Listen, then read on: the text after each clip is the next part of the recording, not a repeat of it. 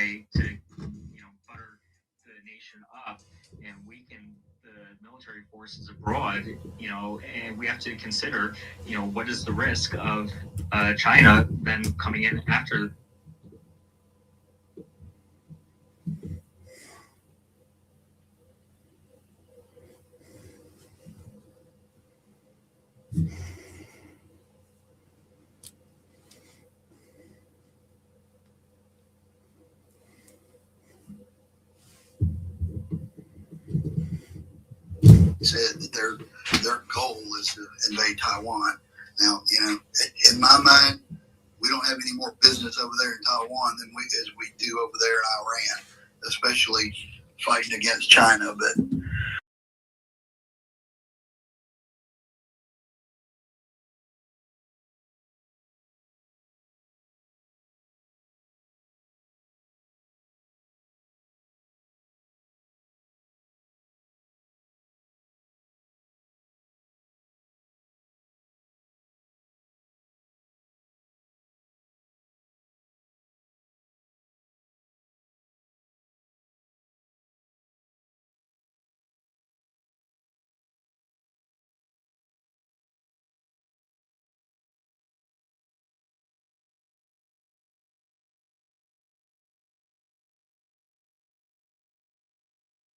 you guys are doing well. I mean, for me, I just look at things from a very practical and simplistic standpoint. What is the expectation of outcome here?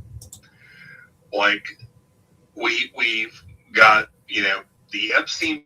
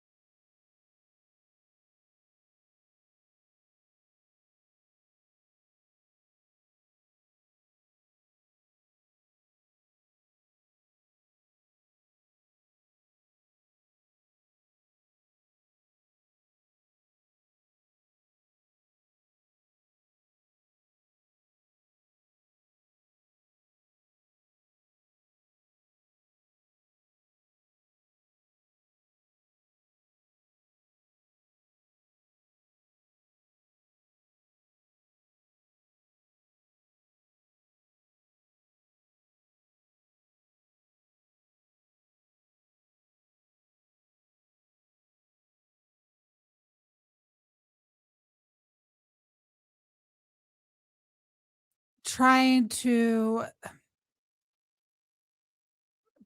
it just is really, everything all just happened to come at a certain time. Like we all of a sudden were supposed to be negotiating with Iran, right? And then that's on a Friday. Monday, over the weekend, so Rubio's like, oh yeah, everything's fine.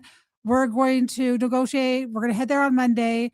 It's a religious holiday. So the Ayatollah's like, oh, okay, well, I feel comfortable, coming out, celebrating, whatever. And then they get bombed. So does does the word of the American people mean something? That's one question that I have.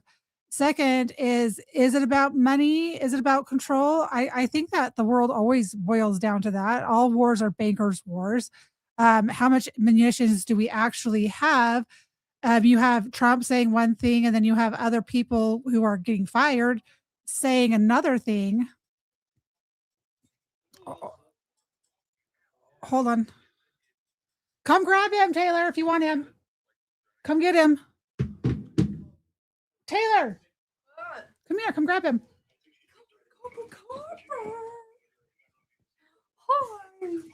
Hi. Am I still here? Sorry. People came to grab. You can continue talking. I'm listening to you.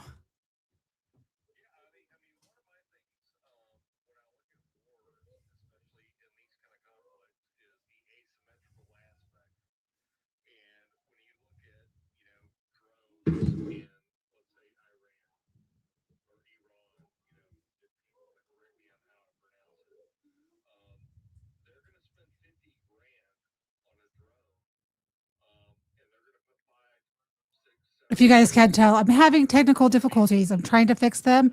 If not, I'm dropping the live stream and I'll just stay in the space.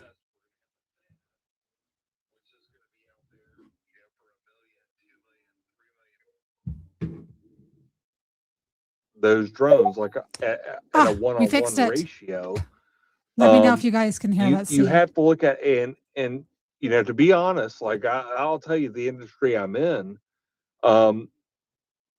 those guys at Raytheon and Halliburton, they don't want to sit on the stuff they've developed. They want to be able to use it, they want to be able to develop it, and they want to be able to sell it. So what they will do is they will say, well, we've got to have a place to test this. And if that's a $1 million, $2 million fad getting thrown at a $50,000 drone, they don't care because they're getting paid. The U.S. is getting paid, and they want to be able to say, well, we want to develop the next bigger, better system, do whatever, and it sucks. I hate it. Like I do. I hate being involved in that type of industry. But that's the reality of the situation is the U.S. That hegemony is going to spend as much money as they want to develop the next state-of-the-art weapon and test.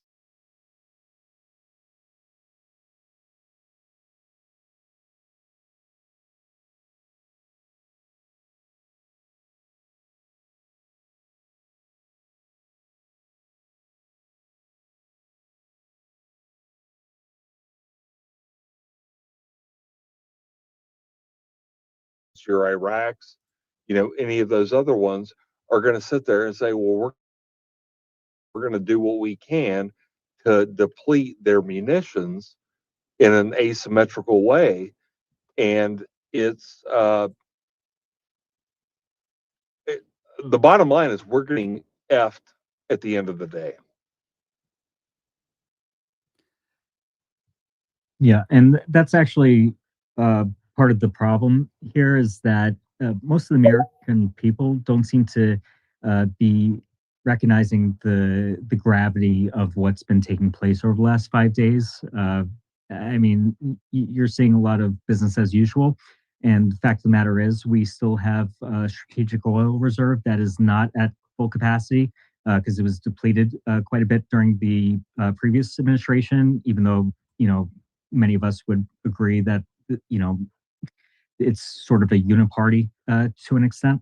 Regardless, okay, the the bottom line is we have now a massive decline of production from, even though on paper OPEC is announcing that they're going to expand production, that's very inconsequential with respect to the amount of energy demand that's going to be needed, not just with respect to other nations, but here in the US. So, and by the way, it takes months to get those productions back online and ramped up again from when they were brought down. I mean, there have been a lot of layoffs in the national oil and gas industry, as you may or may not know, in the recent years. So it's going to take time to get that ramped up again, if it is going to ramp up again. And by the way, there was something like $1 billion investment in that early radar that was destroyed right at the beginning of this, set of strikes that's taken place. So, when we talk about, yes, millions in these THAAD systems and such, okay, I mean, the economic toll on this, okay, I saw earlier, it's something like getting close to 5 to 6 billion in terms of just what the cost is to wage the, strikes that are occurring over there. But obviously, there are a lot of greater costs in terms of what it does in terms of our industrial output and things that now need to be, redirected towards war. And, it does, again, raise the specter of this, becoming a greater conflict if it's not contained quickly. And meanwhile, we're hearing a lot of, especially, from those that are very adamant about eliminating Iran. Hang on. Are you telling me to hang on?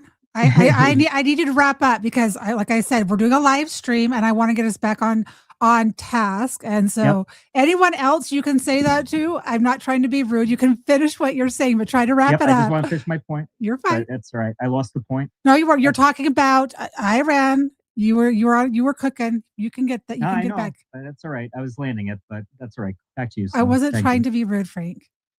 You just seemed like you were going to lasers and you were going to other things, which we can talk about later. And I'm happy to.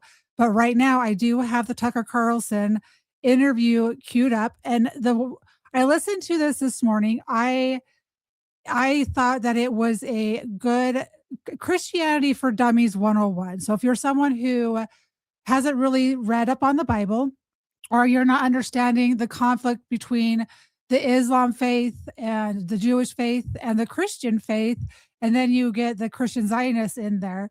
For me, it was able to break it down in such a simple way that made it really understandable. So I want to play clips of this. I'm not going to play the whole entire 40 minutes of it straight out, but I want to play parts of it. I want to pause, and then I want to go through all of the hands and have a good discussion. So I do want to make sure that I go to Mick because he had his hand up, and then I want to get through parts of this. And like I said, we can deviate and I'm okay with that. But I kind of want to go at this angle for the fact that for me, I learned a lot from this and I understand my faith. I didn't grow up thinking that Zion was a place. I grew up believing that Zion was within you. The temple is within you. Christ is within you. And that's why the temples were destroyed according to my faith. And so for me, that's how I understand it. So for me to understand it from another worldview and another perspective is very helpful. Welcome, Mick, and how are you? It's good to see you. Thank you, Sally, and it is a pleasure to be here on your panel as a guest, and it is a pleasure to be amongst friends. I do want to add a little bit to the conversation. We saw this morning, my time, which would be the afternoon or evening, your time, pastors as such within the Oval Office, I believe. And what you what was witnessed was that you didn't see one Orthodox or Catholic priest within the room. And even if they were invited, my guess would be that they would have denied it because we don't believe in such things or worshipping false prophets as such. I think it's very disappointing to see our faith being manipulated to promote this war or to stipulate that it is a war that Christians would be supporting, because by the Christian faith. And I'm not saying, but sorry, I am not saying that I am a perfect Christian whatsoever. I'm Catholic. However, in by text, we are all made in God's image. So to stipulate that this is to achieve freedom amongst all, is the very definition of not being correct as such. So, I'm trying to remember off the top of my head. I did say, look, Matthew 24:5, warns us of worshiping such things, because there is only one Christ. There is only one being that we can believe in. And what I witnessed within the Oval Office today, or in that press release that went out to American service women, men and women, is to stipulate that this is some biblical prophecy being fulfilled when that is not the case again.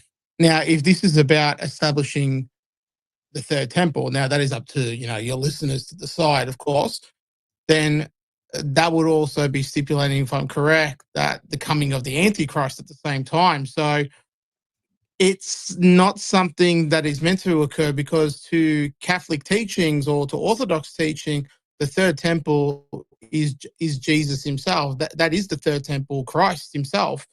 We are essentially the third temple. So, what I don't like our faith being weaponized in such a way to promote what is occurring overseas. And as such, like I said, we have enough issues within our own communities, whether that's here in Australia, that's in America, or in the UK, that we shouldn't be focusing on such matters, and we should be focusing on, helping our own communities to thrive and our own people to thrive. And I've said this countless times. So what is the overall objective here, and how does this actually benefit, Christians within America or Christians within Lebanon as such? Because again, now Israel's bombing certain sections of Lebanon due to the rising of Hezbollah, or to the fear of Hezbollah as such. But you're now seeing Maronites speaking out, on social media, that they're not going to move this time and relocate because they're worried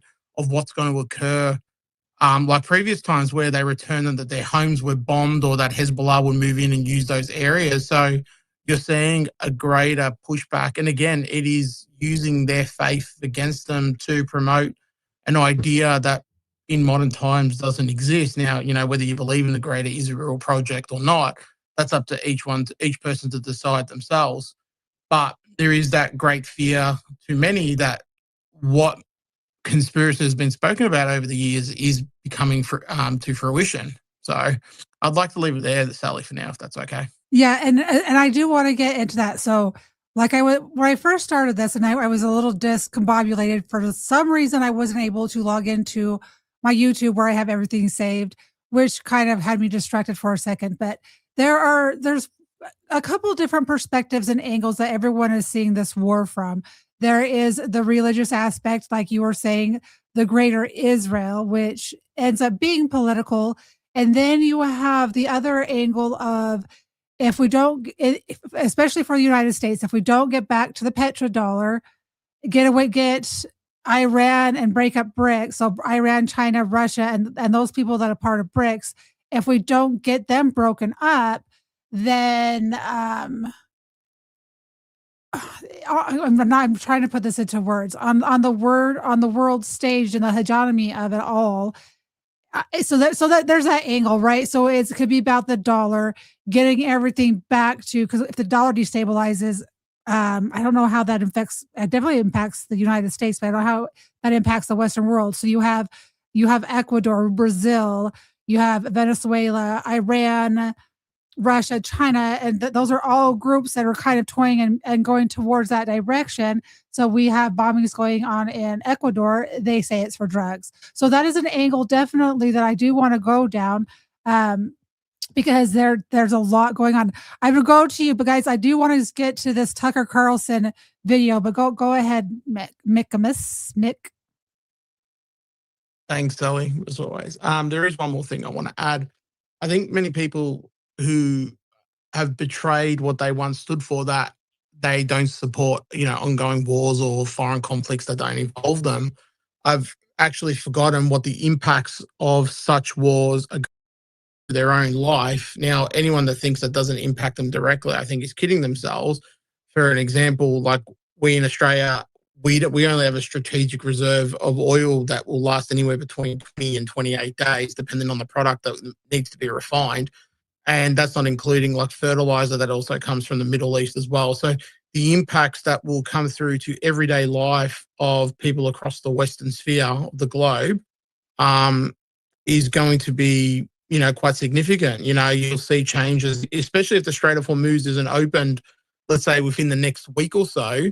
The cost implications that will impact, not just food and fuel, but then you're talking about building materials, airfares, insurances, like the whole lot. It will hit people in their hip pocket at a time when so many are already still doing it tough and they're still trying to play catch up. So I think more consideration for many needs to, they need to think outside the square instead of just thinking of their hatred for essentially radical Muslims or Muslims as such, for those that can't differentiate between the two.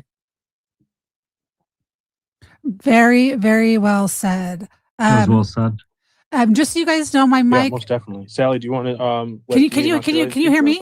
Can you hear me? Julian, can you hear me? I think she's resetting her app again. Go ahead. No, you couldn't hear me. Sorry, I'm messing with buttons. Can you hear me now? Yep. Okay, so yeah, I am messing with buttons on my end. So it's like I say, I have a soundboard that has like 5 buttons that control audio going into different places. Anyway, I was saying that was very well said, and Julian was saying the exact same thing. I do want to get through parts of this audio.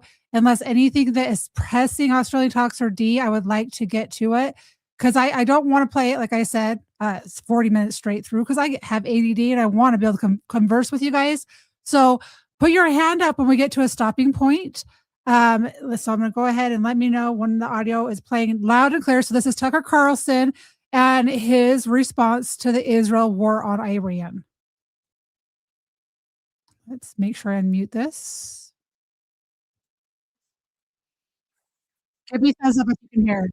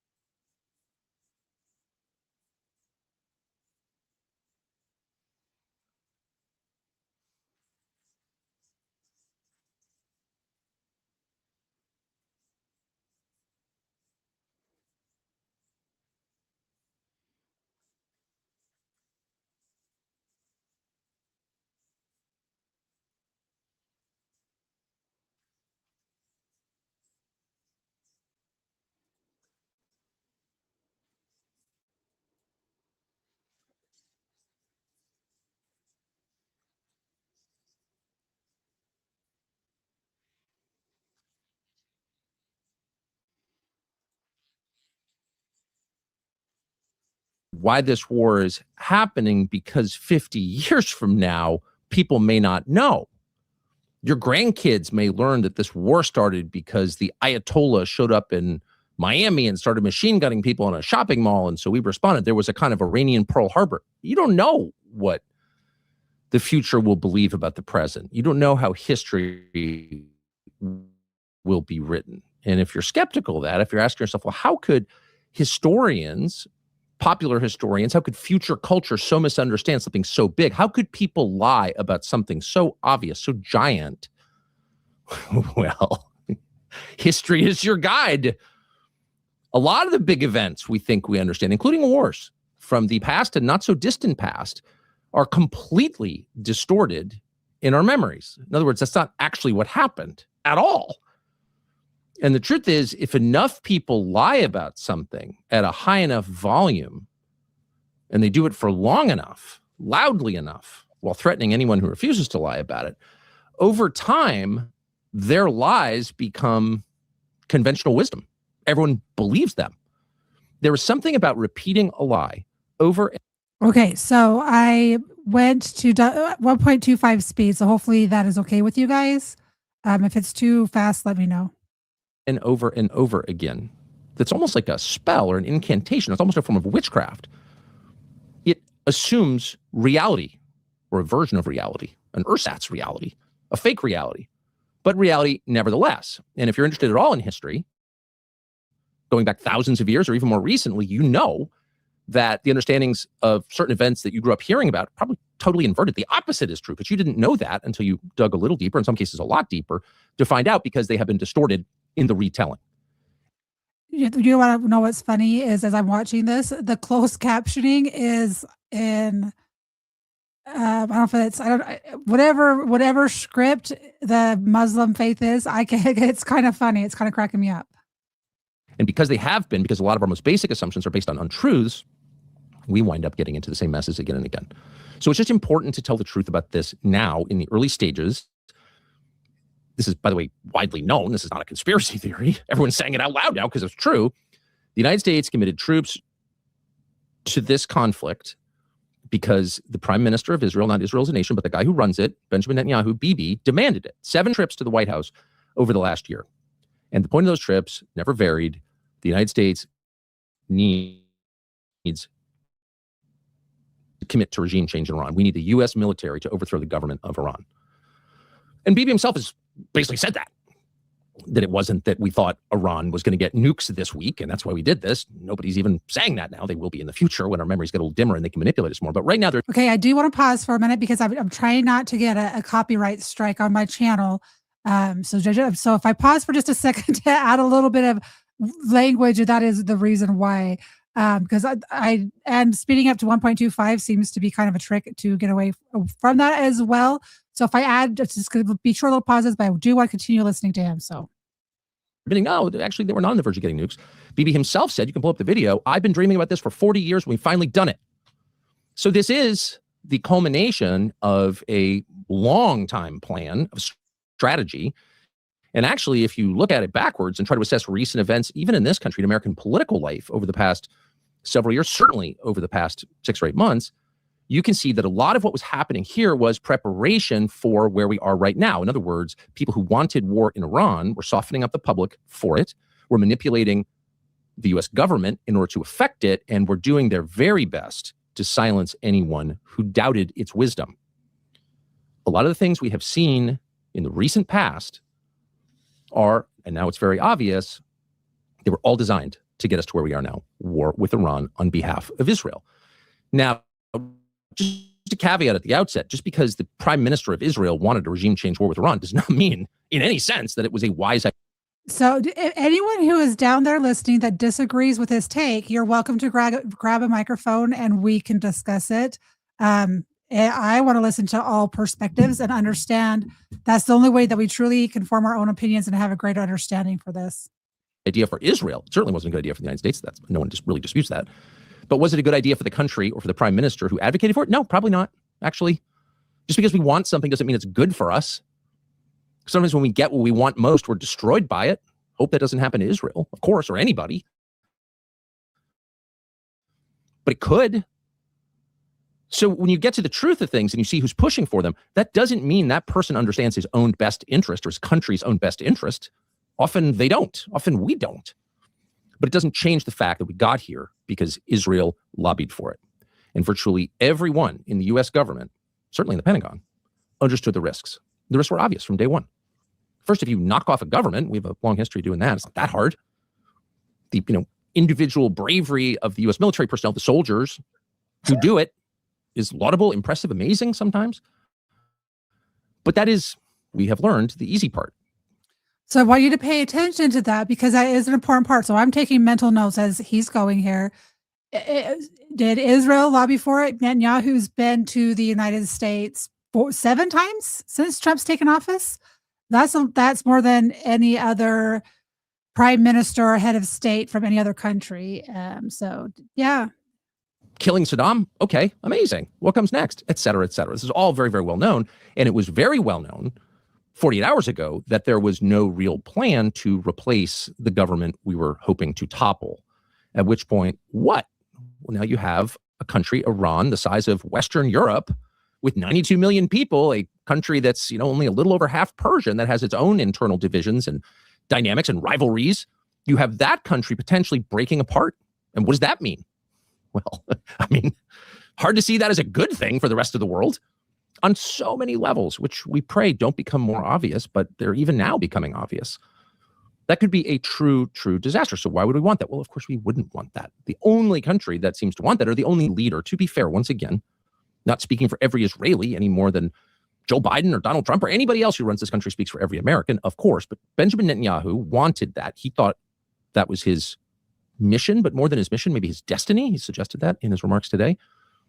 And that's why.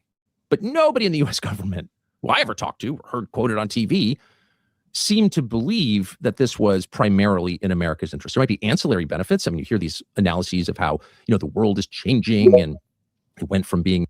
So there was, I should have clipped parts of this because there is, I think it's from him. I listened to so many shows in preparation for this today because I was trying to have a really good perspective. But there was some stuff from Pete, I think it's in here, from Pete Hegseth that was I didn't know Pete Hegseth had a position on this from a long time ago. Unipolar to multipolar, all true. The United States ran the world uncontested from the summer of 1991 until, I don't know, pick a date. What was that, Julian? I just want you to pause it real quick. RJ, we see you trying to come up, but it's not letting you up. You might have to update your mobile app. So go try and update your app and come back. And by the way, Sally, I think I got it. Go ahead, Frank. If you weren't aware, while you're on the subject of Hegseth, he has Yeshua in Hebrew tattooed right on his arm. So I understand that, and we're going to get to that because that makes sense, Frank. I'm stepping us down a path. I'm guiding us down a path of conversation. So we are going to get to. I'm only bringing up Pete Hegseth because I want to make sure that we get onto that topic, but I don't want to get distracted from what Tucker's saying currently. Does anybody have anything to add to what he said thus far? Nobody? Okay, then I'm going to continue pushing play. Recently, the rise of China, and all of a sudden you have multi-poles. You have more than one great power vying for control of the world and its trade routes and its resources, et cetera, and that somehow knocking off the government of Iran would be good for us in that complex chess game. And that's a real argument, I guess. These things are kind of hard to understand. And any wise person looks at the world and says, okay, there's no stopping the rise of China. Their manufacturing capacity, their economic power is really the world's largest real economy, is not going to end tomorrow. So there has to be a way to strike a kind of power sharing agreement with China, with the East. The United States doesn't rule the world uncontested, and for the foreseeable future is probably not going to. So how do we live in some semblance of peace and preserve our own interests? And again, you enter into some informal power sharing agreement with the other great power or powers. Probably can't stop that process. It's probably too late to stop China from controlling the East at this point. Killing the Ayatollah is probably not going to do it. So there's probably a better way to do this. But anyway, there are people who disagree. And, if we do this, it'll be better for us long term. And at least you have to give them credit for trying to think of a way in which this might benefit the United States. But most people who... That is what I want to know is how does this benefit the United States? Unless they're going to the China angle and breaking up BRICS, right? This could be because we're already so divided over the Israel, anything to do with the Middle East, anything to do with them being in our governments. We're already divided over that. That is a given. And so for me, is this really benefiting the Western world? I'm not seeing evidence of that yet, but I'm just curious. Go ahead, Frank, and then we'll go to RJ. I mean, it's been suggested that there's some 20 some odd, maybe even approaching $30 trillion estimated in natural resources, raw minerals, rare earth elements and such that are in Iran in terms of the land itself. However, the land itself is part of the issue, which is, again, if you're trying to suggest that the purpose is, perhaps to try to take possession and control over those assets of the land, which is not rich in those natural resources. Again, you've got this is a very large nation with many. I think there's something around 90 million, give or take. Correct me if I'm mistaken, but I mean, this is a large nation that is not going to just, give up its sovereignty, and the people there have a right to their own nation. And I think any honest individual would concur with that those people have a right to, to their own destiny in their own land. And for anybody, whether it's an outside, whether it's anybody, China, Russia, US, anybody else, to come in there to say otherwise, I mean, is just it's foolhardy. I tend to agree with you there. And Deljon, I see you with a blue mark by your name, so I'm not sure if you're able to speak. So hopefully you're not stuck. Okay, yeah, I saw that he was up. I just saw a blue dot next to him. Yeah, no, Frank, I hear what you're saying, and that's why I am playing parts of this Tucker Carlson interview, because I do want him to get to the point where he's explaining the Temple Mount or the rock in his words. Go ahead, Diligent. Oh shit. You didn't know you had your hand up. You're fine. Go ahead, RJ, and then we're going to play parts of this audio again. Okay, thank you for having me. I have a maybe a little bit of a I don't know if it's unique or opposing. I believe Donald Trump is double crossing the Middle East, and I think it's going to be for the net benefit of America. I definitely do believe this is Israeli influenced, obviously, but I do believe they're double crossing all the alliances they have with the Middle East. When Donald Trump went to the Middle East, when he first became president, and he was sitting around with Qatar and Saudi Arabia, I believe that Donald Trump was jealous. I believe Donald Trump was jealous of their wealth. I believe Donald Trump was jealous and envious of how gorgeous their countries look and how ours are deteriorating. I also believe that the Middle East has prospered off of us, basically. If you go back into the 70s, into the 60s, into the 50s, and they've come a long way very fast because of America. And so, yeah, I think Donald Trump's double crossing the entire region. It really wouldn't surprise me if he double crosses Israel too. That's what I think's going on. Yeah, I could go on. Yeah, I don't want to go. I don't want you to go on. So everyone that comes off of mic, I want you to try to keep it to 90 seconds, if you could, to kind of keep the conversation. And I think that you add some really good points to that. It could be that he's double crossing them. That would go into, I'm not a QAnon person, but it's trust the plan. He's got 5D chess going on. I'm not that person. I'm more of a, what can I see? What's going on and what can I prove? Did you see Saudi Arabia today come out and say that they're upset? Like, who does Donald Trump think he is? Are you a QAnon person, RJ?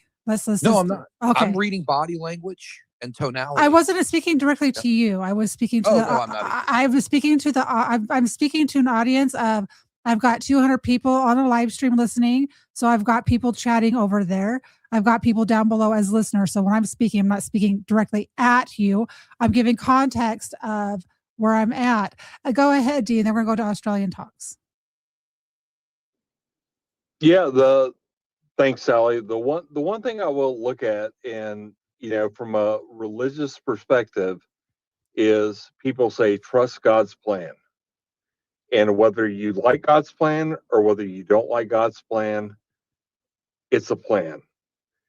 And when you look at what's going on and you say, I don't agree with like disappointment, or I don't agree with what's happened, you have to, have that humility to say, if this is God's plan to have these people like in a bad situation or in a good situation or anything else, let that be God's plan.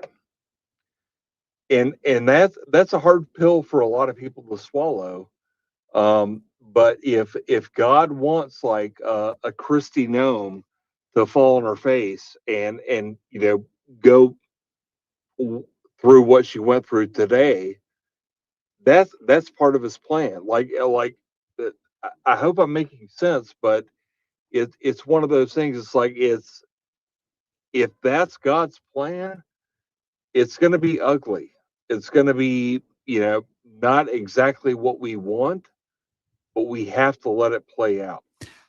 And I don't like it any more than you do.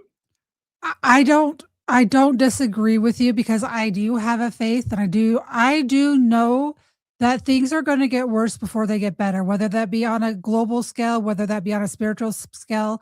What I see right now is good versus evil. I've seen that, and I've been saying this for 2.5 years, ever since I've done live streams, ever since I've done spaces, ever since I learned about child trafficking and the extent of the horrors of it and the people involved in it. So the things, I mean, learning about the Clinton Foundation, what they've done in Guatemala and other places. So when I've learned about this, this is a battle of good versus evil. And trust God's plan doesn't mean you don't take action. It doesn't mean that you don't do things. And that's where I think the trust the plan lulls people into complacency. And that's what I don't want people to do, because he didn't mean stand idly by and just hope and pray that things are going to happen. You live a good life. It starts at home, and it starts in your community. I mean, a strong community, a strong household creates a strong nation. And right now, everyone's looking to the nation, to the federal government for strength. And what it really boils down to is our communities. At the end of the day, I don't have any say on geopolitics. I can get all mad I want, but I do want to understand this battle of good versus evil, because I do think that what's going on is good versus evil in the Middle East. And that's my opinion. You don't have to agree with me. It doesn't make me a bad person. It just means that's the way I feel. Go ahead, Australian Talks, and then we're going to play a little bit more of this clip. Yeah, thank you, Sally. So the takeaway from Tucker's initial comments are he commenced with trying to outline the why and questioning why Americans are there at war. Then he also informed his audience that that itself, asking the very question why, which we should all naturally ask and have explained to us without any hesitation from those who commenced the war. He's saying if we ask why, we're potentially undermining our servicemen and women. And that was a consideration they had when they were trying to convey the answer to the why question. And that just shows how far we are, Sal. We can see something which is alarming to us. We can see a very serious conflict commence, and we understand the severity of the repercussions of that if we go to its end game. And for Tucker to have to say, look, we really have to be delicate when we're asking the question as to why. That's amazing that we're at that point now, Sally, where you can have prominent broadcasters in your country and loud voices as well for America that are reluctant to, impress upon military members that they should perhaps have a think about who the enemy is. Because naturally, if it was an enemy storming the shores of America, everyone knows who the enemy is. And therefore, the military men and women would quite happily lock and load and repel that enemy. But in regards to visiting overseas again and engaging in people who have never actually harmed those servicemen and women by their own hands, that's I think that's where Tucker's at. So I'll leave it there, Sal. But yeah, I did find it interesting that that's what he commenced with, because to be delicate about the reasons why we're going to war, I don't think we have to be delicate about that.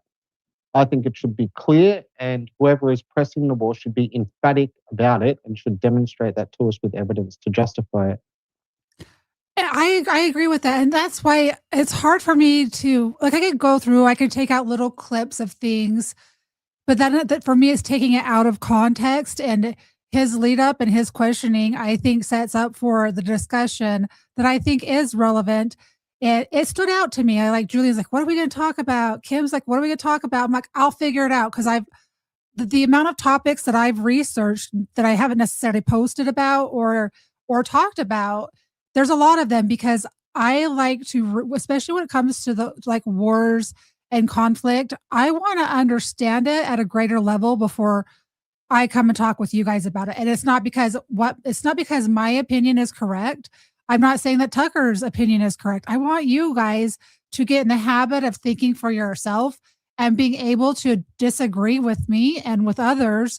And that's okay, because I really feel like we've lost the art of having a conversation and discussing sensitive topics like this. Like, you might have some middle stance and some middle ground, and that is okay.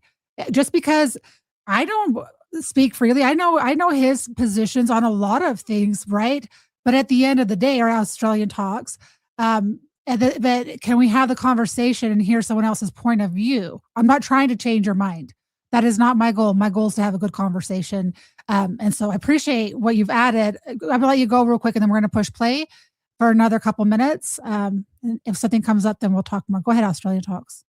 No, spot on, Sally. I think to participate in the battle arena of ideas, it is incumbent upon us as participants that we can set aside our emotional differences and not lose the plot, knowing that we are going to have our sensibilities rattled by opinions that we may vehemently disagree with. But we're settled enough in our own beliefs that we can be grounded and not lose our minds. So yes, Sal, we'll talk about everything going forward as always. But yeah, continue, because it's a great episode so far. Well, I appreciate that. And as anyone knows, I've avoided this topic for a really long time. Even when Julian would go down and try to bring me facts, not his opinion, but facts about events, I'm like, oh, let's not go there. That's going to make people mad. And I'm to the point where we need to have honest conversations about facts. And you don't have to like the facts, but bring counter facts and evidence, not your emotions and your opinions, to the conversation. Because this is emotional for a lot of people. For me, I guess it's not as emotional because I just don't believe this way. So that's the main difference. But let's go ahead and push play. I don't want to ramble on and get off topic. Assess this new. Nothing whatsoever to do with us. This is Israel's war. That's what it is. It's not an attack. It's not an attack on Israel, by the way. It's hardly anti-Semitism or Jew hatred. It's a fact. Head of state came to our country. The head of a state of 9 million people came to a country of 350 million people and demanded that we help them, or in effect, do it ourselves, topple the regime in Tehran. Now, how did they get the leverage to do this? That's a complicated question. And it's something really worth thinking about. But how did this tiny country with no resources and 9 million people convince the world's great superpower with the greatest military in history to do its bidding in a way that was going to hurt it? Well, again, many layers to that question. But the most obvious and immediate answer is because Bibi told the president of the United States, you can join me or not, but I'm going. And the Secretary of State, Marco Rubio, said this in a call to congressional leaders yesterday. He said Israel said they were going. And at that point, you really only have two choices. You can get on board and try and help, or contain Israel's war. That's part of the calculation here. Israel's going. Let's try and keep this within bounds. Let's try to be a moderating force on this adventure, whatever it turns out to be. Or you can tell Israel no, and they'll just do it. And if they did it, that would not protect us, because there are hundreds of thousands of Americans in the Middle East, both in uniform and out, civilians and military personnel. And they're also the world's most important oil projects, oil, energy infrastructure, oil and gas, which has more than any other factor a determining effect on the global economy. So everybody needs their oil and gas, period. You can't change that. Sorry. And so if that infrastructure is damaged or destroyed, it affects all of us. All of us. Okay, so I did a little bit of research. So China gets about 50. I mean, there's a give or take 10 or 15%, right? Between about 51% of its oil from the Middle East. It gets another fraction from Venezuela. It gets another fraction from, I think Cuba. I could be wrong on the Cuba one, and from Russia, but the bulk of it comes from the Middle East. So when we went in there, so I'm tying in the political angle with the spiritual angle here intentionally to kind of give you guys something to think about. So 51% after they took out the Ayatollah, now they have Afghanistan, they have all the other areas being bombed. So just to keep that into perspective. Is this about controlling China, destroying BRICS at the same time, or is it bigger than that? And so just think about that as we listen. Everybody but us. So you can't just let Israel go and do this. Now, of course, there's a third potential theoretical option, which you say to Israel, which is a client state, which we pay for, whose creation we made possible, you say, no, we're not doing that. I get it. You don't like the Ayatollah. You don't like Iran. But this is bad for us, and we're not going to let you do this. And if you do it, we're going to, I don't know what, cut off aid, something.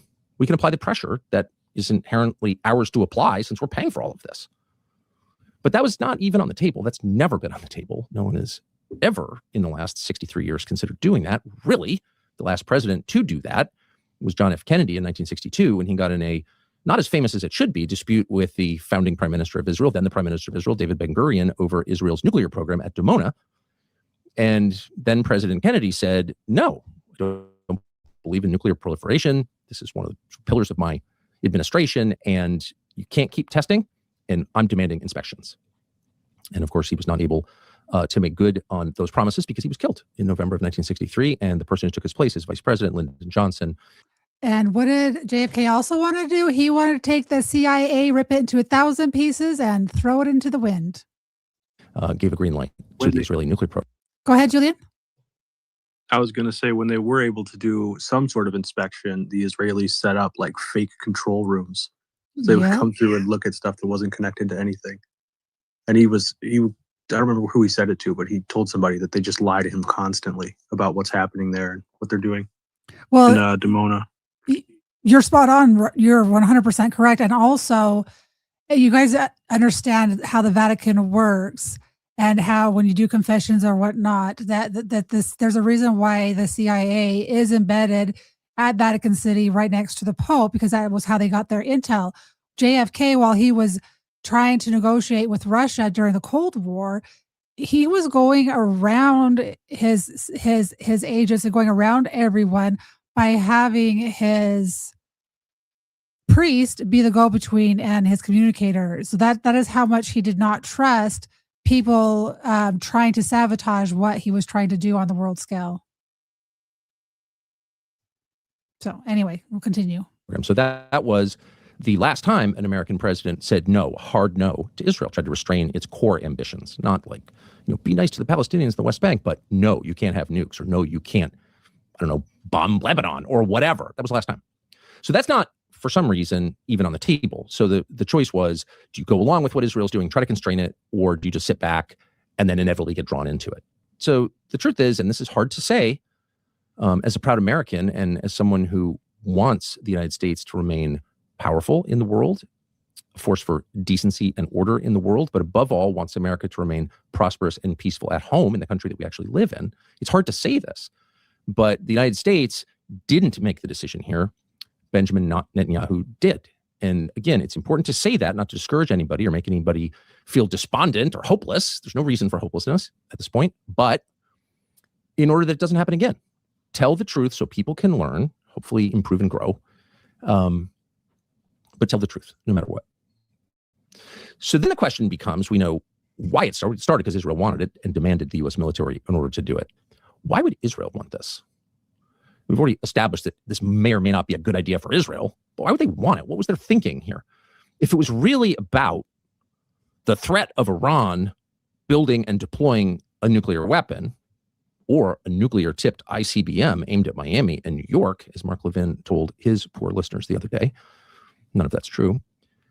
But if it was really about that, how could this threat have lasted for 40 years? How could, as Benjamin Netanyahu said yesterday, how could Iran's nuclear program been on the very verge, the cusp of building and deploying a nuclear weapon for 40 years? Well, of course it wasn't.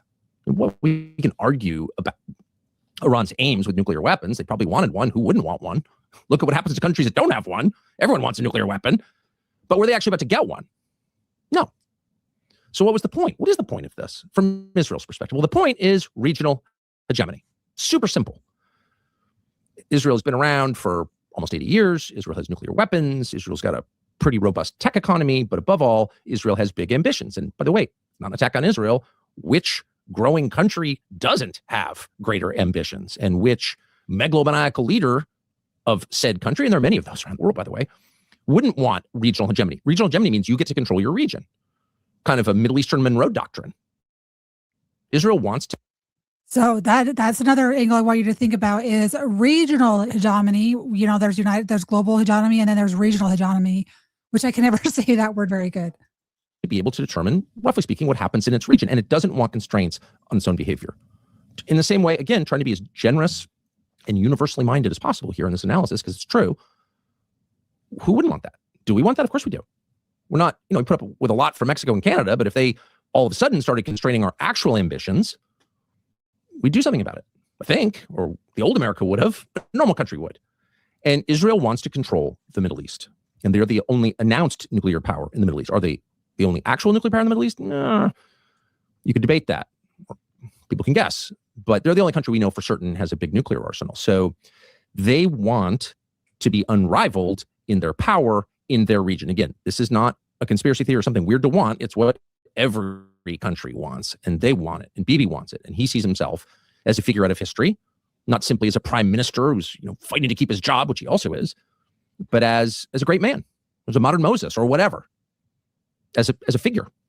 And men like that, men of destiny, change the calculation for their nation forever. They don't take small steps, they take big steps. They think big. He thinks big, to his credit or detriment, but it's a fact.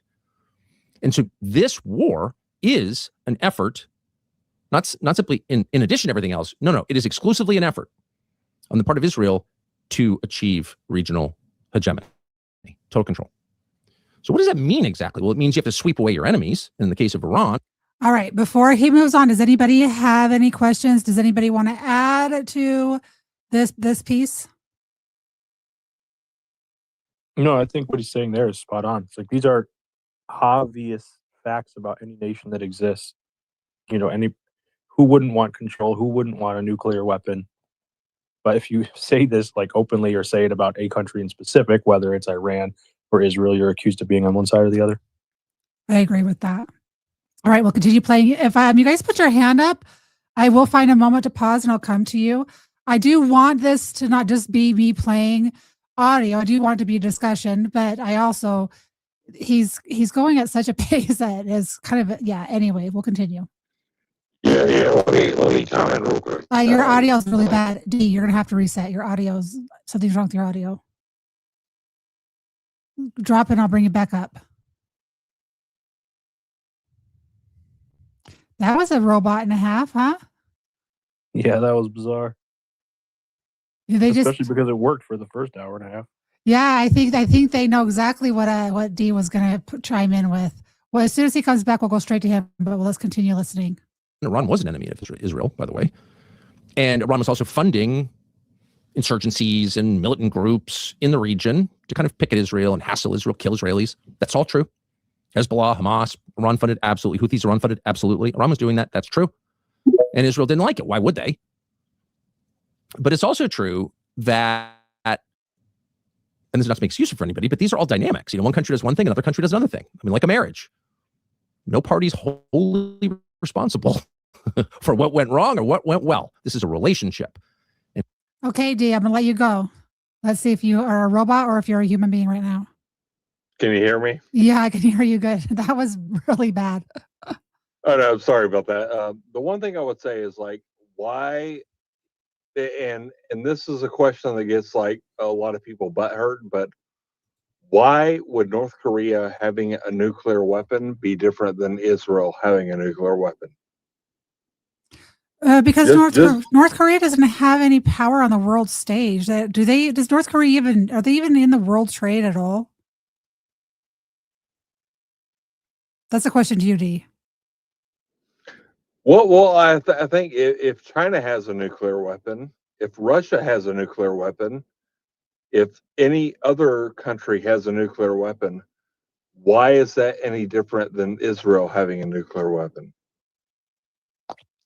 Can I chime in on that briefly, Sal? Yeah, go ahead.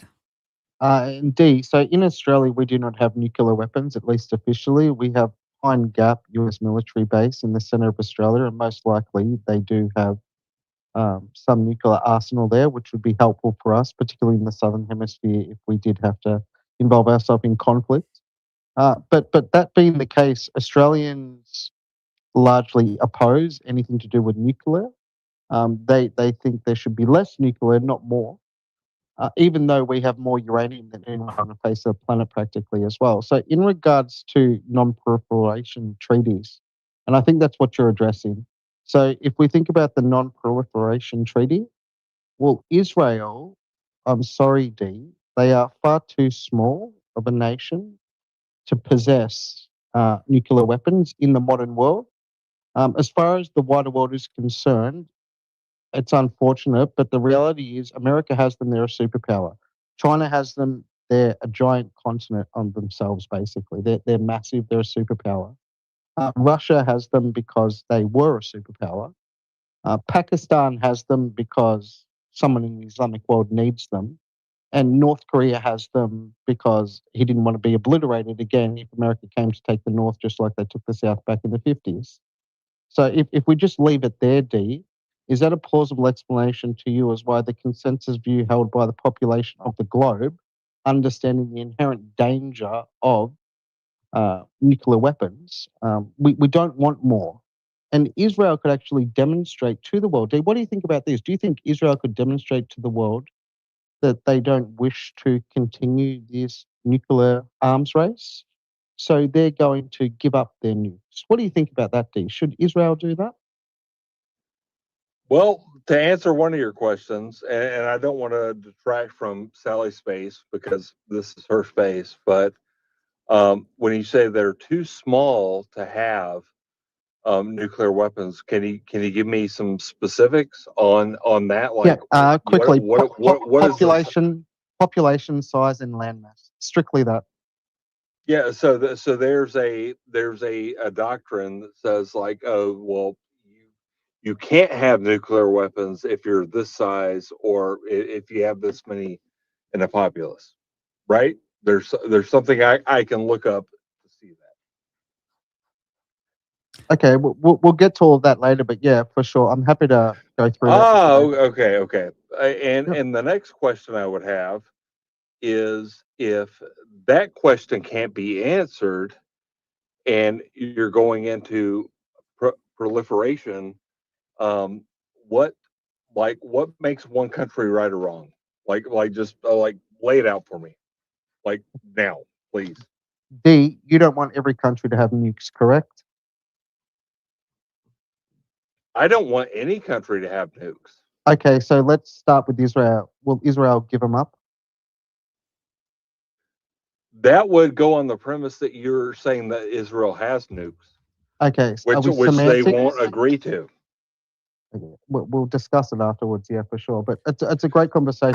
So D, hold on. I think that you think the Australian talks is evading your question, and I think the Australian talks is trying to allow me to stay on topic. So, am I understanding that is the correct? Because I don't feel like he's being ignorant to you, D.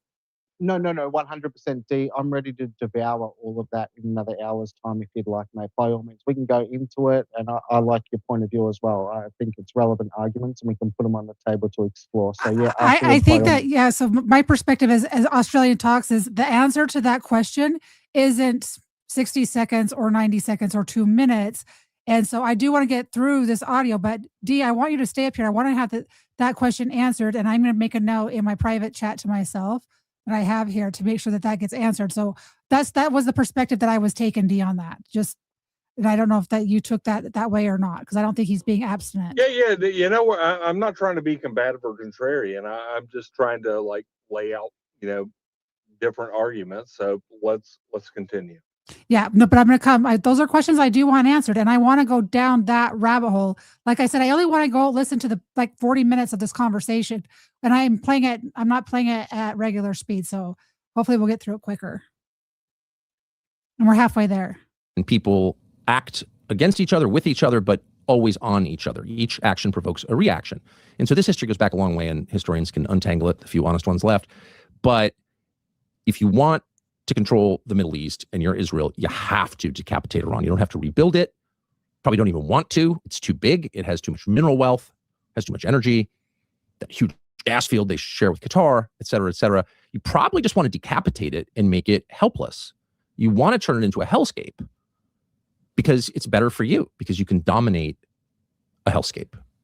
Now, that may cause massive downstream problems for everybody else. You could have a refugee crisis in Europe. Well, that already happened when Israel destabilized Syria.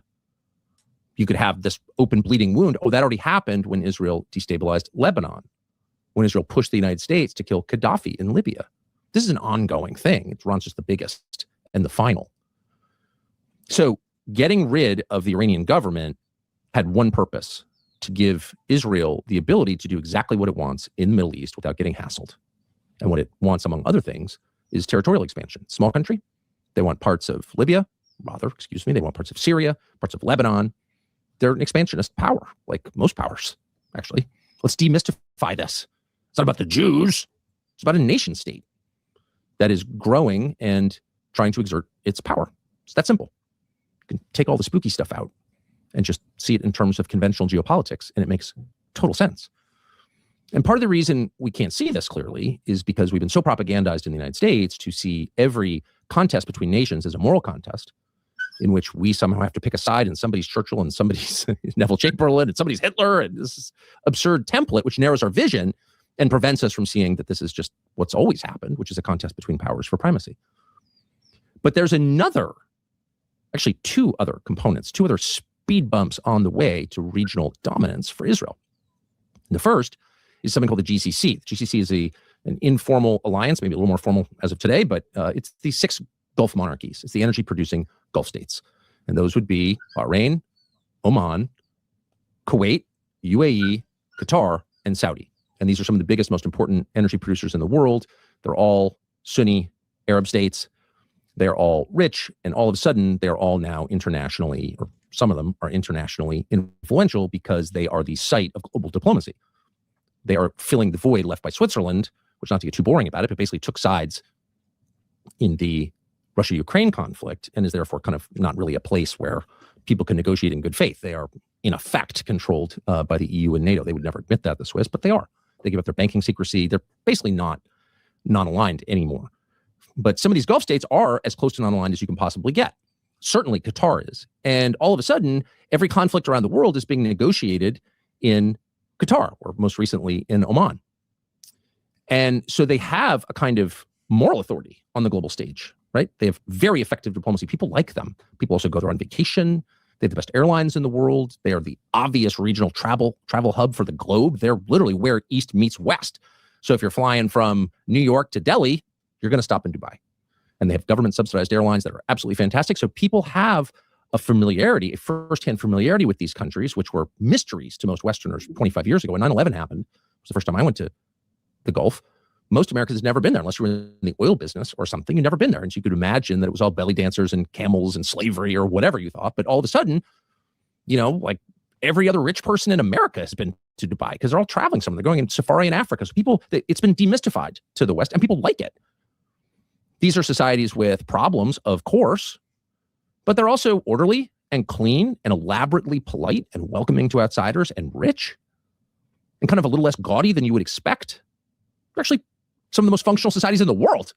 And people like them, despite a lot of propaganda. And by the way, despite some complications. There are plenty of things about the Gulf states that Westerners won't like, or some things anyway, and certainly parts of their foreign policy that make you wonder.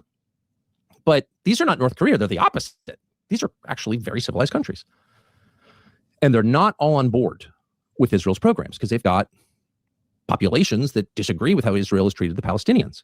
In the case of Saudi Arabia, they have Mecca and Medina, the 2 holiest places in Islam. We're going to get there. Every Muslim who can is required to go to Saudi Arabia on the Hajj to go visit Mecca.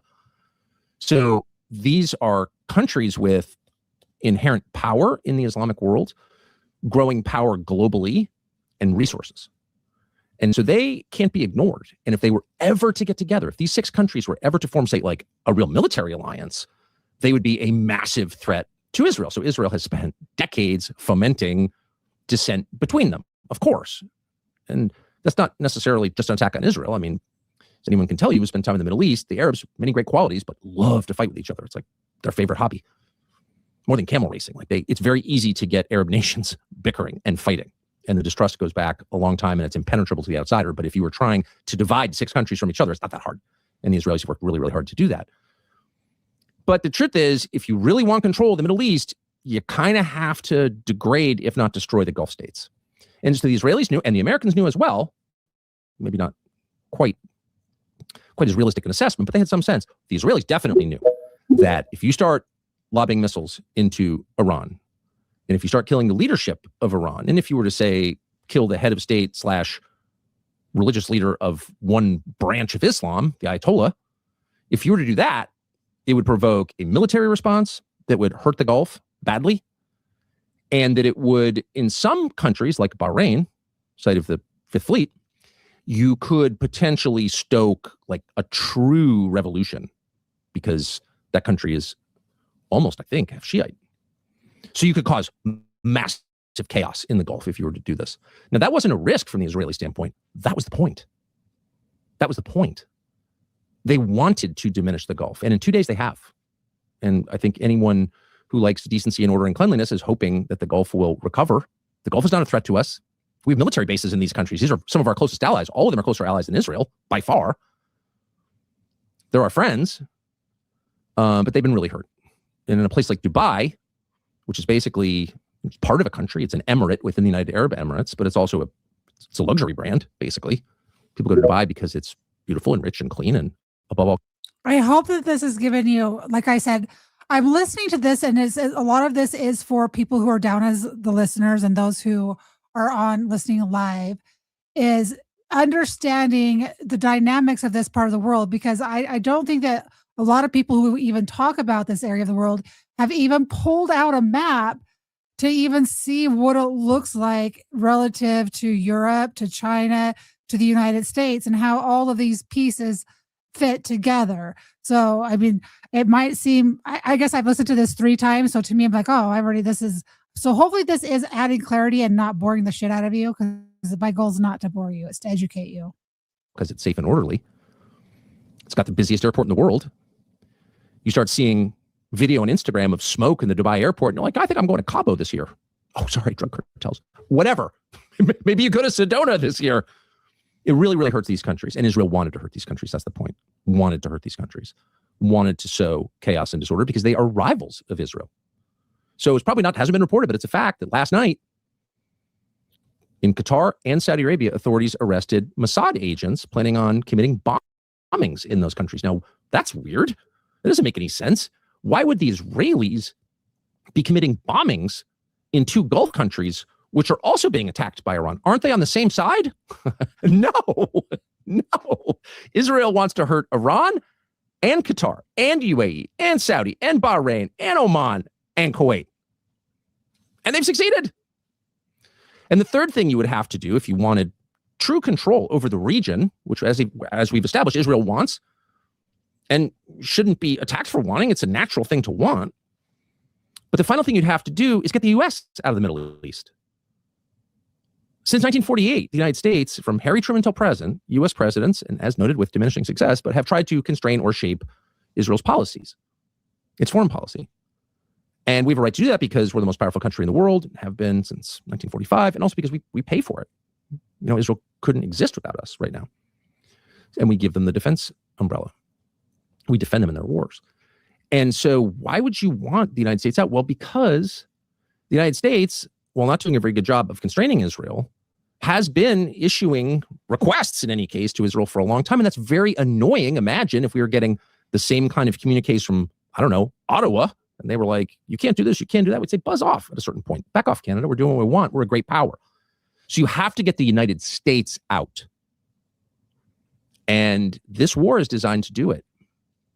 Because the Israelis, who are very well aware of domestic American politics, know that there is no appetite whatsoever for casualties among the American public, that this war did not have anything approaching majority support. In fact, it had small minority support, and that's shrunk even in 36 hours, and that this would cause a political crisis in the United States, and that it would most critically convince our Arab allies in the region, meaning really the Gulf states and Jordan, poor Jordan, wonderful country, it would convince them that the United States is a bad ally. Why? Because the second you hit Iran, and the Persians are not stupid at all, you know that they're going to hit American bases in those countries, which they have, except Oman. Okay. Well, I want to take a pause right there. That is, how do you discredit the United States from other allies in that region? What he just said, what to me just stood out. You discredit them by making it be like the United States, they don't keep their word. they're going to say they're going to negotiate with you, and then they just might take you out over the weekend. So that just stood out to me, and I'm not putting the words together all that right in my head.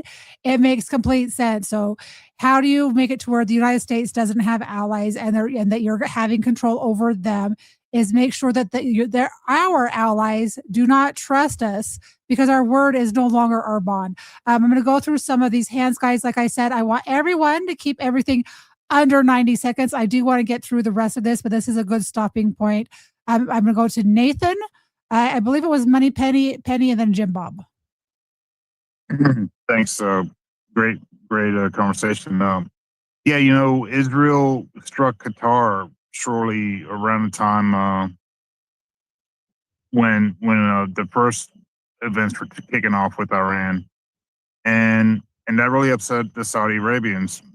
Now, Trump had worked out Stargate, a big investment between the Saudis and the United States, and that potentially put it in jeopardy. And then again, just recently, Qatar was struck, and we keep hearing, oh well, unless America backs us for all these things, that they're isolationists. Well, we're being isolated from all of our other allies to just being allied with only Israel. And to me, that seems like the goal. And then eventually, what's going to happen is like, oh well, we don't need America anymore because we're going to partner up with China or India or whoever else and just leave us here. Now, with the before all this, around October 7th, which there's a lot of questions even from Israel people themselves in Israel about October 7th, how it was possibly allowed to happen and whatnot. But there was a huge campaign around that time too, kicking off for spreading more hate towards Muslims. Now, I'm not defending and saying that there's not bad Muslims out there. There are some radical Islamists, but we have to keep in mind our borders were wide open for Mayorkas, who is a Jewish faith, and then we have Judge Boasberg, who is an Israeli, who is going against President Trump for any of these immigration policies, trying to clean up our country. And then you got to kind of wonder, the level of coordination for the mass migration, not just here in America, but the UK and everyone else, it almost is very similar to the coordination and logistics involved with the COVID-19, the pandemic that was Epstein and Gates and everyone else. It just seems very eerily the same. The amount of logistics put into all these NGOs and everything else to making it happen to where all of these different migrants are coming into our country to destroy it. And it's almost like, problem, reaction, solution. At the end of the day, it's some Israeli tech company that's going to benefit from all of this, just like after 9/11. We had the police state, and it's all Israeli tech companies that are benefiting. I don't know, just something to think about. No, that is a good point. That has been our mass migration. If you go to HIAS, that is Hebrew International something. I never can remember the rest of it. But if you go to their home website, I can actually pull it up in just a minute. If you go to their website, they are huge in going to war-torn areas and re-migrating people to other parts of the world. So they play a very big role into bringing immigrants into other countries. And as a result of it, people think, oh, people love America because why we love America. A lot of people despise Americans because they, under the guise, right, they get blamed for the deep state going in, destabilizing these nations, taking their resources, impoverishing the land. I guarantee a lot of these people, instead of us going and taking their resources and allowing these countries to use their resources for their nation and participate in genuine trade with these countries, their nations would thrive. They wouldn't want to come to this country because their country and their culture would be just fine. So you hit some really great points. Let's go to Go ahead, Julian. Well, real quick on the point you just made, a lot of the people who would push for those wars, at least as of the last couple decades, many would call them neocons, but I've seen people use the word neocons and get called anti-Semitic and say, well, what you really mean is Jewish. Yeah, I think Tucker mentions that in this little piece that he says, because if I could go ahead. Sorry, really quick to the point about not keeping the word, America not keeping the word. I mean, no country does that. China makes deals to install ports and then finds a way to requisition them. I mean, we've had deals with Israel where we have like export laws and trade deals, and they sell like military tech to China. I mean, as recently as 2021, they sold cruise missiles to China illegally and in violation of agreements. It's happened several times throughout the last few decades. So I agree what he's saying about America not keeping his word, but it seems like that's something that could be applied to everybody. I think so as well, but I think that taking out a leader versus making an arms deal or some kind of other deal is a different level, but I'm not saying it. That's just how it feels to me. Go ahead, Moneypenny. Hey, Sally, thank you. First of all, I'm so pleased you're having this space. I am really learning so much. This is an area of the world that, like you said, I have to literally pull up a Google map. And if somebody took the names off it, I don't think I would be able to get 8 out of 10 correct. I really don't.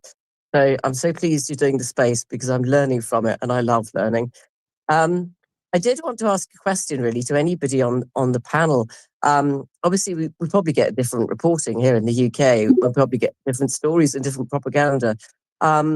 I tend to think that it was a bit of a surprise that Iran suddenly lobbed missiles into 8, 9 different Middle Eastern countries. I don't think that was as expected as is being made out. Or whether or not I have picked that up from the British news, I'm not sure. I find it, and obviously we've got 330,000 British people in the UAE, predominantly in Dubai, and a lot of those are expats, but quite a lot are holidaymakers and tourists.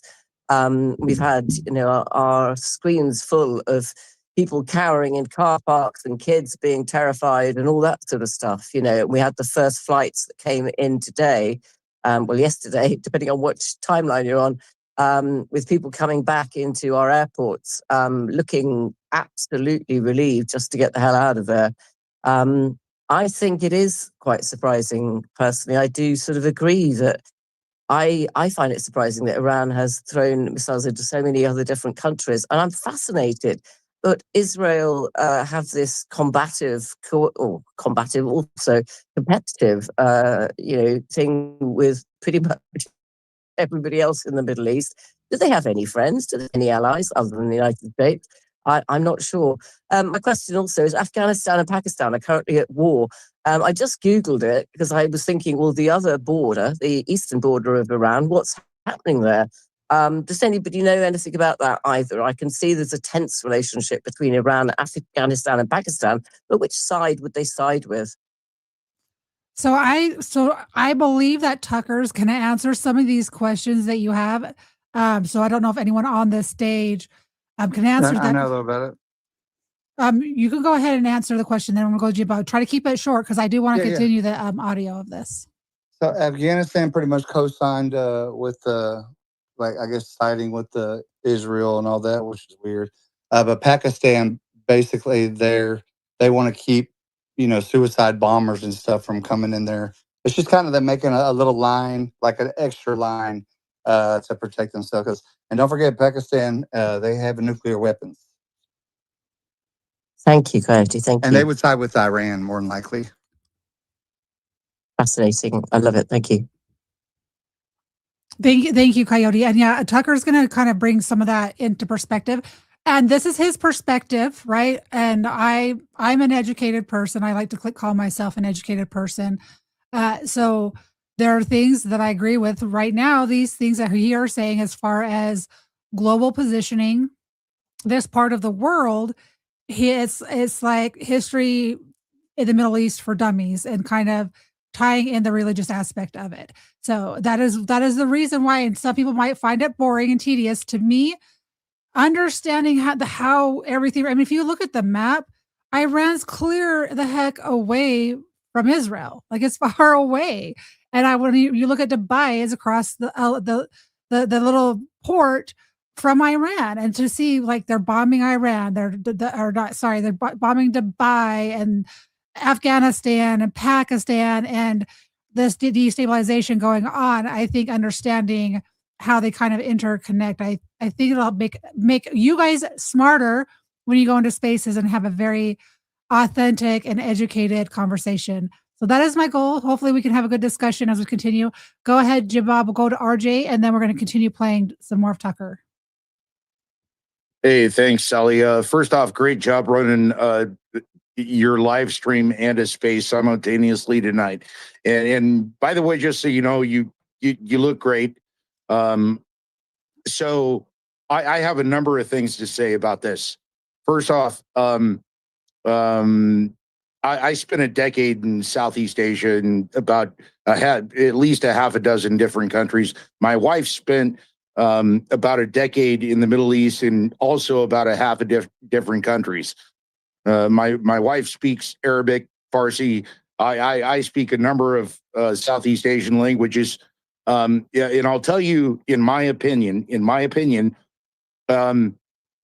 this has everything to do with China and very little to do with Israel. Now, Israel's interests may be aligned with the U.S. or vice versa. However, I think this has very, very little to do with Israel. So in the last month, about 60% of all of China's oil supply has now been cut off. And China produces almost no oil whatsoever. Now, China has been a massive bully in Southeast Asia for well over a decade now, in many, many countries, especially with their BS 9- line. So when rare earth minerals, they're building islands and they're doing all kinds of crazy shit in Southeast Asia. And this is why things kicked off in Venezuela before they kicked off in Iran. So did you join the space late? Did you join from the very beginning?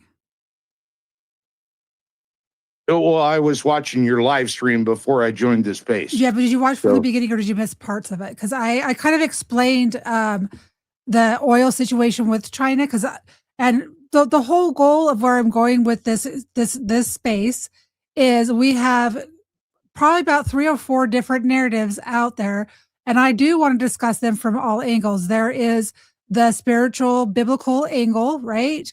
There is the Christian Zionists versus Christians who don't believe in Zionism. You have the Jewish angle, the Jewish perspective that believe that there's to build a third temple. And then you have the Iranian angle, Muslims who have a dome over the rock and have been protecting it since the 6th century, I believe. So 600 AD. So there's that angle of the region and the conflict in that region. And then there is the geopolitical angle of who's a part of BRICS. You had Venezuela, Iran, Russia, China, and I don't know if Brazil was trying to become part of BRICS because I think that they were at one point, and some of the other South American countries like Ecuador and whatnot. So going away from the petrodollar weakens the dollar and they're also away from the central bank. So getting back on the petrodollar is going to cripple China because they rely on oil. 50% comes from the Middle East. So if all of these different countries are being bombed all at one time and are not producing oil at the rate it needs to be, it's going to affect the globe, but mostly it's going to impact China. And so there's that aspect of it. And you're always who's trying to win the AI race, right? We are against China. So there's a lot of factors that are going into this. As I've researched, there's about China has about 40 to 70 days worth of oil. Hold on, let me finish and I'll come right back to you. 40 to 70 days worth of oil saved up. So there's that angle there. And I had a long conversation with a good friend of mine yesterday, looking at it from this angle of it, because it's an angle that I haven't looked into. Um, Everything that I'm seeing on the geopolitical scale is kneecapping China, and it appears that Israel, because we're already divided over Israel, Iran, Palestine, we're all distracted, and it's all to get us the dollar back up. And they're going to switch us right over to blockchain, cryptocurrency, and this is only, I'm not saying this is accurate. This is a perspective that you guys could think about. And getting us to crypto will pay off our debt, which will allow us to get rid of the Federal Reserve. Not saying that's the correct angle. I'm saying that's a different angle that I wasn't told. So, Jim Bob, I'm going to let you finish, but I did talk about this earlier in the show, so I was just trying to add some clarification to that. So, go. You may finish. I wasn't trying to be rude by cutting you off. Are you there, Jim Bob? Yeah, no, I'm here, and automatically I thought you were instantly being rude. No, I'm just kidding, Sally. I would never think that. So all I'm saying is that when I hear people coming out on spaces going, Bibi Netanyahu is leading Trump by the nose, and it's all about Israel, Israel, Israel. I got news for you. In my opinion, this has nothing to do with Israel. This is all about China. And if you guys do a little homework, you'll come to find out that, it may, in fact, actually be about China. And just because Israel, just because their priorities align with ours in this case, I'm just saying you should look into it, folks, because I got a lot of time over there, and I'm telling you, there's nobody getting hurt more by any of this than China is right now. And that's a fact. So I'm going to have to disagree, because I'm thinking that 150 schoolgirls that were mistakenly killed in a schoolyard, they're being hurt in society, right? And people can say, "Oh, that's propaganda." I've sourced it. I've looked at all kinds of sources. It didn't come from Iran. And was like, "Oh, but that was an Iranian missile." That didn't come from Iran. So I don't want to dismiss the Israel angle, because it definitely is part of it, right? So I'm not this person I hate Trump. I'm not that person. I look at what's going on. I wish we could take the leaders completely out of the equation when we have these conversations. Like, I haven't brought up Trump's name once in this conversation intentionally, because I think as soon as we start talking about Trump, or we start talking about JD Vance, or we start talking about Netanyahu and all these other political leaders, we're not paying attention to what I'm trying to focus on tonight, which is understanding this area of the world, how they interconnect with each other, and what role does Israel play? What role does people who believe in Zionism play? Christian Zionism, people from Palestine / Iran, Muslims, and Jewish. I'm not from that area. I don't believe in Zionism. I believe Zionism lives within you. That is my thoughts, and you're entitled to think however you want about that. I'm not here to change your mind, but that's more my goal. Like, I don't care what other people in other spaces talk about. They can talk about and yell about. That's why I haven't been in spaces, because it's not a conversation. And that's not what I want this to be about. I want this to be, everyone gets to think how they want. That's up to them. I'm not trying to change your mind. I want to hear your perspective and your views. And maybe you're going to change someone's mind that's in the listener. We've got almost 400 people between. We are live broadcasting, guys, to Rumble, YouTube, and X Live. So make sure you guys are going and sharing out the live stream and sharing out the space. Leave comments. I'm trying to keep on top of everything. I am reading 3 chats. So I've got my X chat out. If you notice, I'm chatting with people on X.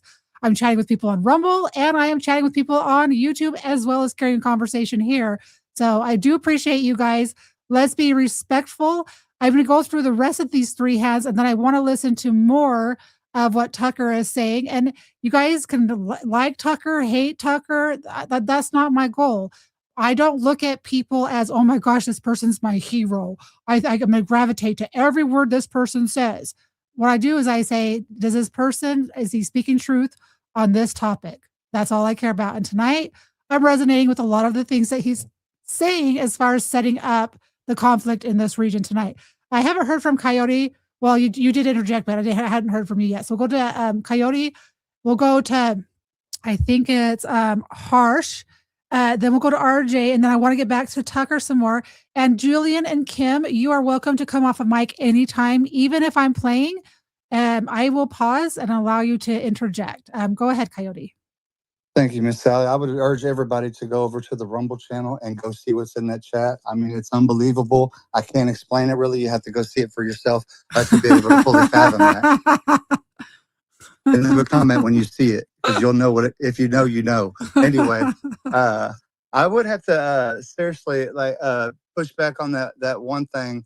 So Israel and leaving all leadership and all this other stuff, because my mind's evolved on this subject since 1992, when Benjamin Netanyahu was in the Knesset, on down all the way every year. Basically, Iran has been on the verge, months away from having a nuclear weapon. So that's one reason that makes me skeptical on that. Going further back into the history of it, it actually goes back to the 80s, newspapers and stuff. They've always wanted that, because here's the part of it. I don't know exactly the U.S.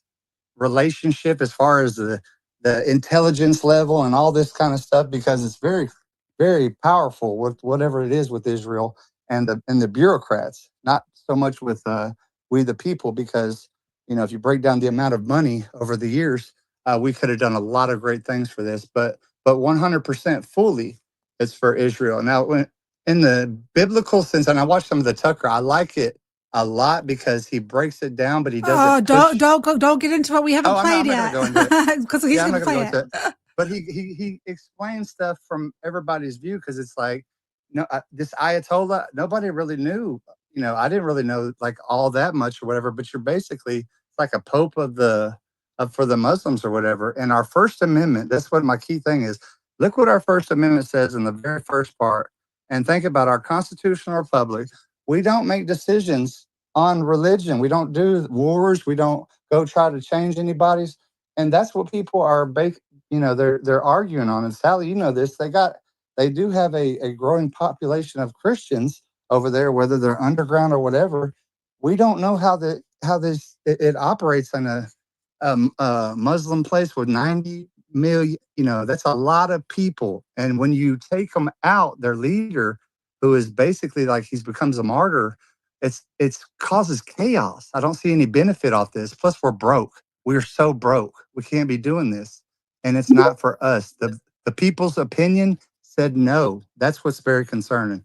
But anyway, I would have to say 100%. We do have to win the AI war, but it's not against China. China's going to go to Russia and get their oil if they want. China is up there. We have to beat them in AI. But this isn't that, and I understand where that talking point comes from. It is though. So I only brought up AI as a perspective. Not that I'm dying on that hill. That they are a threat when it comes to building things, electronics. We've outsourced a lot of things to that country. It's going clear to antibiotics and other pharmaceutical needs. Like you guys would be proud of me. I've actually weaned myself off of Adderall, which I take for my ADD, because I don't want to be reliant on anything that is not in nature in case that resource goes away. Because last time we had wars with China, I couldn't find, it would take me 30 days to find a place where I could even fill my prescription. So I just know that and I encourage all you guys to do the same thing. And don't do cold turkey anything. If you wean off properly, you're not impacted like when you can't get your prescription filled because pharmacies don't have it. But no, so the AI thing is important. We have to win it. I agree. I'm with you on that. We do, but we also, I was being kind of a smart ass when I said the AI war. I was bringing that into the perspective of the threat that China has. And China has other threats. And it's mostly the way that we've outsourced a lot of our factories to China for cheap labor. And they are only getting they get 10% of their oil from Russia. I'm not sure that Russia can ramp up production to fuel China's needs. So I disagree with that, but I think it's more about breaking up BRICS to get people back on the petrodollar so they can flip that switch. December 17th, 2026, all the infrastructure will be set up to go to blockchain. It'll be all set up then. So anytime after that date, they're going to be set up for that. So I don't know. I do want to get through these hands. What you said is very valid, Coyote. And I do, but I want to get through what you were starting to touch on part of the interview, which I want to hear. No, I'm not going to do that. Last thing is real quick. It's this thing. What we're doing here is to throw everything at chaos so that it can be taken over so that they can run the Middle East. That's it. It's pretty simple. I hope not. Go ahead. Let's see. It was, I forgot your name already because I only see part of it. It was Harsh, but mostly fire. I've never heard you speak in a space. Welcome. Well, thank you, Sally. And it's my pleasure to meet you because I'm meeting you because of, I respect Coyote. And so thank you, Coyote, for that. I think like something today took place in a ginormous sphere, and it had to do with the Western Hemisphere. And by what everybody's presenting as Trump firing one person, Kristi Noem, he also appointed her as being the person that's going to take down the cartels. And that is fascinating to me. I play chess, and I know Trump plays chess. She got fired because she was doing a horrible job. She spent $220 million putting her face out there so that if she runs for office again, that she will have name and face recognition. Like, she was not doing her job. I'm sorry, Sally, if we disagree on this. We disagree on this completely. I'm very cool with agreeing to disagree. But I believe what we'll see is that the our A-10s that were supposedly shelled off, those are military planes that can withstand anything that comes at them. They have titanium, like the titanium protects the pilots in those A-10s. They're called warthogs for a reason. They're going to play a role along with the Apaches that are amassed in the southern Texas border. Are we still talking about Iran and because no, I'm talking about. I know you're Western okay. I want you to stay on stage. And you haven't been in my spaces before, but when I have a topic and because I'm playing audio from Tucker Carlson, after this is concluded, I'm happy to allow. I apologize. No, you're fine. Then. No, you're fine. I want you to stay on stage and I want you to add to this. I'm happy to go down have that conversation. Someone else at the very beginning of this space try to go there as well. I just really want to focus on. I want people to understand the region in the Middle East, the power dynamics with these different countries, the religious aspect, the desire to have hegemony in that area, right?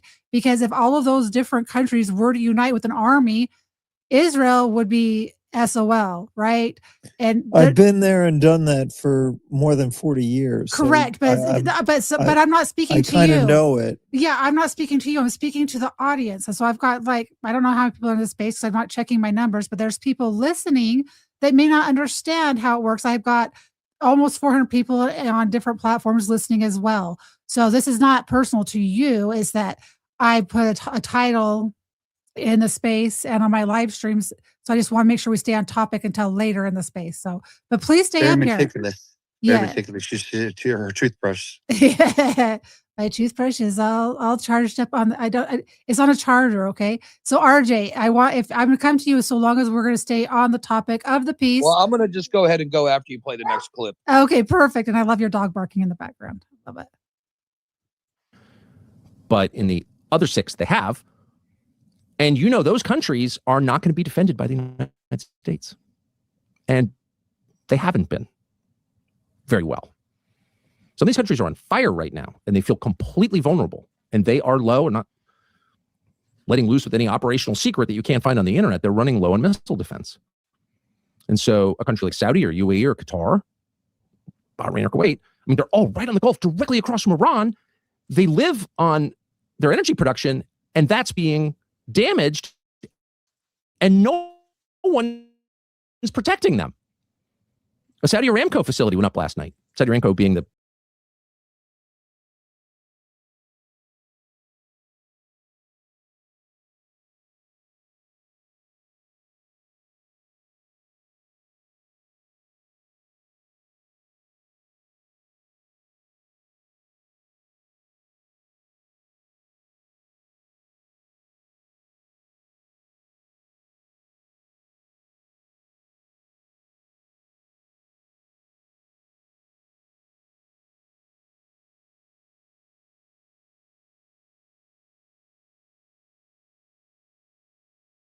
Add to stage. There we go. Thank you. Okay, I'm gonna push play again. Let me add him to stage first. scaring our other allies in the region, letting them know that they can get attacked and the U.S. will not defend you. You put up with all this crap for decades because you get American troops on your soil and your population doesn't like it, but you do it anyway because you've been told if there was ever a problem, the U.S. will come rescue you. Well, guess what we just learned? The U.S. is not coming to rescue you. There are hundreds of, and the governments of those countries are panicked and they're enraged. And the message to them is the U.S. is not a reliable partner. What's the point of this partnership? What's the point of allowing you to have an air base in my country? If when missiles come raining down or drones, airport, you're not going to do anything about it. That's how they, and you can understand why they do. So what's the message to them? There's no upside in dealing with the United States. There's no upside in foreign investment in the United States. You countries just go to the restaurant, to American business. Good ideas. Some of them have ideas that are so stupid that they couldn't sell them in Silicon Valley. They couldn't go to VCs in the United States and raise the money. So they go to the Gulf. And it's not that the Gulf Arabs are dumb. In some sense, doing this because they see the United States as their only real ally. And so they're investing in American business ventures. A lot. Hundreds of billions of dollars. And part of that is economic calculation. They think these companies are going to grow and they're going to make money. Part of it is friendship. You're our ally and have been all these years since the British left. What do they think now? Well, they don't feel that way quite as much because for them, this is very serious. I mean, these countries don't grow their own food. So if you close the airport and the Persian Gulf and the Red Sea are closed, in effect, where do you get your food? That's a real issue. These are countries that are supplied by, in some cases, desalination plants, pulling seawater through a membrane and then piping it to the urban centers. What happens if those pipes get blown up? Strongest allies in the region now feel, and how their calculation about the United States in the region has changed dramatically. The British lost their influence in the Middle East in 1956 and what is known as the Suez Crisis. It was a crisis that was so complex, it's hard even to understand it now, 70 years later. But the net effect was the UK was not able to restore order in the region. They had less power than people thought they did. And that was it. That was the true end of Britain's empire. It was certainly the end of its control over the Middle East. That's what this is. And it's on purpose. They did this. The Israelis want us out, and they did this on purpose. And then as a last sort of footnote, there's another big loser in this war, in Israel's war. And this was obvious years ago. And that's Europe. Europe? Who cares about Europe? Well, the neocons care about Europe for reasons that are not entirely clear. But you often hear the neocons, the war hawks, chills for Israel, whatever you call them, but people who supported what we're seeing now. And they're mad at the Shiites and the Ayatollah and the Arabs and, of course, got it. But if you listen carefully, there is a deep hostility, hatred, in fact, toward Western Europe. And where does that come from? Someone should think deeply about this because it's had a big effect over the past 80 years. It doesn't even matter where it comes from. They hate Western Europe. And maybe the biggest loser of all right now is Western Europe. So last night, Qatar shut down its LNG exports. LNG is liquefied natural gas, Without getting boring about it, LNG is essential to the global economy. It's essential to Asia. South Korea subsists on Qatari LNG exports. China is a huge consumer of them. And Western Europe, Britain, 40% of homes in Britain are powered by Qatari LNG. Lots of reasons for this. We blew up the Nord Stream pipeline is one of them, but it doesn't matter. That's the truth. So when you shut off natural gas from Qatar, and it's now shut down, it's 20% of the world's total supply is shut down. Well, you have all kinds of effects on that. It crushes markets, it hikes inflation, it can wreak havoc on the global economy. Say a prayer that it doesn't, but it could. But the first thing that it does is totally shafts Europe. And then here's the second order effect, refugee crises. Let's say that this operation achieves its only real stated aim, which is to Okay, I want to pause for a second in case anyone wants to add to that piece of it. So if you want to talk about specifically what he's talking about there, which I didn't realize that Qatar had shut off natural gas exports. I don't know how many of you guys like to go camping and you use your little gas stove, but that could impact gas prices globally. Go ahead, Nathan, then we'll go to Coyote.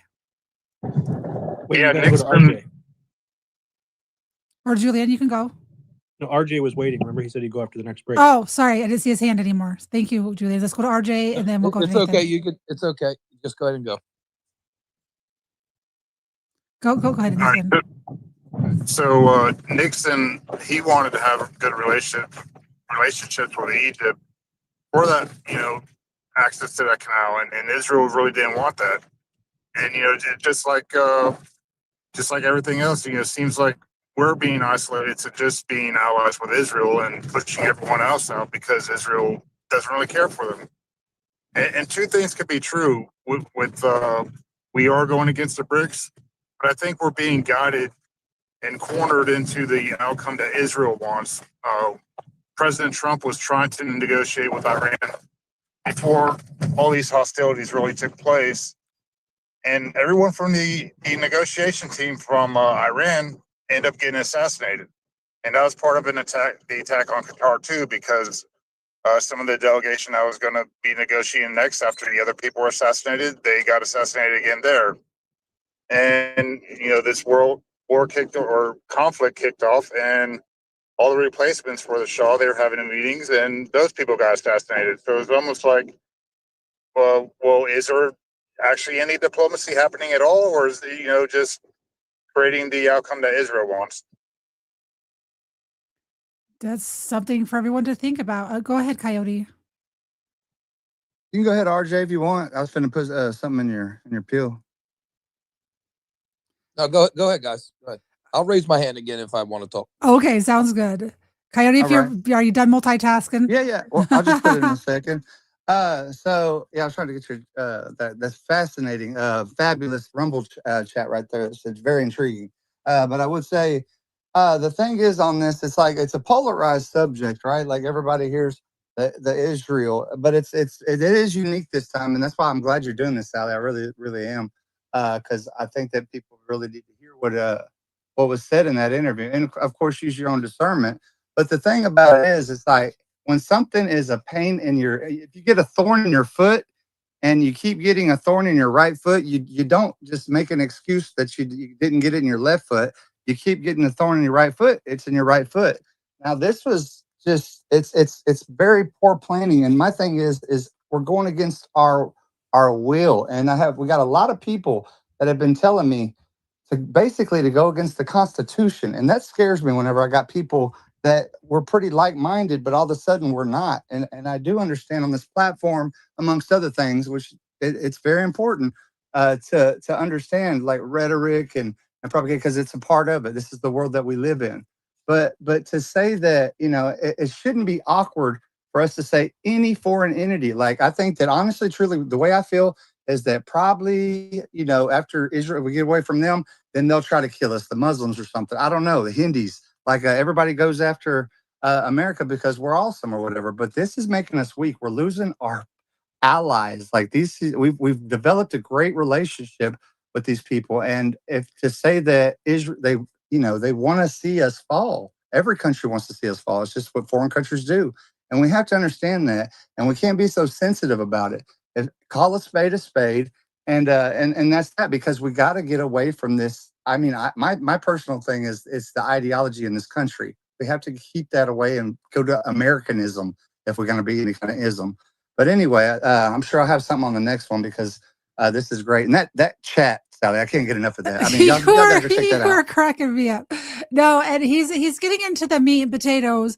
And sometimes Tucker is kind of slow to lead everything up, but I like to pause and talk about the little nuances of how this is going to impact not just these are going to have global implications, and Qatar not exporting natural gas, that's important. I guarantee our gas prices are going to go up significantly just in time for the spring travel season, the summer travel season, which already goes up during those times, but it's going to go up even higher. So we'll get back to this. Put your hand up and I'll find a good spot to pause if you guys want to get into it. And I do want to touch on one thing though, Coyote. It's being able to call a spade without fear, right? Without fear of being added to lists, being added, now you make 7K, I'm either being paid by Qatar or getting paid by Israel. People can't make up their minds, but just, we're allowed to have a genuine conversation and have our opinions. When we're not allowed to have that conversation anymore, we are no longer a people. Groupthink is the ideology of the left. This is why Republicans struggle, or people on the right struggle, because we have our own identity. We believe in the freedoms that are given to us by God, and that is what sets us apart. So that's very, you know how I've been, Coyote, about this topic for a really long time, because I don't like confrontation. But I'm to the point now where my opinions are my opinions. You don't have to like my opinions, but that doesn't make me a bad person. And that's what, if you think a certain way, then you are a bad person. No, I just don't think the way you do, and I don't believe the way you do. And when you talk about religion is probably the hardest thing for people to change their mind on, especially if you were raised from a child in that religion. I will get just as defensive about Mormonism as a Jewish person will be about Israel, right? So I understand it. I'm trying to be patient with it, but I don't think that they're bad for believing the way they do. I just don't believe the way they do. And I don't want other countries involved in my country. I'm tired of it, but that's there. Let's listen to some more of Tucker. Decapitate the government of Iran. It doesn't seem to have happened yet. I mean, who knows what's actually going on? But the Ayatollah was killed. Government's still sending missiles, so someone's making decisions. But let's say over the course of however long this takes, chaos becomes the state of play in Iran. The thing just falls apart, just chaos. Just a huge chaotic country with no one in charge, and lots of different ethnic groups and religious splinter groups fighting with each other, heavily armed. And the normal things start to break down, like food distribution and water, schools. What do you have? Well, you have what we've had in Lebanon and Syria, really every country that Israel has destabilized on purpose. You have a refugee crisis. And where do they go? Well, of course, a lot will come here, of course, but a lot will go to Europe, just as Syrians flooded into Europe 10 or 12 years ago in the aftermath of that conflict, which was, underneath it all, fomented by Israel in order to destabilize its neighbor in order to increase its own authority in the region. That's a fact. So if you think Europe's in bad shape now, oh boy, give it a year. So it's Europe, the United States, and the Gulf states. Those are the losers. And if you're trying to ascertain motive, which is hard, and you probably should pull back from that most of the time, but if you're trying to understand why this is happening, why would you want that? Look at the effects. Don't look at the ideology they're telling you about, or the whatever motive they're claiming they have, or that you have. Shut up, Shiite. Okay. Look at the effects. The point of the system is what it does. And what does this war do? Hurts the Gulf states, crushes the Western Europeans, and it hurts the United States. That's the point. And if you doubt that, that's actually what's going on, this is a longtime Israeli politician, leader, Naftali Bennett, explaining Israel's next step. Here's where they're going next. Watch. A new Turkish threat is emerging. I want to be very clear. Turkey and Qatar have gained influence in Syria, are seeking influence elsewhere and everywhere throughout the region. And from here, I warn, Turkey is the new Iran. Erdogan is sophisticated, dangerous, and he seeks to encircle Israel. We can't close our eyes again. He's sophisticated and dangerous. It's hardly an endorsement of Erdogan, the Turkish leader, hardly an endorsement of him to say, when Bennett says he's dangerous, what he really means is he's sovereign. We can't tell him what to do. We don't fully control him. We can influence him, and it's clear that Israel and Turkey did have some kind of relationship in the overthrow of Bashar al-Assad in Syria last year, just a guess. But the real problem with Turkey is that it can't be controlled. So it is therefore a threat to Israel. And again, not attacking Israel. That's true. That is true. In the same sense that when we have hostile leaders in big countries in our hemisphere, it really bothers us. And sometimes we kill them, regime change them. And we make up this whole, no, it's really important. The people of country X need to be free. But really, we need to be unconstrained because we're a great power. That's what it is. It's important to say this, not to allege some sort of dark conspiracy by the Israelis, but to explain that it's not unusual at all. It's the most usual thing in the world. What's unusual is to live in a country that is so controlled, whose media environment is so precisely constructed to keep you from knowing anything that matters, from seeing the most obvious things. And that it has been constructed, not a conspiracy theory, over the course of many, many years to keep you from whoever thought that would happen. Okay, now, but the point of these moves is to, in the media, is to control the way things are described so you can't see things clearly and to muddy the conversation with anti-Semitism, the Nazis. No, this is classic great power competition, and we just can't see it because we have been so thoroughly propagandized. We think that this is some sort of like effort to liberate somebody. It's not. But then the question becomes like, what is our role in this? So now that we know, by the way, it's perilous that we know. And one of the reasons I almost didn't do this, not that I'm like saying anything that isn't obvious, it's all very obvious, but to say it out loud does not make things more stable. In other words, once you have a war going on and everybody knows that it's not being waged on behalf of the people who are dying in it or the families they leave behind, then, things don't get more stable. So, and no one wants to add to the present instability. But I just think it's important to know the truth and to know what our leaders have planned because, as you already know, they lie and they have no scruples at all. And there are very few people in Washington who have fewer scruples than Senator Tom Cotton of Arkansas. I hate to say that. Know him well. But this clip from a Sunday show, which apparently still exists yesterday, really tells you a lot about how they're thinking and about where they'd like to take us next. So this is Senator Tom Cotton of Arkansas yesterday. Good morning, Margaret. The President of the United States warned the American public that there could be casualties, American casualties. Does that mean the U.S. is putting boots on the ground? No, Margaret. The President has been clear that what we should expect to see is an extended air and naval campaign that's designed not only to continue to set back Iran's nuclear ambitions, but most importantly, to destroy its vast missile arsenal. Many more missiles than the United States and Israel have air defenses combined, as well as the missile launchers and its missile manufacturing capability. Now, obviously, one risk of that kind of campaign is that an aircraft could be shot down and the president would never leave a pilot behind. So no doubt we have combat search and rescue assets in the region that are prepared to go in and extract any downed pilot. But barring that kind of unusual circumstance, Margaret, the president has no plan for any kind of large-scale ground force inside of Iran.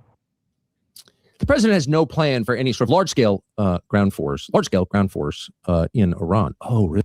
So I made this post and I've made this joke a couple times.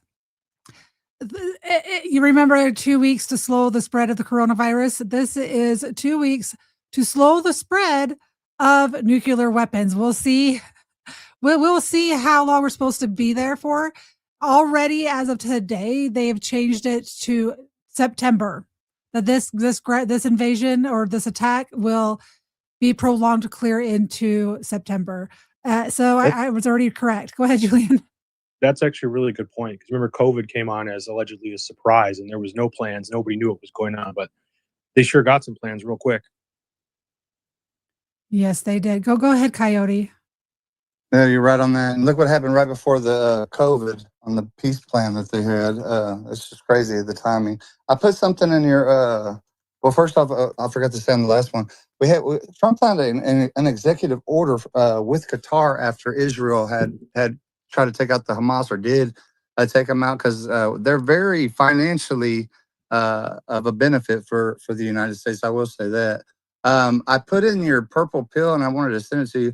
The thing with Turkey is they're already moving forward, because I mean, one thing that Israel's good at killing is like they're good at doing he's a wartime prime minister. Trump's more of a banker. You know what I'm saying? So they're kind of tying in together right now. But that versus Turkey is with Greece and Cyprus. So it appears that the Cyprus and Greece connection, which is very odd on that Greece with Israel, is kind of a part, I guess, of the Abrahamic Shield, because that's ultimately it's Iran that they want to stop. They're basically thinking that it is going to be destabilized. I don't know how they're going to take them out. They're too strong, and they got an arsenal they've been preparing for a long time. But we have to get out of that, and I think people got to really understand the power of the voice, like saying, like, I don't want to be here, because you're not going to be in here. If you think about Iraq and Afghanistan, how long we were there, think about 90 million people, and these are the Persian Empire that are proud, like they're very proud people. Now, do I necessarily like them? I don't know. I know that they've abided by the IAEA inspection since 1970, when other countries didn't. They signed the NPT treaty for nuclear weapons, and they still don't have a nuclear weapon, if I'm not mistaken. But now it's ballistic missiles. And that's the thing, man. I've really, really put in a lot of work with Trump, but I got to say, like, this is crazy at this point. It's like we're going war hungry. But what are we doing? We're doing empire stuff or whatever. He needs to come tell us, because it makes us look very weak, and I don't want to look weak because a bureaucrat's weak. So this isn't for the people. I'm just saying, like, we don't need to be in this war. Yeah, you make some great points, and if you guys, I've talked about Operation Gladio a lot, and Turkey plays a pivotal role as far as a lot of the left behind soldiers are trained in Turkey. That was the other angle, which is my angle of everything.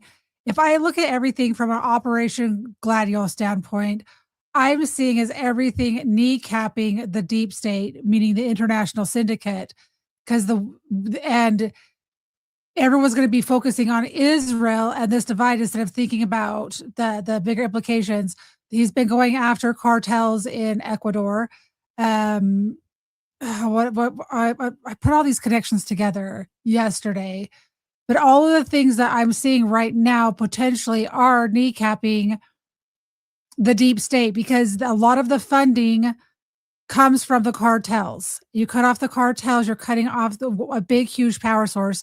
You cut off the black market weapons that are being sold. You're decapping the deep state, the international syndicate.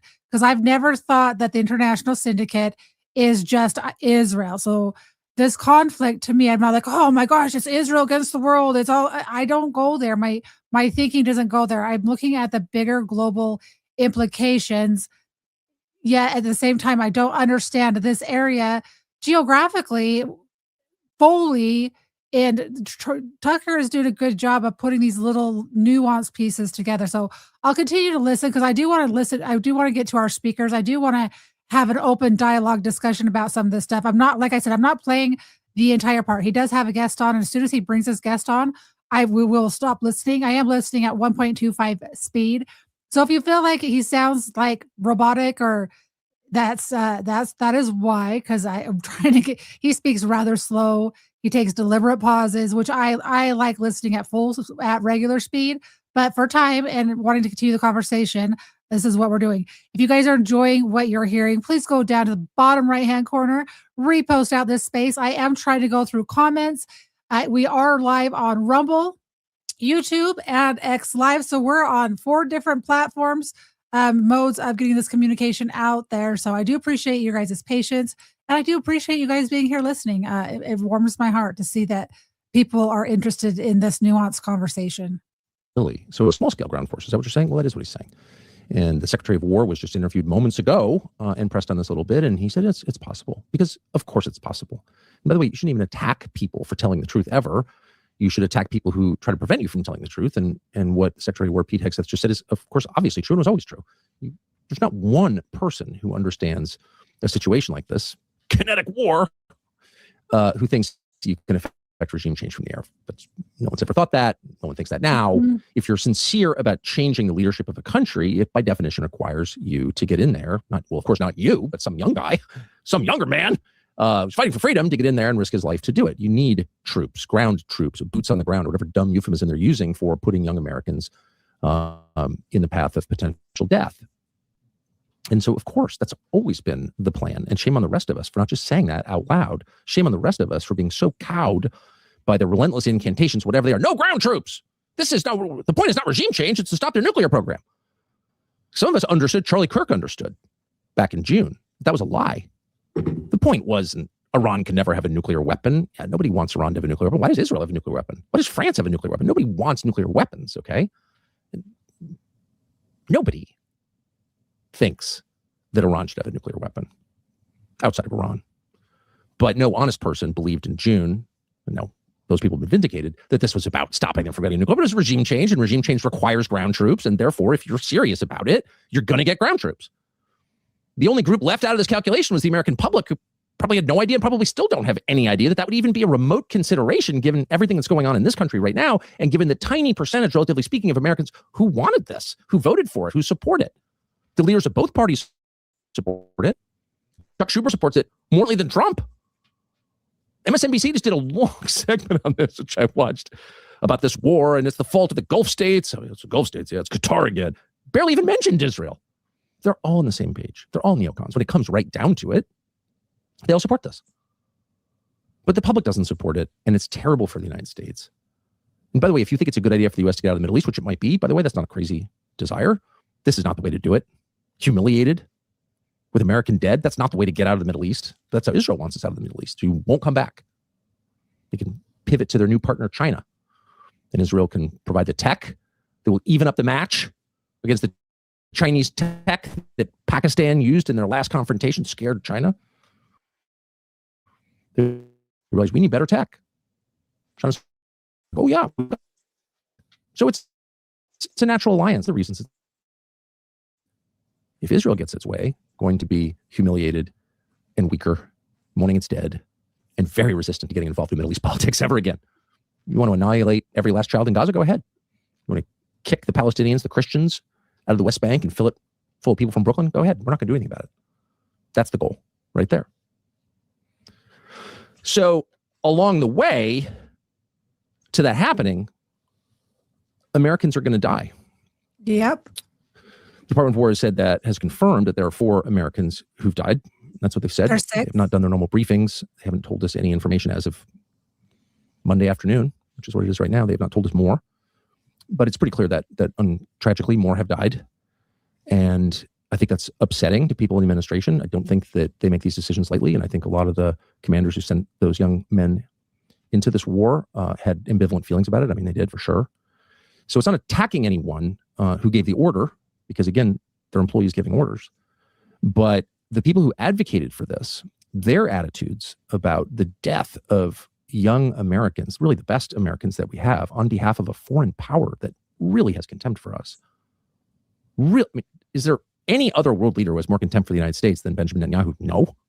No. There just isn't. It's pure contempt for the United States. And these people died for him. If you're commenting on this, if you're trying to understand it from afar, you've got to grieve over that. It's so unfair. It's so wrong. And yet the people who've advocated for this don't seem to care at all. Here's someone who's been advocating for a war against Iran. I'm not going to go to motive and accuse him of being paid to advocate for it. Be interesting to know. But Frank Gaffney, who's been around Washington forever, and nonprofits and think tanks. Interesting. There's no place on the planet where less thinking takes place than in a think tank. But they're basically lobbying organizations with tax-exempt status. Yep. And he has been lobbying for a war with Iran. Yep. Well, I don't know, since I started shaving, probably. But here he is yesterday on the possibility of Americans dying. This isn't going to be over tomorrow. I pray it will be, but I don't think we should expect that. Will we take more casualties? I mourn the loss of 3 American servicemen as much as anybody. But this is essentially cost-free to us at this point. Will there be more losses? You saw Rabbi Wallecki talking about them in Israel. Of course there will. Should we be operating on any basis other than this is likely to be a slog, a hard slog? But the fight is incalculably important, because if we do, in fact, render a decisive defeat of Sharia supremacism in Iran, it will help us with all of the other places. So I want to put that up there, not because Frank Gaffney's the worst person in Washington or because that's the most insane thing anyone said in the last 24 hours, but because it's... That is so interesting that he played a clip from Frank Gaffney, because I've done many, many spaces when we were trying to stop the World Health Organization and stopping the One Health Initiative being passed. And it's just, I always got this sense that there was ulterior motives, because it feels like all this stuff, this globalist agenda, goes hand in hand with everything that they are doing currently with the war in the Middle East. I want the globalists, I want every single country to be able to have their own country, their own culture. I want everyone to believe the way they believe that their culture, their customs, their upbringing allows them to have. And if they don't, then go to a country that you resonate with that culture, instead of trying to go to other countries and trying to change their culture. This is where I have really big issues. And it's really interesting that he brought up Frank Gaffney, because I always got this feeling that there was underlying motivations. So I just have to chuckle right now. Like, there's people excited about taking out Iran. And don't get me wrong, or the Ayatollah. I am not a Hamas sycophant. I'm not an ISIS sycophant. I am a firm believer that not every single person is guilty of the most horrific people in your country. If that was the case, we'd all be condemned for the actions of our leaders or our CIA or our FBI or our deep state, right? So from what I understand, there are some good Muslim people that don't, it's like they're Muslims in name only, where they have this culture, but they don't believe in the book that believes that is it, I can never remember if it's the Jewish faith or the Islamic faith that thinks that Jesus Christ is in piss and excrement right now. I always get those two confused. Jews. Thank you. So I just get those confused, but anyway, let's hear what Tucker has to say. Gaffney, real quick, Gaffney's a pretty strong Zionist. He won an award from the Zionist I think it's actually called the Zionist Organization of America. And he writes a column in a publication called the Jewish World Tribune for like the last decade. He's very, very friendly to Israel. I believe he's worked with the SPLC too, Southern Poverty Law Center. That doesn't surprise me. All I remember is that when we were doing a day of prayer, it was like 8 hours of everyone all over the country or over the globe praying, all in hopes that we could stop the World Health Organization and pull out of that. So that is mine. But even that just seemed really off to me energy wise. I'm not saying he's a bad person, because I don't know him. That's just my impression. Go ahead, Nathan, and then we're going to play some more of this. Tom Cotton, he has a prerequisite where anyone getting hired into Washington that they're not going to be interested in releasing the JFK file. So find that kind of interesting given his position in AIPAC and all of that. But also the Talmud has the same thing we hear over and over again about how I forget the word, but how Muslims are supposed to lie to you or whatnot. The same thing is in the Talmud, including legitimizing pedophilia is in the Talmud. Correct. Yeah. Because I actually got a book trying to understand this, which I've gotten a lot of shit from it. But I wanted to understand both of these religions and how they relate to, this that's going on in the world. I went on vacation. I need to start reading more of it. I'm only 40 pages into it, but it's it's like, I was always taught not to study other religions. Right. And I think that's to narrow your worldview. But I don't know. I'm gonna go off a tangent. My thoughts aren't clear. So let's play a little bit of this. But yeah, they're allowed to lie to you to get you to do what they want. Both of them. So perfectly representative. So first, there's the sort of pro forma nod to we're mourning, we're praying, I'm mourning for the deaths.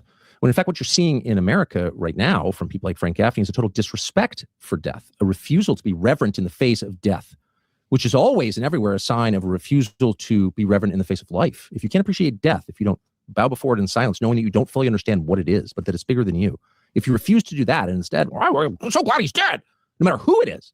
If another human being has died and you don't pause and acknowledge that you didn't create that life because you can't, because you're not God, and that there is something mysterious about death, something bigger than you. If you don't, you are dangerous.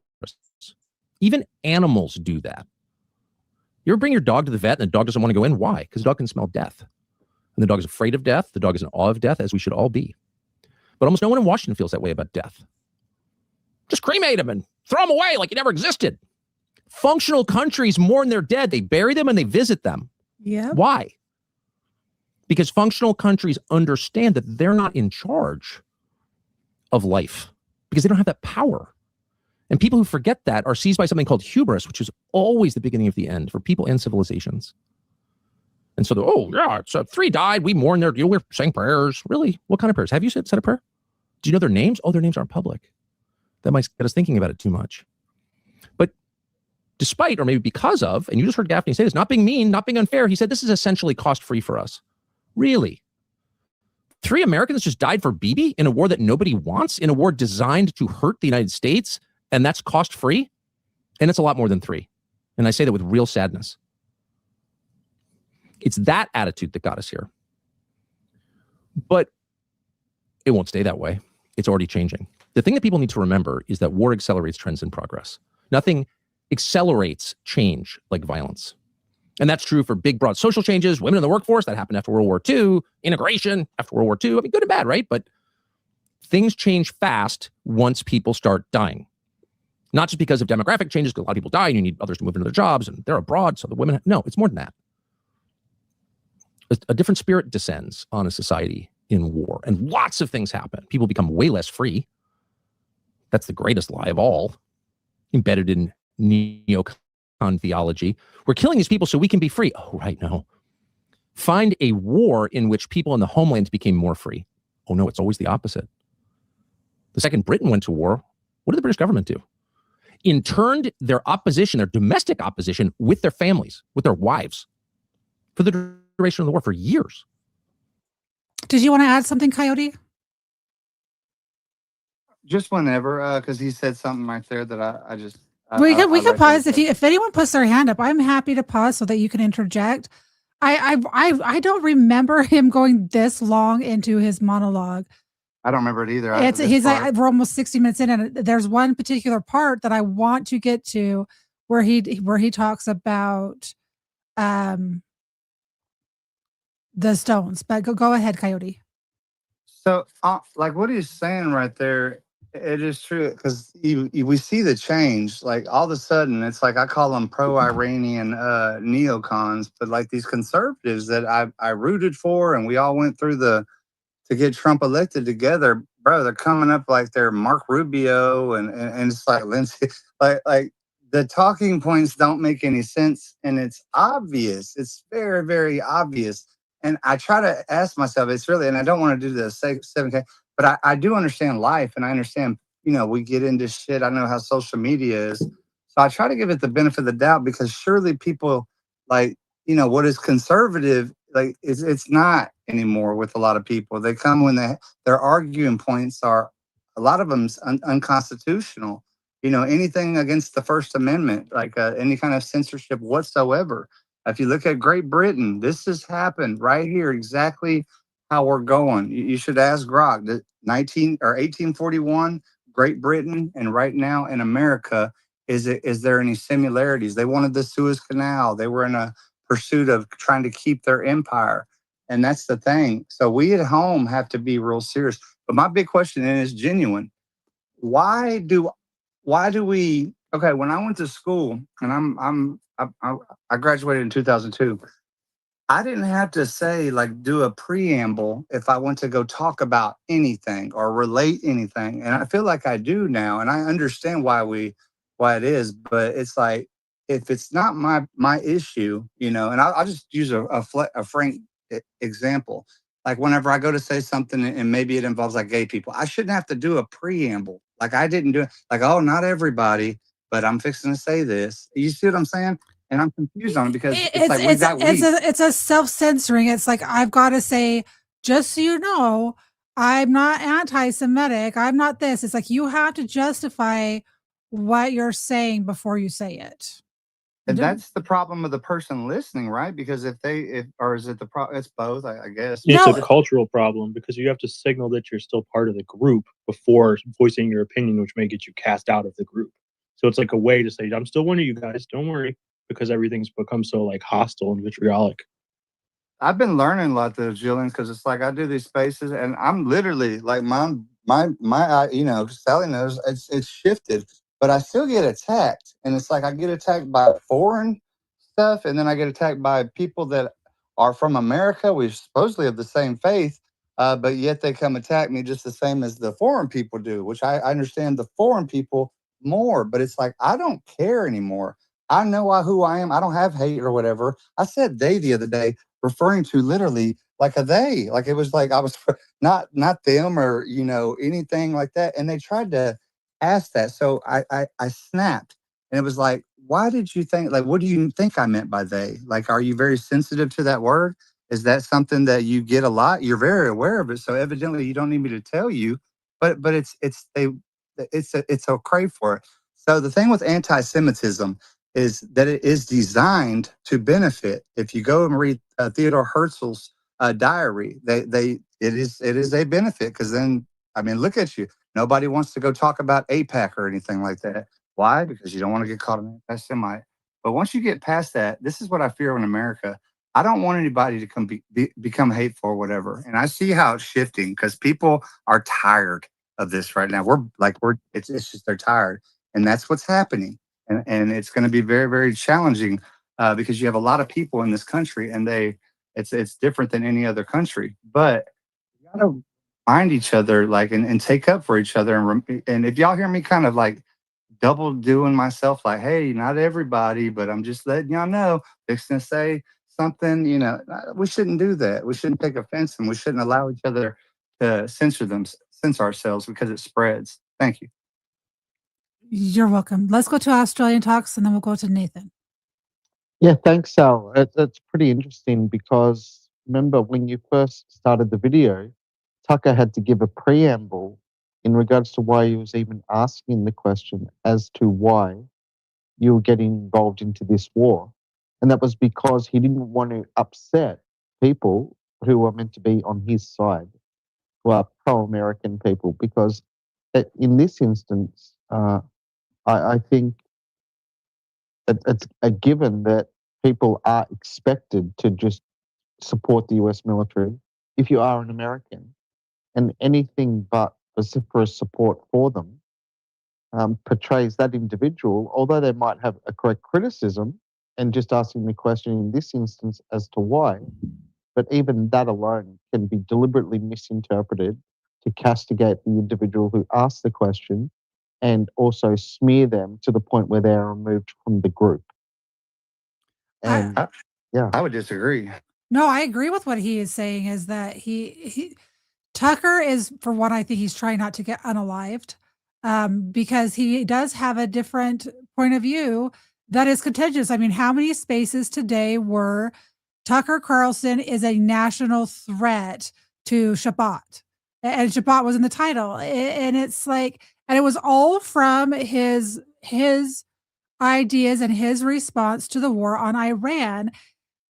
So it is a cultural thing to where people who have supported him I mean, how many people supported Tucker Carlson when he got kicked off of Fox because there were things that he wanted to talk about that Fox News didn't want him to talk about, like the people from January 6th. There was a lot of things where he was silenced, and he was our hero. He was about free speech. And now, just because he's talking about something that a lot of people disagree with.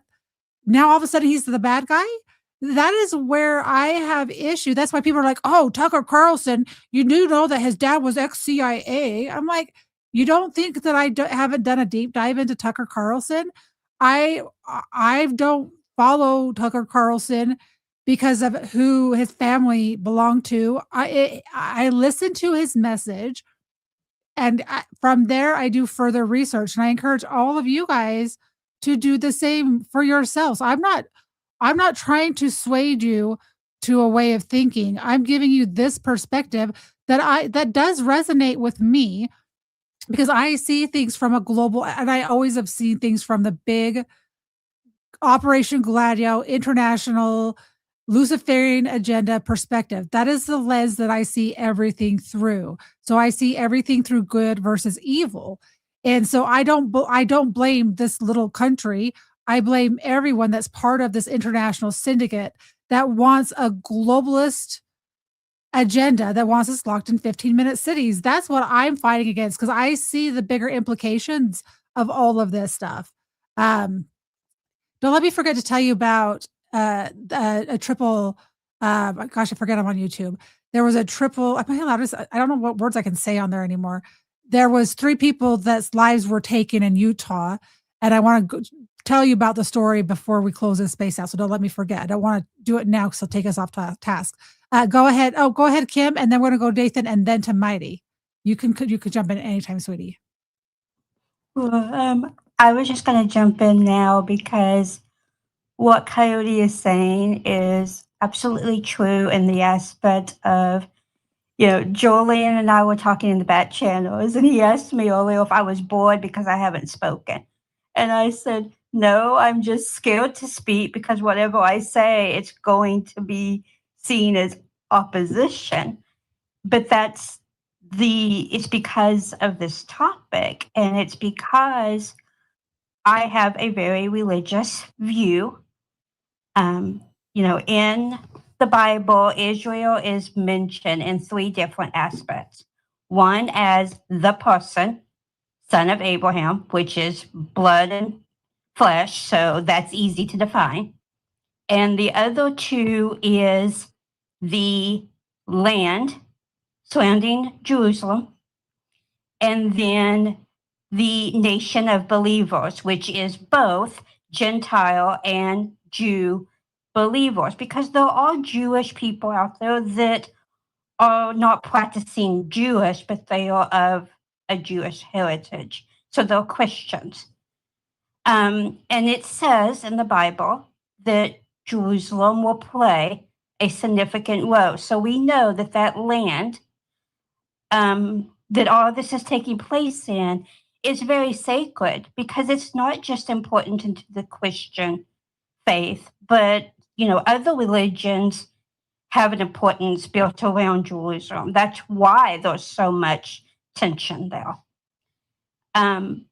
But Jesus also says that he will pull people from their countries. And when he says this, he calls us Israel. So that's when we know that Israel is people as well, that he will pull us from all of our countries to bring us to our land. And so there are the people in every country. And that does mean that there's Christians in the Muslim countries everywhere.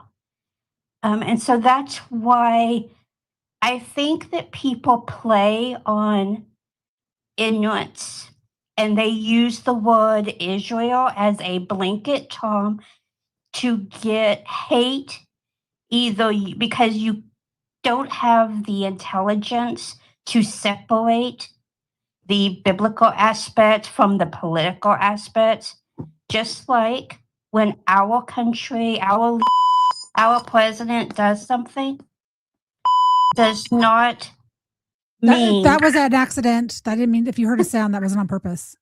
See, I thought it was me because I was getting notifications at the same time. Scared the hell out of me. I was looking for on my soundboard the applause because you're roasting right now for when you were done, and I'm blind, and so I accidentally pushed the beeper. It was the censor button.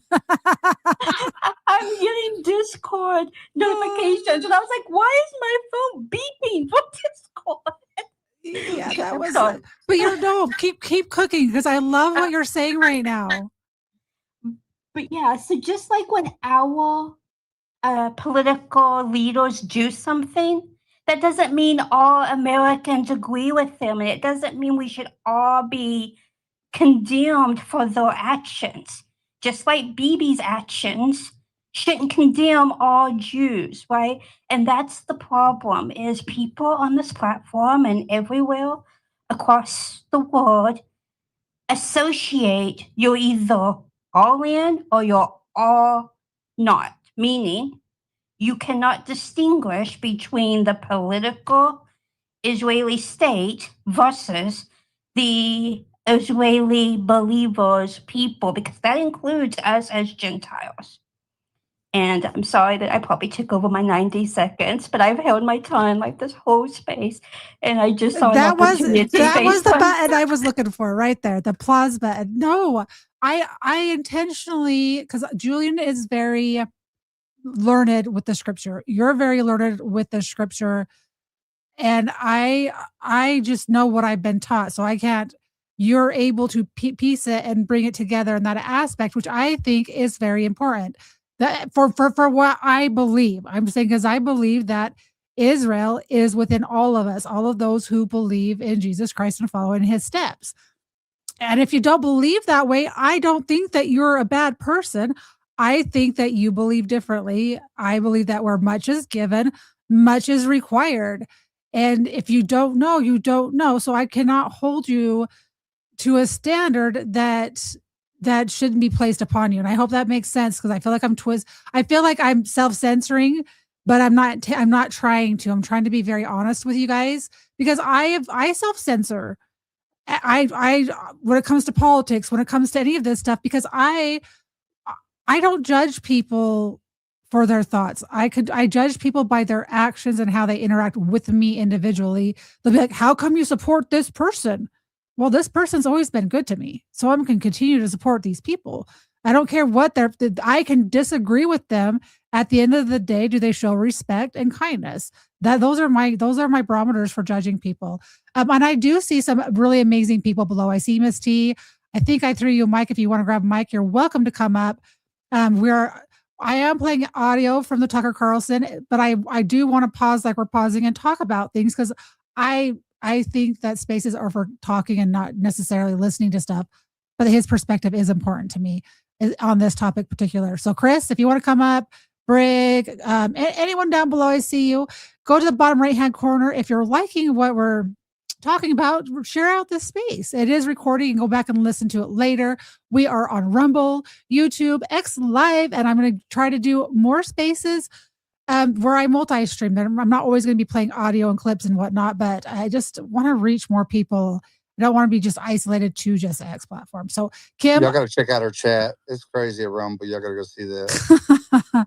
you use the word porn in my chat, and I don't really know the context of that yet. Porn with the M.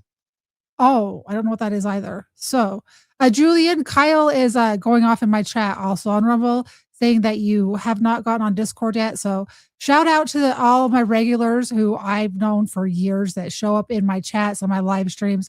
I appreciate you, and I just gotta put that out there. I do watch my chat, even if I'm not typing away, but I am paying attention. Okay, let's get back up. But Kim, thank you. Please speak up more. People can disagree with you. I'm not going to allow anyone to attack you. I love your perspective. And if someone has a different perspective, please bring it. Doesn't have to be an echo chamber. Okay. I think it was Nathan. Then we were going to go to Mighty. Then we're going to go to Coyote. And then we're going to play some more, because we're at a new little talking point here. Yeah. I find it difficult and frustrating. And I think most Americans do as well. This goes along with having our voice cut off. Where our country was blackmailed, not just the child trafficking and everything else, but our country was being blackmailed, and probably still is, by the Epstein Everything within Epstein. Think about that. United States of America was being blackmailed to do someone else's bidding. And you have people like Ben Shapiro or Marco Ben and countless others saying, well, let's not talk about Epstein. To me, that's almost an admission of guilt. And then you have other people who clearly their priorities are Israel first over, finding out why was America blackmailed, saying, oh, well, don't talk about that. You're anti-Semitic if you do. And that, yet again, that's like an admission of guilt to even discuss. Well, why was America being blackmailed? Can we talk about that? Can we maybe not be blackmailed? Can Israel exist without blackmailing another country? I mean, is that possible? And so you have these people who prioritize Israel over America, and they put up this umbrella of shield in defense. And they'll gaslight you with, oh, well, you're anti-Semitic if you dare question that. And to me, I find that very disgusting and disingenuous. I agree with you.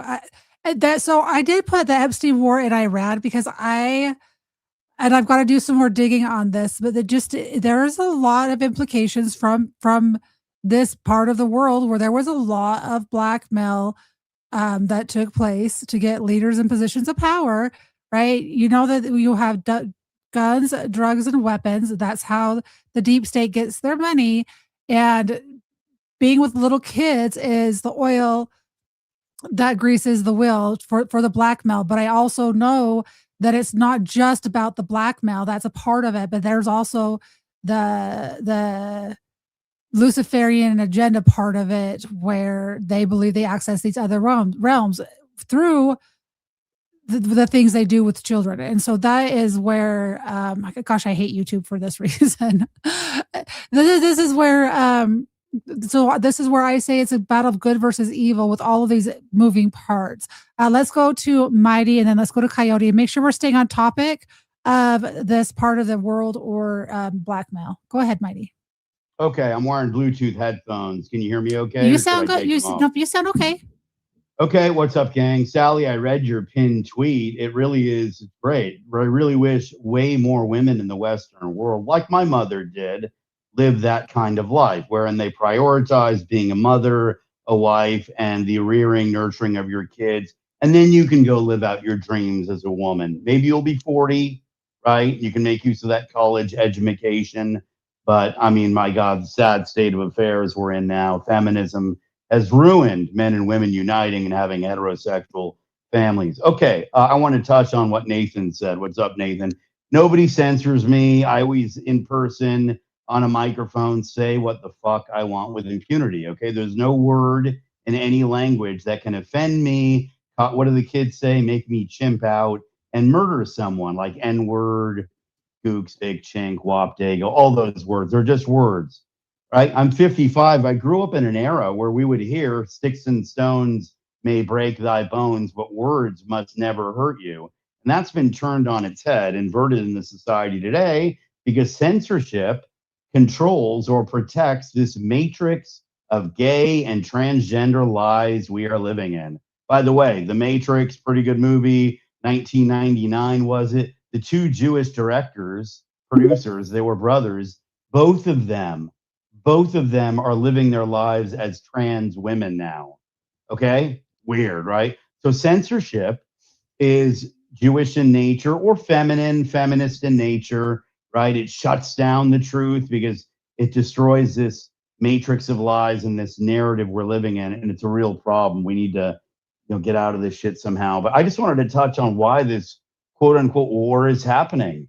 It's very simple. And then again, I'm 55 years old and I've been following politics and voting since 1988 when I moronically voted for George H.W. Bush. So 10 days after 9/11, let me know if I ever cut out. I'll repeat myself, though I hate repeating myself. Just try to keep yourself to 90 seconds and you're fine. Oh my God, are you kidding me? So 10 days after 9/11, General Wesley Clark visited the Pentagon, and one of the Joint Chiefs of Staff said, hey, check out this memo, bro.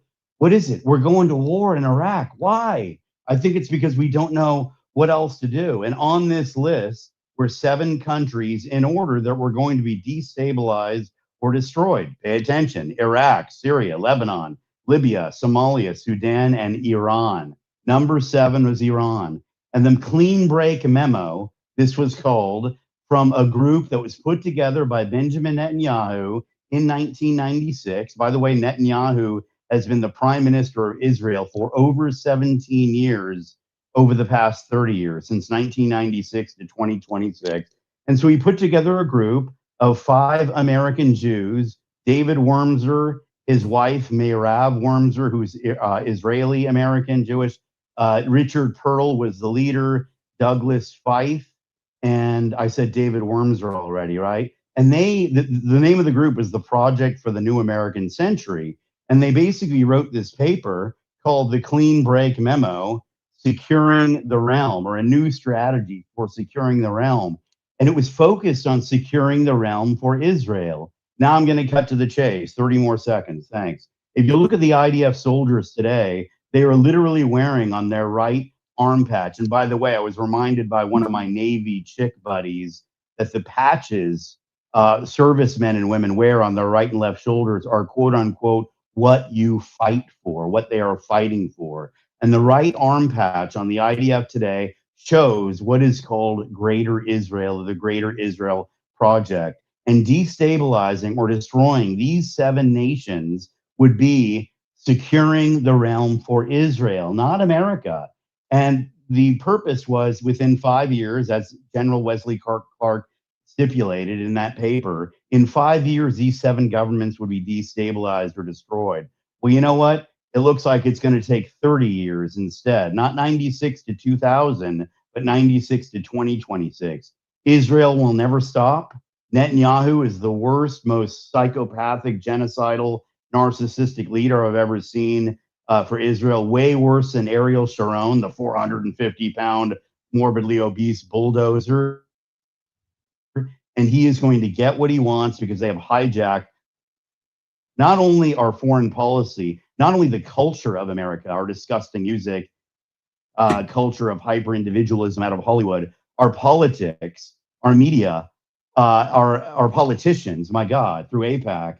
And now, lastly, our foreign policy, especially once 9/11 hit, and now our military. And they're doing what they want with impunity. And somehow, some way, the American people need to wake up to this, but there's 2 fundamental problems. These Zionist evangelical Protestant Christians who won't shut up about the rapture and Armageddon or the end times or the end of days needing to happen. It must happen. We need salvation to be whisked away unto heaven. I'm a Roman Catholic. We don't believe in any of that. You're at 5 minutes right now, so wrap it up. Oh, okay. Did I make sense? That was pretty profound. No, I love what you said. Like you were cooking. Israel rules America. Wake the fuck up and resist. Holy shit. No, I love what you said. I just want to play more from Tucker. I want you to stay on stage. I want you to add to it, add to the conversation, because I like it when people just come up with some fire. So yeah, you made complete sense. I did. Thanks, I was trying you. to play. I was trying to be playful at the same time as trying. I'm an abrasive asshole. I'm an abrasive, cynical asshole. Well, Never married, no kids, and it's the Jews' fault. They corrupted my white women with feminism and liberalism. They must pay. But I'm being hyperbolic because I would never Fed post. But yeah, go ahead, Sally. Thanks. All right, Blue. I sent you Mike. You better grab it because I haven't heard you in a space for quite some time. That was in Britain, which was, at least we thought, a pretty free country. They gave us the Magna Carta. Yeah. So no, countries don't become more free. They become much less free during war. A spirit of violence descends. And people change fast. And Coyote, did you purposely put your hand up right away? Or was that up from before? I had it up earlier, but I couldn't hear, so I had to go back down. But I can wait. I was going to just say something. It's not a problem. No, if you want to add real quick, go ahead and add, and then I'll continue playing because I'm going to play 5 minutes, and then we'll take another break. I'm trying to play each segment that he has with the timestamps. So appreciate it. It's good. I think I know which one you're talking about because it's like my thing on the, and that's the thing. Like Miss Kim, there's some people I let up in my spaces that people hate. But they don't come at me. They don't attack me. They don't try to as long as they don't, do anything to manipulate me. I am a 1A kind of person, and it is okay.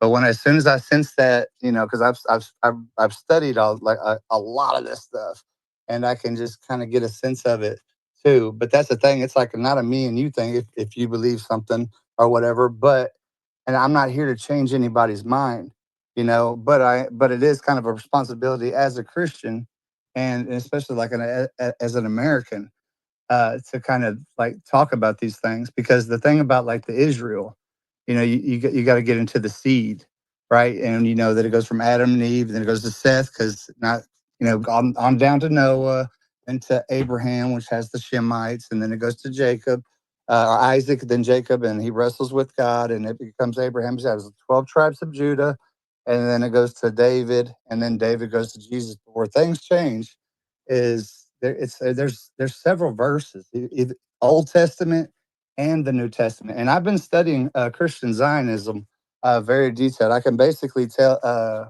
I can say the next two verses whenever I go to like Galatians 3:16 through 18, which is undeniable about the seed of Abraham becoming one of Christ, and then neither Jew nor Gentile, nor slave nor free, nor male nor female, for those who belong to Christ, are the heirs of Abraham's seed, which I think is beautiful, because when the fulfillment of or the covenants, this is the thing that I've had, and I've talked to some elder people, and they really got us good in the Southern Baptist churches with dispensationalism, and then also with the Schofield Bible or whatever, because how it reads. I'm lucky and fortunate that I wasn't forced to go in, because whenever I started reading some of these things, I haven't stopped, and I am a deep researcher, and I'm sorry for going on, but the thing is like the third temple. And Tucker even says I couldn't believe that. But we haven't got to that part. And okay, I'll save that. Yeah, Okay, I'm like, we haven't got there yet. Israel. You're gonna go ahead. Well, I do want to stick on the Israel, because it's like a geographical piece of land. Everybody thinks that like when you complete a covenant and is obsolete, and when he dies on the cross and he says it is finished, it is finished. It doesn't mean that we don't have to adhere to the commandments, and or those go away. That becomes a spiritual thing. It's kind of like in Revelations when it talks about like all that New Jerusalem. It comes from the sky, but people have to be tangible. Not everything's tangible. When we die, we don't become on earth or whatever. And this Israel is bought. It was Balfour Declaration. Don't make me use my bell, please. No. I'm done after this. But 1948. Here's the big thing: the word nation.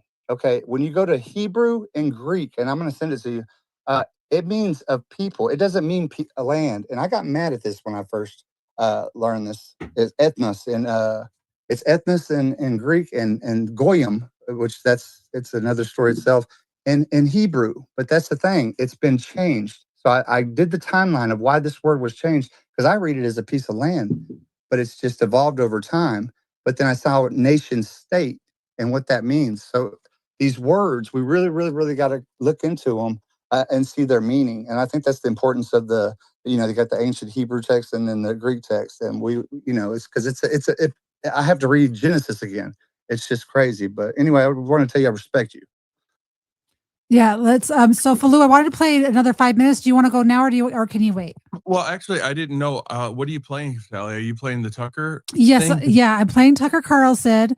I've been trying to play like 5 minutes at a time and then kind of talk Gotcha. about it. So that's actually what I had put my hand up to talk about. So I don't want to comment on that about something that hasn't been played yet, because I watched it like 3 times today just so I can understand. I've listened to it 2 times as well, so I'm glad that you're here. Go ahead. I just have to take a potty break, but I can't. So I got to have audio for you guys, because Sure. I won't be able to hear. So I'm going to push play for 5 minutes, and then please add. I'm glad that you've listened to it, because like I said, I've listened to this plus several other podcasts, trying to get different perspectives, but I land with what he's saying right here, especially for understanding the conflict in this region. So I'm glad that you came up, Falou. And I don't know why my mouse is being stuck now. Dang it. Come on now. Is my battery dying? Did she call you a Jew or Falou? You heard what I I said. think you slipped it. Oh my gosh, why is it not? I can slip it in real quick like that. You don't notice it. It's a good thing my computer's touchscreen. Oh my gosh, it's not pushing. And calculations change. Political calculations change really fast. Social trends change really fast, and people's attitudes change. And part of it is not political or temporal. It's spiritual. You can feel on people the bloodlust, the hate, and it accelerates. And that explains what you're watching right now, which is the rage of the neocons, which doesn't make sense. That doesn't make any sense. They've been advocating for years that the U.S. government, on behalf of Israel, kill the Ayatollah Khomeini. They've been saying that for years. I've been in this 35 years, and I've heard that every single year. They got it yesterday. Khomeini got killed. Okay, you got what you wanted. It's Christmas morning. You just opened the present. Why are you mad? They're angrier than ever. This is the key to their psychology, and it's a spiritual principle. Bloodlust is never sated, just like any other kind of lust. It's never sated. Nothing is ever enough. You taste it on your tongue and you want more. It's like eating candy. It doesn't satisfy you. You're always hungrier for more. And killing is the same. Always. But there's a specific psychology at work here. And it's a graceless, anti-human psychology that has no room for forgiveness or good sportsmanship or decency. The second people like this win, they want to kill the people they've vanquished. So imagine this were, I don't know, a tennis match. And you win. If you're a sort of normal Western person, you walk up to the net, you say, good game. Trying to display what your father beat into your head as a child, which is good sportsmanship. Which is grace in victory. Don't lord it over them. Don't hurt them. You already won. Be graceful. What you see in the advocates of this war, in the neocons, is the opposite. You beat someone in a tennis match, you leap across the net and beat him to death with your racket. That's what you're seeing now. And so you're seeing this crazed, hysterical, in fact, effort to purge anyone in the conservative movement or MAGA, whatever those are, to purge anyone who had any doubt about the wisdom of this war. And not just to purge them, but to discredit them. You're an Islamist. Islamist. A lot of these people are like sincere Christians, right? Who opposed on religious grounds. You're an Islamist. You're taking money. And of course, it's all projection. You accuse people of what you're actually doing yourself, of course. But it's more than that. It's bloodlust. They shouldn't just be silenced and deplatformed and prevented from speaking at this or that conference or from having a podcast, but they should be interned. They should be arrested. How long before they should be killed? Not long. That's how quickly these things are moving. Because a spirit has been unleashed. And violence does this every time. A spirit of violence and hate has been unleashed. And my personal advice, having thought a lot about this, is don't feed it. This is demonic influence, clearly. This is not rational, of course. Why would you be angrier when you win? Why would you be madder when you got what you wanted? That tells you this is not in the realm of normal human desire. You wouldn't be. And these people feed, evil itself feeds on hate. They project hate, but they also intend, consciously or not, to inspire hate because hate makes them stronger. And this happens not just in this country, not just in 2026, it happens every single time. War brings people like that to the fore, and it makes them more powerful. And that's why you're seeing, as you have for the last several years, an increase in true radicalism in this country. And by radicalism, I mean, we hate these people because of how they were born and we want to hurt them or kill them. That's, I think, all would agree, actual radicalism. That's not, hey, what happened to the USS Liberty? That's not radicalism. That's like an honest question. And the answer, of course, is Israel targeted it on purpose because we were in their way, just like they're doing now. That's not radicalism. Radicalism is, hey, let's kill people who we don't like.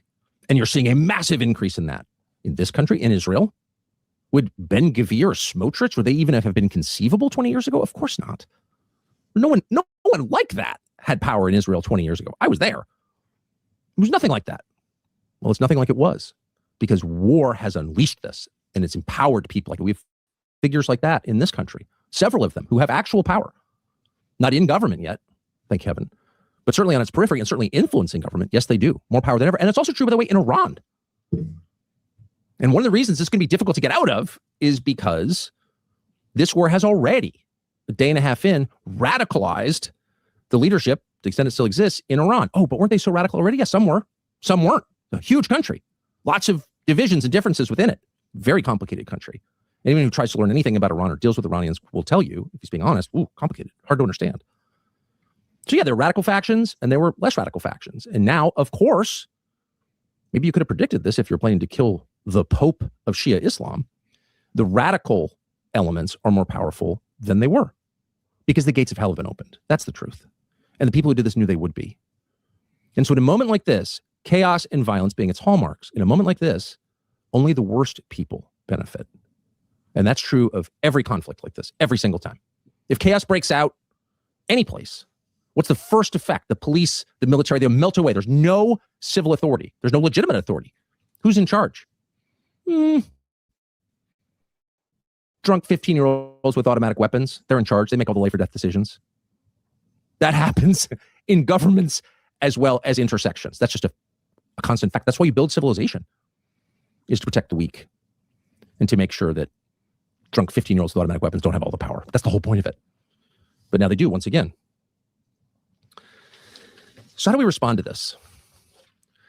Because this is only 36 hours in, and because you don't want to make things sound worse than they really are, we could go through all the many, many risks, some of which are becoming even clearer than they were. Don't want to go through them all. But clearly, the United States is not going to benefit from staying longer in Iran. And troops on the ground, boots on the ground, whatever you call it, committing young American men to go die in Iran is not in our interest at all. And it would cause not simply heartbreak in the families of those killed, but it would cause potentially... My goodness, my screen was frozen for just a second. So he's going to his next little segment. Did anybody want to add anything to the last 5 minutes, or should I continue playing? I just want to remind everybody about your chat over here. It is just off the chain. I just had to minimize the chat because my screen froze. I don't know why it did that. There we go. It's a good thing I have a touch screen. Did he play the guy in church yet? That's what I was going to comment on. Not yet. Okay, good. I'm going to wait for that then. Yeah, I mean, there's some really good nuggets in here that he's dropping. So we'll continue with the next the next segment. Turmoil here domestically and render already fragile social fabric. So where do you go from here? Well, get out right away. It's just that simple. Of course, it's also incredibly complicated. But the first step is deciding that we're leaving. It's only been less than 2 days, but it's pretty clear that we're not going to gain anything more. And how do we know that? Because no one has explained what we're there to gain. No one has described the mission. Ask anybody, what's the point of it? How do we know we've won? And some of us spent 20 years asking, what are we doing in Afghanistan? Shut up. Are you pro-Taliban? No. But I would like to know when we've won. Sorry, you can't know that. It's classified. Okay. But now is the time to be totally honest. We're not going to get anything more than we've already gotten, assuming we've gotten anything by staying. And the longer we stay, the greater the risk. What are the risks? Oh, well, here are just two that you should be paying attention to. One is that Israel gets really hurt. And in case you think this is a long video attacking Israel for Nazi reasons or anti-Semitic reasons, it's not. It's merely an effort to try and think through what's good for the United States. But also, as someone who wishes Israel no harm, to think through clearly what's going to be terrible for Israel. And one thing to be terrible for Israel is getting hit with a hypersonic missile, which, as of right now, Iran has not yet fired. And they may never. But let's say they did. What would Israel, which is a country the size of Maryland, how would it respond? How could it respond? Well, it might respond with nuclear weapons, which it has and which it has threatened to use before, and which it has implied it might use many times. One of the reasons that you can't let Israel go alone is they imply like, hey, don't make us go crazy and do something wild. And that would include the use of nuclear weapons. I'm not saying it's going to happen, God forbid, but it could. And if Israel was legitimately threatened, not performatively threatened, but actually threatened, like with a hypersonic missile into downtown Jerusalem, then yeah, it might. And in that case, who knows? Because nuclear weapons have not been used since August 1945, but a number of countries have them, including Pakistan and possibly others. And so it could get there. And you'd hate to be in a spot where you were relying once again, as we did in June, on Iranian restraint, relying on the Iranians to, call your airbase in Qatar before hitting it and giving you a warning. You hate to say that, but if you find yourself in a place where you're relying on the restraint of a country you have described as morally diseased, a terrorist nation, a Nazi country, as they're telling you on Fox, if you're relying on their reasonable behavior, you may have exposed yourself a little bit. So if this continues, you could see potentially things going really crazy. And of course, the craziest of all would be a nuclear exchange. And that could happen. That's not off the table. Ask anybody who's dealing with this or thinking about it. Doesn't mean it's going to, again, God forbid, but it could. And the possibility even that it could is terrifying. That's number one. Number two is Aqsa Mosque. in Jerusalem, which was apparently built on the site of the Second Temple. If you've been to Jerusalem, big gold dome, a whole complex, and that is one of the holiest sites in Islam. Not an expert in Islam, despite many accusations, but it appears to be co-equal in Islam, from what I can tell, with Mecca and Medina. It's a huge deal. And since 1967, it's been under the military control of Israel. It's actually controlled legally by Jordan, but it's a holy place for every Muslim, about 2 billion of them. And there are people, Orthodox Jews in Israel, not all, some, and some evangelical Christians in Texas, not all, but some, who would like to see it blown up and replaced by this third temple. And I'm not going to get into the theology of it, which is deranged and demonic, actually, but it's a fact that people want this. And that is the beginning of really of the end for the world as we know it, because that would set off looking for religious conflict. Killing the Ayatollah didn't get you there. Okay, blow up the mosque, and then you will be there. And that's not good for anyone. It's certainly not good for the United States. And if this continues, there are already people in Israel, at least one well-known rabbi is calling for a false flag against that mosque. Just blow it up and blame the Iranians. And the truth is, whether the Iranians blow it up intentionally or unlikely, but let's just say, or by mistake, or there's a false flag by Israel, it blames Iran, it doesn't matter. If it blows up, that's not a solvable problem. That's the end of everything that we know. And that's an enduring, generational, 1,000 years, as long as the world lasts, religious conflict that no one wants to be a part of. Only the craziest, darkest people want any part of that at all. That's the opposite of what you want. And that could happen. So the point is, once things start getting crazy, they can potentially, indeed, they tend to get really crazy. And so stop the craziness. So how would we affect that? To the extent that we can at this point, declare victory and go home or pull back. It's hard to negotiate with the Iranians. They've turned down our offer 3 times. Yeah, true. Iran has decided, to the extent they decide anything, who knows who's actually making the decisions, clearly being made by compartments, or it seems that way. But to the extent that the Iranian government can respond as a cohesive whole, they have responded, no, we're not negotiating with you. Okay, you can't negotiate with them. We're stopping. Defensive measures only. We don't want this. The global economy is its order, and prestige is certainly on the line. To do anything beyond our borders or maybe even within them, we're out. We told the Ayatollah, we came, we did it, we're going home. Point, that would be a wise decision. And it was very clear from the outset, whatever revisionism people want to add to the story, but it was very clear that Donald Trump did not want an extended war in Iran, certainly didn't want a protracted boots on the ground war, certainly doesn't want the kind of war that Tom Cotton wants, obviously. And we are on the way to getting that really quickly into a lot of suffering. So declare victory, get out. That would be move 1. Second, at some point, the United States has to get Bibi under control. Sorry, it's not anti-Semitism. This is a head of state whose decisions are getting Americans killed and affecting the history of the world and the fortunes of, literally the fortunes, but also the future of the United States. At some point, very soon, the United States has to say to the government of Israel, you are not in charge.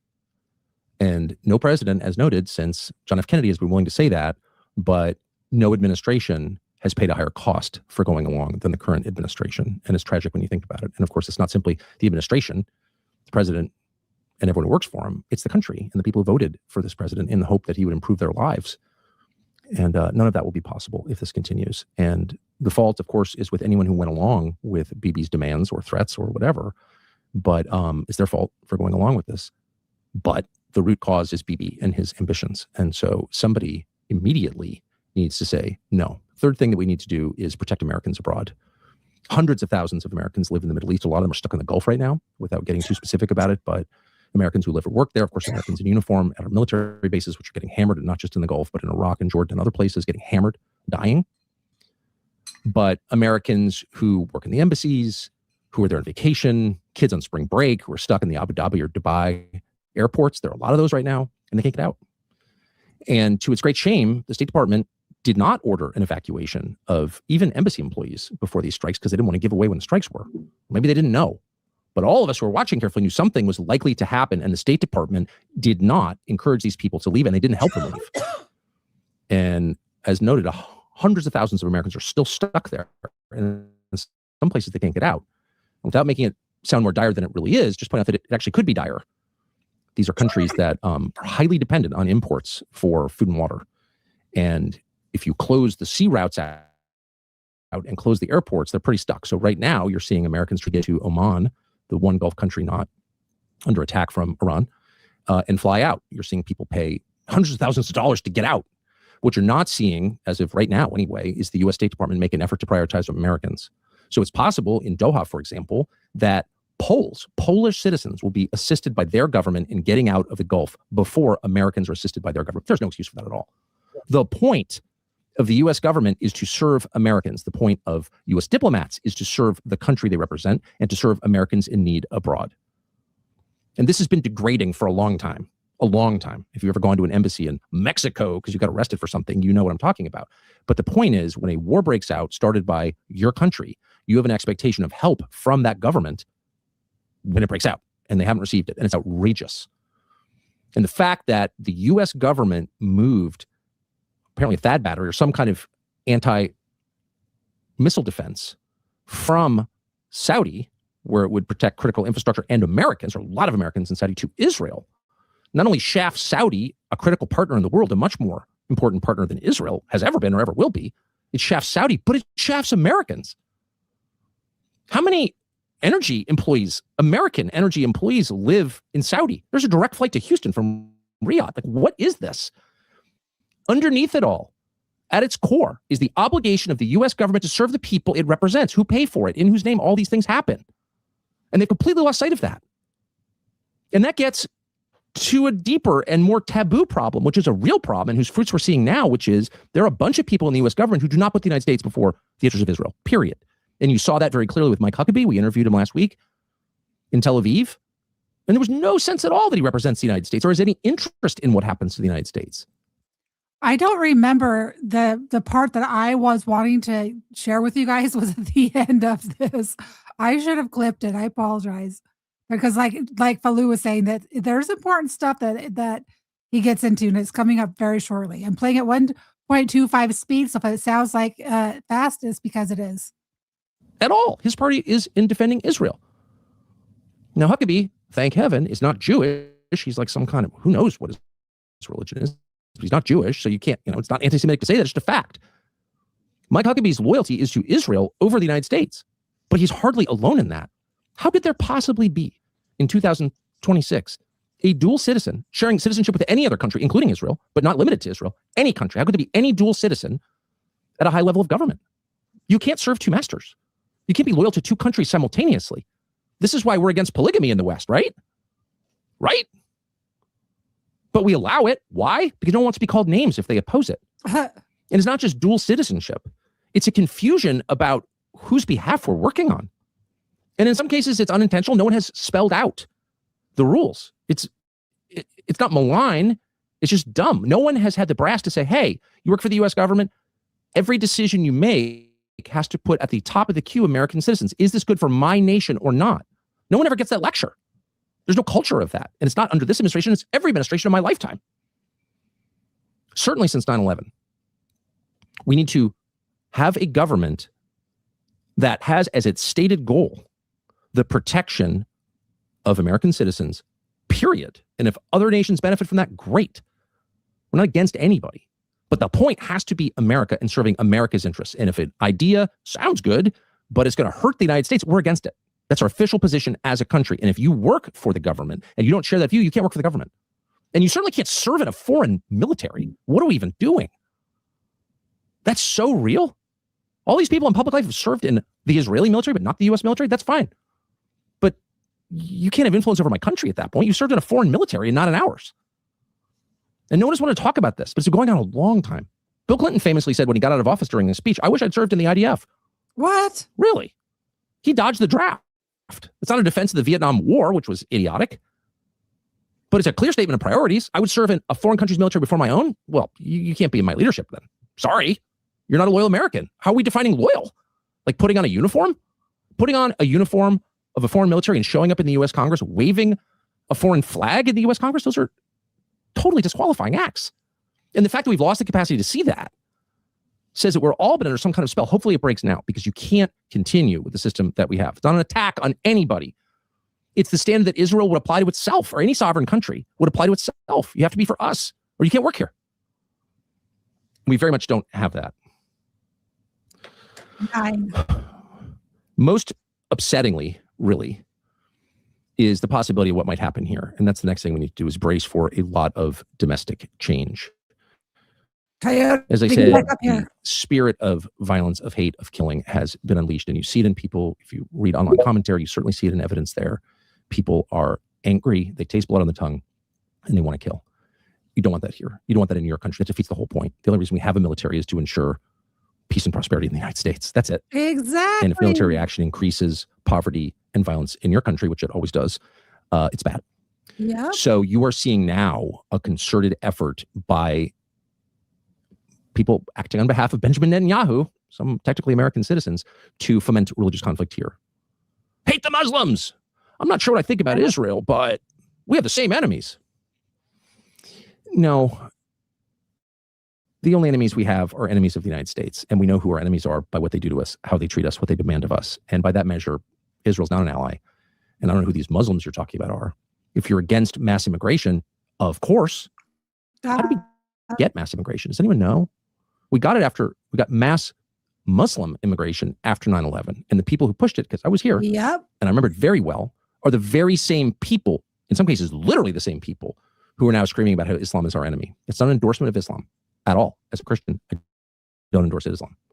But I hate lying, because it's never accidental. It's always in the service of some darker end. And in this case, it's in the service of the darkest of all ends, which is to divide this against itself along religious lines. And yet people are standing up and saying something they never would 20 years ago. Muslims. How is that? Okay, this is the part where I should have just fast forward to 20 minutes at the end. I guess when you listen to something 2 or 3 times during the day, you kind of blends together and you think it's at the start. However, I did enjoy the history lesson. But this is what I want you to pay attention to, because this is what resonates with me. Is there has been a huge push, specifically in this country, against Muslims, okay? And I know that there's a difference between a Muslim and Islam. At least I think they're different. Julian is more learned than I am in this No, thing. that's the same thing. A Muslim is just a person who is like Islamic. They believe in Islam. They practice the religion faithfully. Correct. Okay. Or unfaithfully, but they claim to practice it. So there's no Muslims that are like Jews that are born a Muslim but don't practice the faith? Well, anybody could convert from the faith. Or convert to Palestinians, the faith. some Palestinians, they converted to, I don't know. So that's a whole another subject. Well, I know. I'm asking Julian specifically because I know that he's very learned in this particular question that I'm asking, because and I guess I'll let Tucker say what he's saying, and then you can give your perspective on it, Julian. There's plenty Christians throughout the Middle East, that are Muslims. So Muslim is a race, nationality. Islam is a religion. That's what I No, thought. but Islam is to Christianity what Muslim is to Christian. Now say that again. Islam is to Christianity what Muslim is to Christian. Islam is like the formal name of the religion. A Muslim is a person who practices it. Julian, are they considered Persians by nationality? Well, the ethnicity, or like saying they're Arabic, is different than saying they're Muslim. Muslim is specifically about It's not like Islamic Jews in religion. Israel. It's very different. So what we're doing, so we're classifying these people who are not Muslim, and we're saying that all of these people that look the same are Muslim when some of them are just Persian. I guess I don't know what their ethnicity should be. And so it feels like we've been intentionally told that all of these Muslims are here, which is probably true to some degree, but are they all Muslim or is there Persian? So I think that is a conversation that I haven't had with anybody in a space. So I do want to muster through what Tucker's saying. We're almost done with 1.25 speed. We're gonna be done before we know it. And I wanted to add something for context, if I could. No, just hold on, just hold on just a second, because I want to get through this. Because I do want everyone to add. I want to get to the talking phase of this space, because I just do. So just give me just a second. If I That's can, better than hate all Jews. I'll pause while you explain. And of course, they can't explain, because it is in no sense better than I hate all Jews. It's the same thing. And I hate all Christians for that matter. But you are seeing a concerted effort to do that. And you will almost certainly see, as we have seen before, acts of violence that may or may not be organic, designed to move public opinion strongly in one direction to benefit people outside our country. It's just a fact. And if you think that's not a fact, if that's a conspiracy theory, if that's an anti-Semitic conspiracy theory, oh, you alleging a false flag? Oh, yeah. They've been documented at length. But there is a way to end this argument. We don't need to debate this. We can declassify it. We just classify it. We can know the truth. We can let, as Justice Brandeis said, sunlight in, which will disinfect. Why don't we do that? And we'll start with the Kennedy assassination 63 years ago. Those documents have not been declassified. Why is that? Why are there thousands of Kennedy assassination-related documents that have not been declassified? That's a fact. Despite an executive order last January, acts of Congress over 63 years. I don't know. We're just speculating now. Let's find out. Why are there millions of 9/11 documents still classified? And the same people who call you a nut for speculating as to why they might be classified demand they remain classified. There's no justification for it. Secrecy abets evil. That's the point of it. There's no national security consideration at play in the Kennedy documents, the 9/11 documents. I call BS on that. You're lying. Hate and ethnic strife and conspiracy theories. If you wanted to make Americans distrust and dislike each other, if you wanted to eliminate all confidence in government, if you wanted no authority to have legitimacy in a country, you would make everything secret. So everyone had to speculate as to what was actually going on. You would create a nation of conspiracy mongers. That's the effect of classifying over 1 billion federal documents.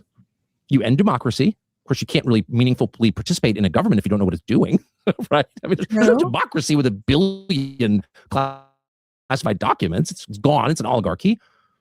And you would make the population suspicious. You would make them distrust each other. You would sow division, which is what you always do when you want to dominate and control anybody. You divide them from each other. Yep. And of course, you would hide your own crimes. Yeah. So, but there's a way to end that. So, Kennedy assassination, 9/11. But let's start with the purported assassination attempts on Donald Trump. Now, why are those significant? Because yesterday, the President of the United States said, I did this. And by this, I mean, killed the head of state of Iran, the Ayatollah Khamenei. He tried to kill me twice, but I got him first. It's almost a verbatim quote from the president who thinks that. He's been told that. Get it? What do we know about that? Where did that intelligence come from that proved that the government of Iran, run by the Ayatollah, this religious leader, tried to assassinate the president of the United States twice? Do we know where that came from? Oh, it came from Israel. That's where that intel came from. Well, let's see it. Why not? At this point, he's dead. Why can't we see that? Oh, sources and methods, tough. We went to war over this. Americans are dead because of this. You can't hide behind that anymore. Show us. And maybe we'll find that there's really good intel. And just absolutely shows that the government of Iran, run by the Ayatollah, tried to assassinate the president of the United States. Yeah, show us. That might have been a good reason for war right there. Good point. But maybe it doesn't show that. Because this country has certainly been manipulated a lot by Israeli intelligence and other foreign countries' intelligence, but certainly by Israeli intelligence. That's why we thought there were weapons of mass destruction in Iraq. Saddam Hussein was paying the families of suicide bombers in Israel, which is bad. Not endorsing. He can't stop. Oh my gosh, I accidentally rewound that. Hold on. But despite, or maybe because of, and you just heard Gaffney say this, not being mean, not being unfair, he said this is essentially cost-free for us. Really? 3 Americans just died for Bibi in a war that nobody wants, in a war designed to hurt the United States, and that's cost-free? And it's a lot more than 3. And I say that with real sadness. It's that attitude that got us here. It's that when we have hostile leaders and big countries in our... Come on.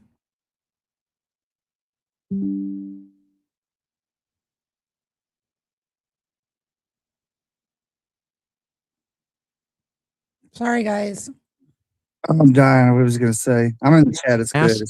Muslim immigration after 9/11, and the people who pushed it, because I was here and I remember it very well, are the very same people, in some cases literally the same people, who are now of classifying over 1 billion federal documents.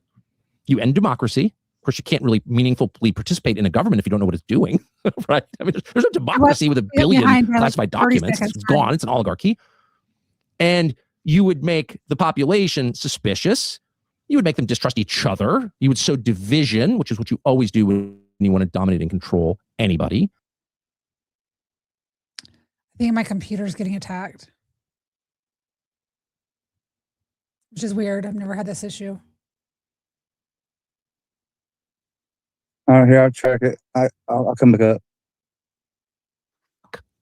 Saddam Hussein was paying the families of suicide bombers in Israel, which is bad. Not endorsing that. Israel wanted him out. Get it. Why did we do that? Because Israeli intelligence told us that he was working on chem bioweapons and a nuke. Totally false. We got that from Israeli intelligence. So at that point, the track record suggests, hey, and no offense to Ted Cruz or all the other dumbos are always saying, oh, we get all this actionable intelligence. It's so important. We need them so desperately. Really, let's evaluate the quality of that intelligence. And what percentage is true, what percentage is sincerely mistaken, and what percentage is designed to manipulate us into military action on their behalf. It'd be interesting to know. And until we know, the rest of us are going to just speculate. And some of us will put brakes on our own imaginations and try not to be too dark about it, trying to imagine evil where there's no evidence for it. But others will let their imaginations go. And you can see why.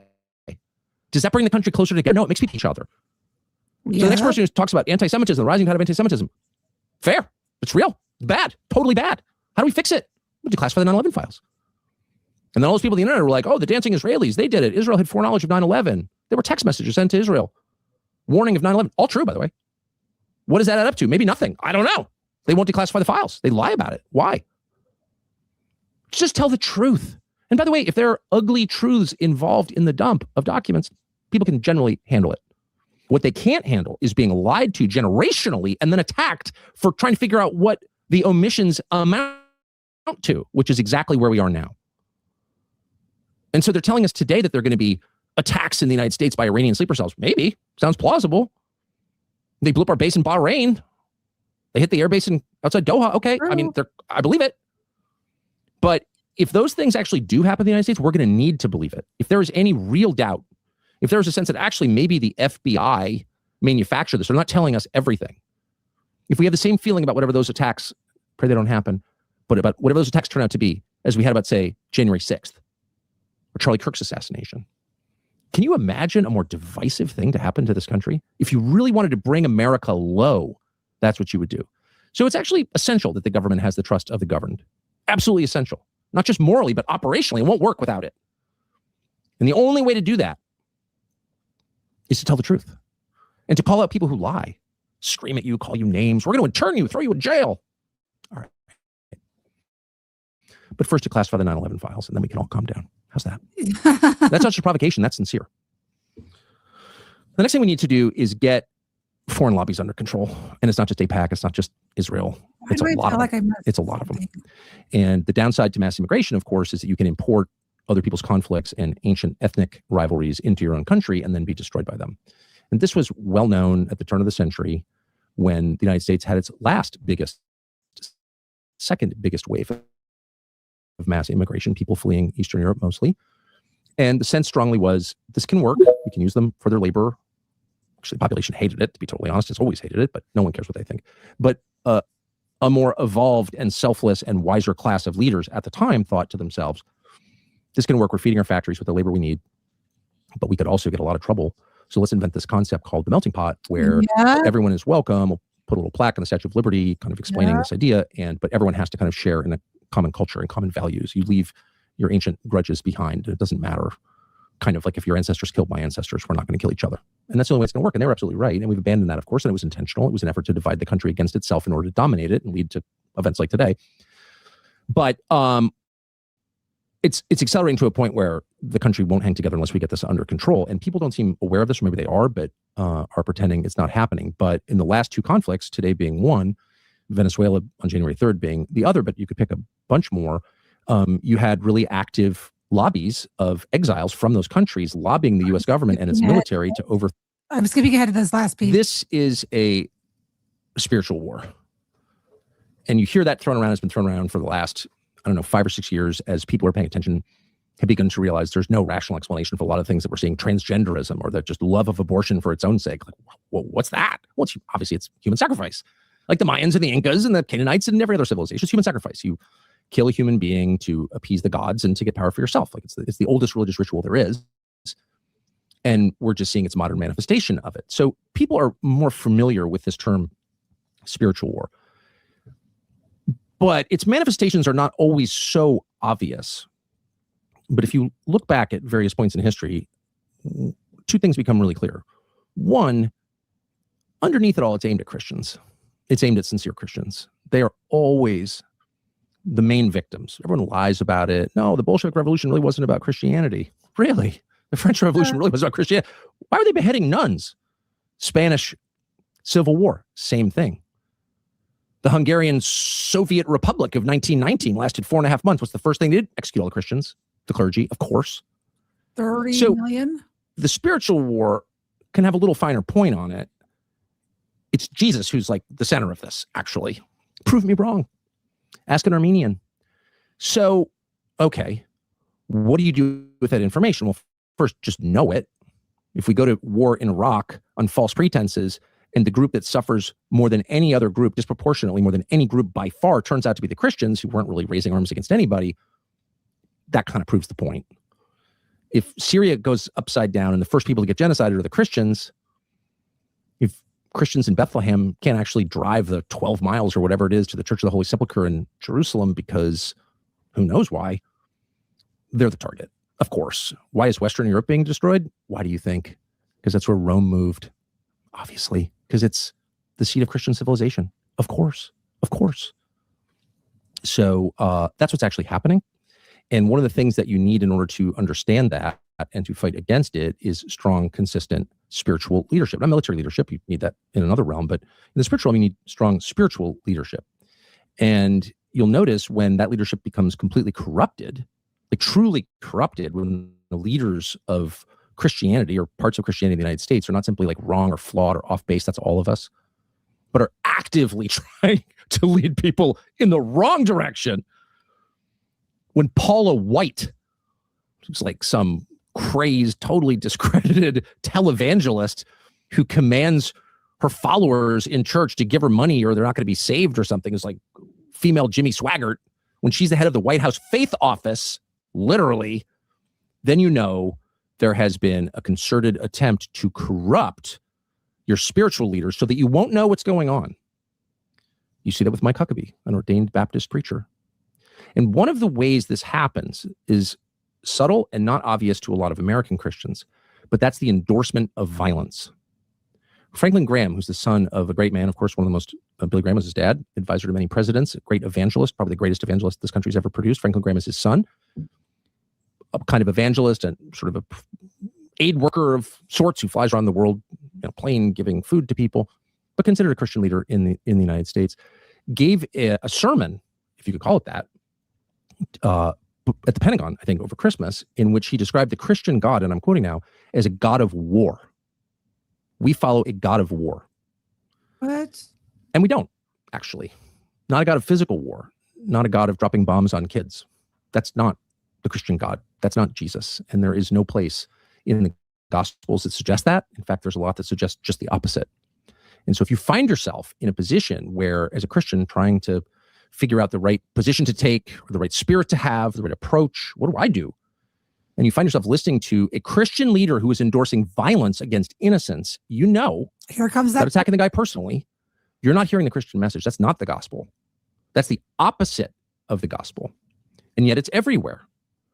The acceptance in the United States by Christian leaders of violence against innocents should be shocking to our ears, but we have spent so many decades listening to it that it seems normal. And it's not normal. It's a deception, and it will lead to people's destruction, not just the people being bombed, but the people calling for the bombings. And then, of course, there are examples like John Hagee, one of the most prominent evangelical pastors in the United States, head of Christians United for Israel, sort of the face of Christian Zionism, politically active, a huge proponent of the war we're currently in. And he is even now considered a Christian leader. Here's John Hagee, in case you're not familiar with him. What you do to Israel, America, God will do to us.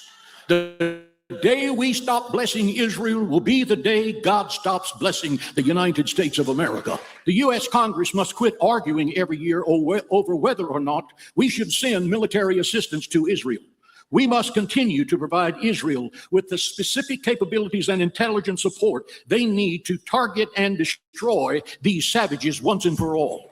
We should sink any Iranian naval boats that threaten international shipping. If you don't really fully understand what I've just said, let me say it to you in plain Texas speech. America should roll up its sleeve and knock the living daylights out of Tehran for what they have done to Israel.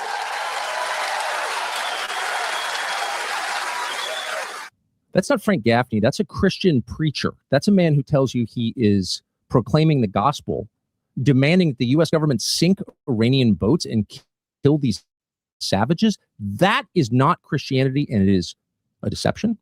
It's a heresy, and it is the path to total destruction, not simply of our bodies, but of our souls. We had a reading in church yesterday, which I'm trying to get through without getting emotional, that provides, I think, a different path and the right path. This was written in the 19th century by John Henry Newman. This was the Peace Collect. It was the collect for the day in our church yesterday. My wife wrote it out for me, and I just want to read this on the way out because I think this is the truth. Eternal God, in whose perfect kingdom no sword is drawn, but the sword of righteousness, no strength known, but the strength of love.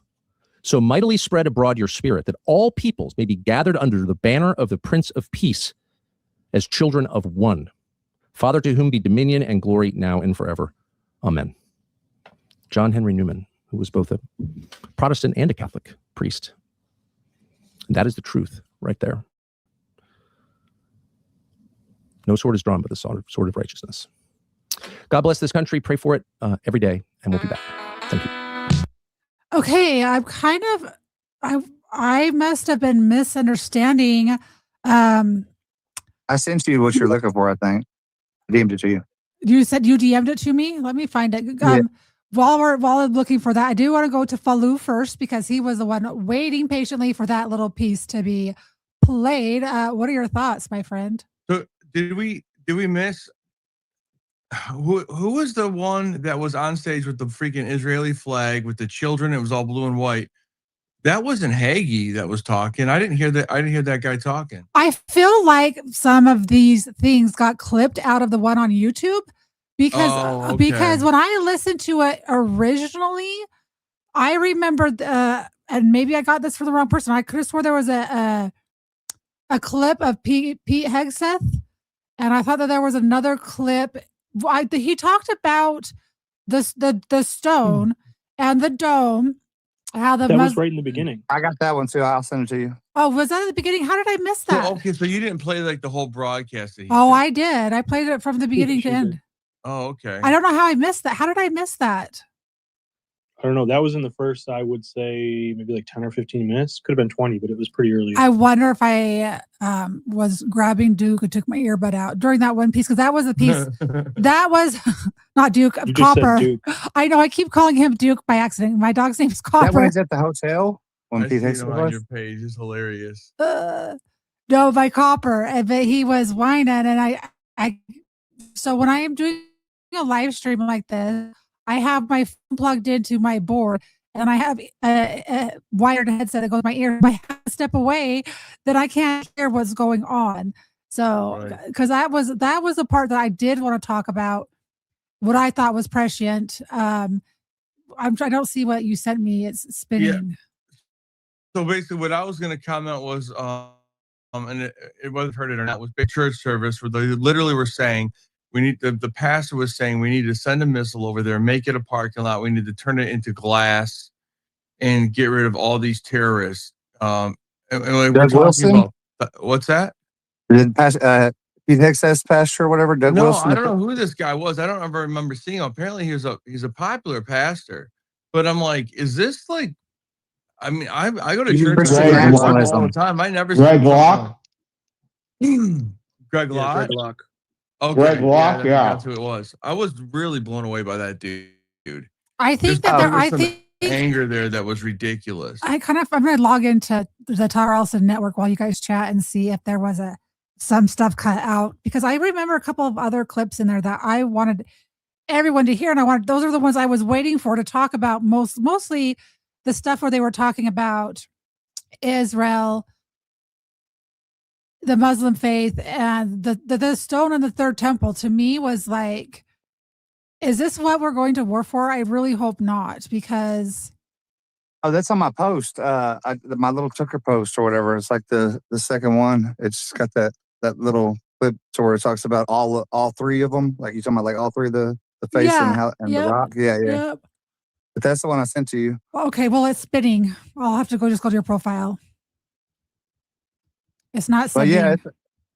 yeah, it's just my thing with it is this. It's like like the way that it's interpreted. It's like, me and Falu, and I went to Talmudic shit, the Muslim thing. We've like listened to it all or whatever. But it's like being a Christian, and I understand. That's why, Falu, if you notice that Kenneth Copeland, John Hagee, both in Texas, because they really got the South with that church. But if you go to it, I can't. They always get to rev me every single time on this.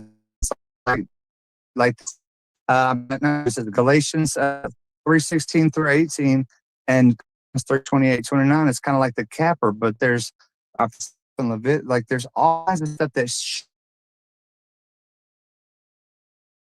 shows reads that.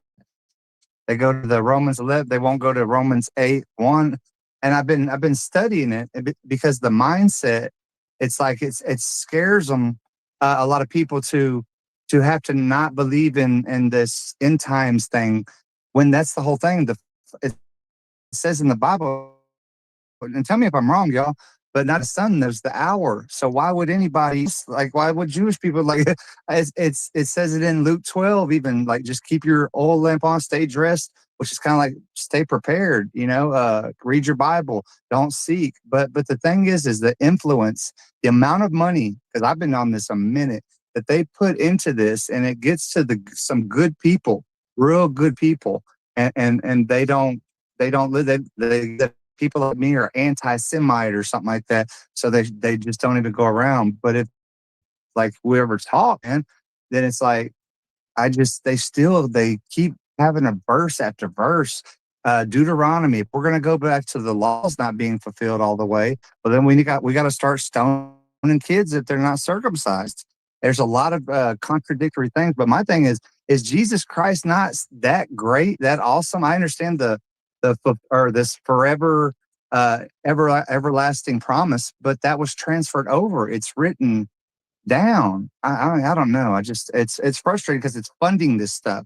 It's supporting the war. It's saying it's okay because Trump went after the evangelical movement strategically in 2016. Go ahead, Kim. I wanted to add to what Cody was saying. So, Coyote, it goes back to what I said earlier. The word Israel is mentioned over 2,500 times in the King James Version of the Bible. And it is, in all those times, talked about in different variant ways, meaning a nation of people is the believers from all nations, Gentile, Jew, everybody, believer in Christ. And then there is references to the Israeli land. It never references Israeli as a government or political affiliate in any way. And they play on people's ignorance in not understanding which Israel is referenced in which verse. And so the verse that you were just talking about, for they are not all Israel who are of Israel, meaning those descendants of Israel are not all believers. And I mean, so that's kind of a reference of both of them in that same verse. But which part of the land, like, if I may ask, like which references, like you talking about the Euphrates? Yeah, I cannot tell you the exact area of land without like my biblical map in front of me, but that's why, like, Jerusalem is mentioned 800 times in the And Bible. the final time on the Jerusalem, where it talked about it coming from the sky, and I know they'll go back to the 12 tribes that's prior to that, but it's coming from the sky. The thing is that's around it that helped me find peace with this all is the word nation, and then like looking at the word the branch, which really I got to get with you on that. I posted it today. It like the way that in Leviticus, like that they use the word like the branch, it's another word for the Messiah. So it just helps clarify these things. But nobody taught us these words. That's why we're supposed to dig into it. But look at the word nations around that, like Euphrates and stuff, and think why do they refer to? I think it's Sarah, like you have the nation in your belly. So it explains what it is. Detailed look at. I see who even influenced the change in Webster's dictionary. But when it became nation state, and to think that there's a reason that they called this land Israel, like this the holy city. I get it, but that's not going to be the new Jerusalem. This is spiritual. We're not going to be on earth it's not going to like have a GPS location. And that's the whole thing is the Levant. If we really think about it, like who has anything of 100%, and why would they reject? They got to have a law against Messianic Jews. You can be any kind of Jewish person, but you cannot have the right to return if you are a Messianic Jew. It's against the law per 1989. And that right there lets me know that something's not right. Because Messianic Jews believe that Jesus Christ was the Messiah, even though they're Jews. And there are two beings that Jews hate above all: the late, great Adolf Hitler and Jesus Christ, and maybe the latter more so. They don't fear you if you're African or Arabic or Mexican. And this is in reference to what you were playing earlier. Tucker was saying earlier, Sally, there are two groups of people, two demographics of people the Jews fear and therefore hate the most.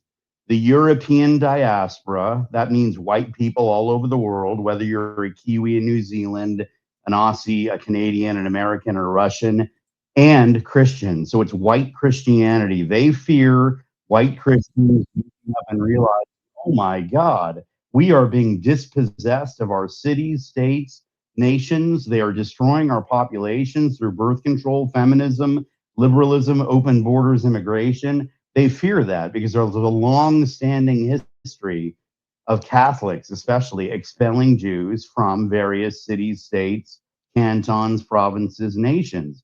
1,034 times from 109 different geographical locations, mainly all throughout Europe. And if people can wake up to that again, history will repeat itself because these motherfuckers never learn. I'm convinced they are absolutely evil and they view all non-Jews as subhuman garbage. So I'm going to tell you what I'm not turning this space into is I'm not turning this into a Jew space because no, let me finish, please. Please don't speak when I'm speaking. I'm giving this is for the whole entire space. The whole entire premise of having this live stream and doing this space was to bring the perspective from Tucker Carlson, the religious aspect with the three different religions. You had the Islam, you have Judaism, and you have Christianity. And then you have a sacred place in Jerusalem that has a rock on it. The last pillar, supposedly, from when the temple was last destroyed. And so they are wanting to rebuild their third temple. They need that spot for since 600 AD, around that time, the 6th century. The Muslims have been protecting that spot. They put a dome over the top of it. So that was a perspective that I have not heard for this part of the war. Then you also get the part of the world war where you have the geopolitics part of it, that you get China, and you start getting Venezuela, all of the other countries that were wanting to maybe think about going to BRICS, that part of it, and that those kind of political things, because I've been in plenty of Jew spaces, Israel spaces. I know every angle that you can come at it from there. So I would kind of like it to stay on the war that is currently taking place. I already know what they do in our government, what they do around the world, right? Most people know that thing. So I just don't want to have a discussion about the same 10 talking points that I've heard about this topic for the last 2 years. I would like to have a more nuanced approach to it. I'm not going after you, Whitey. I'm saying this to Coyote. I'm saying this to everyone in the room. Don't say it to me. That's not my thing. I know. No. I'm saying it to everyone. I said, I'm not saying it to Coyote. I'm not saying it to Mighty. I'm not saying it to no one in particular. I just would like, because I've had this discussion 1,000 times. So I You're don't looking want, at Falou. She's looking at you, Falou. I am. I see. No, It's my name. I know. That's Sally, why. She knows. Sally, I understand because that is quote unquote my thing, and I can talk about virtually any subject.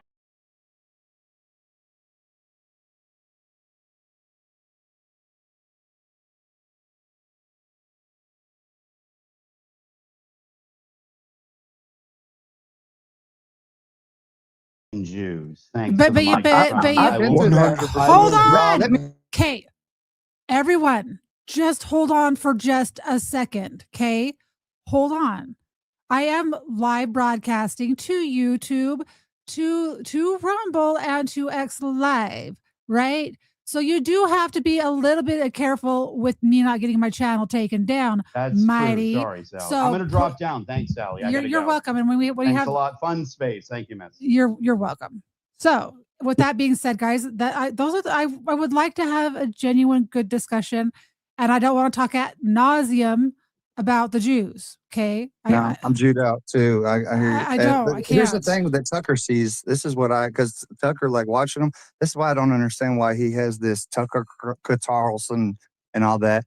He understands because I've seen the man generally like frustrated, whether I see it's probably CIA, all that kind of stuff too, but try to figure this out. Like looking at Huckabee, that made no sense. And he still couldn't get an answer on the borders, these things that I have questioned. It's not about like the question on us. And I did appreciate this one because the history as far as the Muslims and the on the rock, and they had the mosque on top of it. I'm sure that really ticks off the whole thing there. But the whole thing is what is supporting and what is saying that it is validating that this is okay. And and I'm not like the pro-Palestine type or whatever, but literally 70,000 people. We sat here and we accept it. We say that like that's okay. We're America. We fix stuff like that. We go say no, and there is none of that. And to be quite frank, when you talk about like Iran, that would be, if you trace like biblically on the maps, it went from Japheth, and like we built stuff like Europeans kind of came from that. But the tribal people are were the Shemites from the Semites, like the Ethiopians, the Palestinians. So they're very close. They're more Semitic, honestly, than the people because they were just kind of scattered around. But that's what people really don't understand. In this country, what my issue is the Hagee type, because there's no way that a man of God like that can read that Bible and be so biblically sound and say that stuff because it's so polarizing, and it indoctrinates. And I've seen the millions of dollars flow through from foreign funds to make sure they can geofence churches of good Christians that don't know what a geofence is. And that's why people become hateful. But the Jewish thing, the way I look at it is this: it's of a foreign country. Foreign countries try to infiltrate America, right? Like they try to go at it. Either way, you're going to get discredited if when you go with that argument. I understand a lot of the aspects of it. I've been down it. But as far as what I truly believe, if we can settle this whole like divide of Christianity that thinks that somehow a person of a different faith, of a different land that wasn't there for a long time, and there is no owing, because first off, what would the blood like? The Levant is not there. There's so many ways to just imply that this is crazy to me. Okay, guys, It's so crazy. We're not going on long rants tonight because I want everyone to add, because I agree with everything you're saying. What I would love to do is not have to do hands at all. What I would like Can I to ask you a do. question? Yeah, you can ask me a question. Okay, do you think that this ideology is one of the top 3 issues in this country? Is this ideology one of the top issues in this country? I can't say that. To me, there are so many issues with this country, and to put it on an ideology. Would we be at war right now if there wasn't this movement? Because it's a movement. It's not a faith.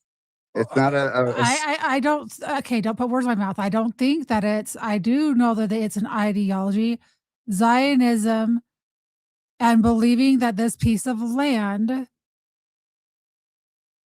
the Jewish people believe that it is such a thing. But yet, when you listen to the Tucker Carlson interview, no one can answer those questions. You went exactly where I just told the last person.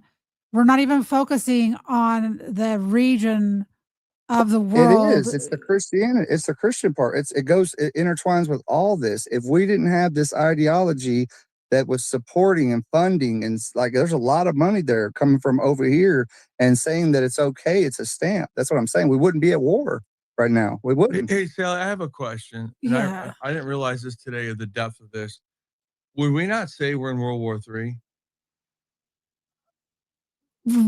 Are we in World War III? I don't. Well, here's why I wonder that. Okay, so what makes a world war, right? Is multiple Yeah, I don't countries. So I looked up, okay, what are the countries involved in World War or in this conflict? It said the United States and Israel are the attackers. Iran is target retaliating, meaning like all the bases that US has in other countries, right? So involved in the target retaliation, they've been bombing United Arab Emirates, Qatar, Bahrain, Kuwait, Saudi Arabia, Jordan, Iraq, Lebanon, the United Kingdom, and others are hit like Cyprus, Oman, Turkey, Afghanistan. There's 16 countries, including the US and including the United Kingdom, which also, it doesn't mention China or Russia, but we all know that China is funding and giving weapons to Iran, right? So in my opinion, that's 17 of the major countries. How is that not World War III? That's a Don't great. forget Damascus. Okay, hold on, Coyote. Hold on. It goes right to Damascus. Hold on. I love your little quip interjections, but Kim was trying to speak. That's what I was when you asked me that question. My first question to you was going to be: we have not defined what war looks like under our new 5th generation warfare, because I think that we've been in a World War III for a very long time, because you want to take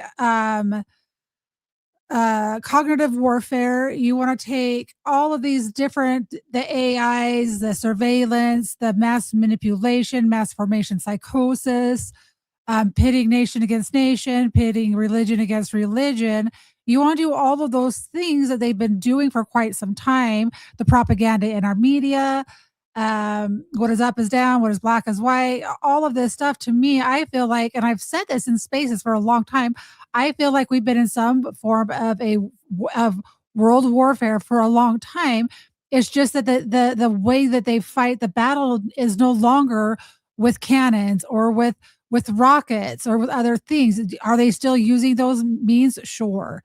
But they've been doing it through other means as well. One of them is flooding your borders with people who don't share your same customs, your culture, right? Will they eat a cheeseburger with bacon on it? That is a cultural thing. Are they offended, because you gave them bread that might have gluten, or would they be like, oh, I've got a gluten allergy, but I'm not gonna make a stink about it. So there's all kinds of ways that they've been doing this. And I am not that person, and I get in trouble even when I go into Ian spaces or very different spaces, because I understand that there is an elite Jewish problem that doesn't, and to me, I think that there's a lot of people who are ginos in name only. Netanyahu is a Jew in name only. He is not a practicing Jew. He is not from Israel. So we're letting this person fight for this land, for these people, when he doesn't even believe it himself. So the hypocrisy there is what I struggle with. I do understand the international syndicate. I know that Israel plays a huge role in that, our CIA, MI6. I hate focusing on one little country being all of the issues, because they were not paying attention to China. We're not paying attention to Cuba and Venezuela and all of these other countries. That is when I say I don't want to focus in on this one area, is for that reason alone, because I'm seeing a lot of moving parts. I am seeing, why do we have 2 ships in Alaska? guarding there? Why do we have China? Like, there's a lot of stuff that China's purchased and bought up that we're not paying attention to. Cutting off China with this thing, and I can't say that it's directly tied to China because there's no evidence that it is. I just know that they're going to be impacted in kind of a way that way. So that's why I said I want to take all of these perspectives into account and not focus and narrow in on one, because I want to hear what you guys are thinking, right? I get the whole Israel angle and Netanyahu angle. Why Trump did it, I don't know, because I know that JD Vance warned against it. I know other people warned against it because it doesn't benefit us. Taking out the Ayatollah does not change the regime. There's no regime change taking because they have a line of succession. They have a new person to take his place. So what are they going to do? Take out the next person? Right? I don't know. You know what I want, like on the Epstein Hold on, list? hold on. I've got Julian with his hand up, and Kim got cut off by you earlier. So I've got to go to these two people first, and then Coyote, I'll go straight to you. Okay, go ahead, Julian, and then I'm going to Kim. No, Kim can go first. She was talking. I was just going to say that to answer Coyote's question, I think it's just a substantial hate problem. I don't think it's one particular area of hate. They've divided us by pushing hate nationwide on various topics, and that's just one of them. I will say that to me, two things can be true at the same time. I truly believe, given Trump's actions over the years that I have followed him, he had to see more than one benefit to act in a certain manner. So, yes, there may have been benefit to acting on Israel's behalf, but there was also something else, like the China or, the currency or something. The pros had to outweigh the cons for him to be able to act and go against, 20 years of what he's been saying that he did not want. So I do believe that two things can be true at once. Go ahead, Julian, and then we'll go to Coyote. I just wanted to add that I think it's a bit nonsensical to quibble over the idea of whether or not it is or is not a war. I mean, the fact is we killed their leader and we're sending missiles in there. Like, it is ostensibly a war. Whether it meets some sort of legal or technical definition is just, I don't know. It's almost gaslighting in a way. And it's really, really frustrating. It'd be like me punching Falou in the face and being like, we're not in a fight. Anybody who's looking knows that that's what a fight is. For those who are putting stuff in my Jumbotron and it keeps disappearing, that's intentional. When I'm doing a multi-stream where I'm live streaming to 3 different platforms, I don't want to have any issues with my Jumbo. I don't know if there's evidence that it causes that issue, but just when I'm multi-streaming. So just please ask if you're going to put something up top. Plus, I don't want stuff that I don't authorize. It's not on our topic up there necessarily. Go ahead, Coyote. And I do want this to be open dialogue, Coyote, but just make sure when Kim's talking, please don't speak over her or Julian or myself. That's my only rule. Go ahead. My bad on that. It's like my voice thing. I do picture you with like 2 little pins on the left, like one's red and one's blue, and then you have like the one on the right. And then you got a sharpened, very sharp little pencil. You want to see? 2. Okay, when you get a second, you're going to have to go back to my live stream at 4 minutes and 5 seconds, and you're going to see that I actually have an hourglass Pictionary timer that I use for myself and I use for other people, and I flip it over one time, right? So you get 2 minutes. So when I start getting like, hey, don't make me ring that bell, it's because you spoke for 5 minutes and I didn't get angry. So yeah, I am that person, Coyote. Continue. Appreciate it. I would ask, like, it's because somebody I seen something on it. Anyway, they were talking about the Epstein list, and they were like, why isn't King or whatever and Putin and all these other people? Why aren't they?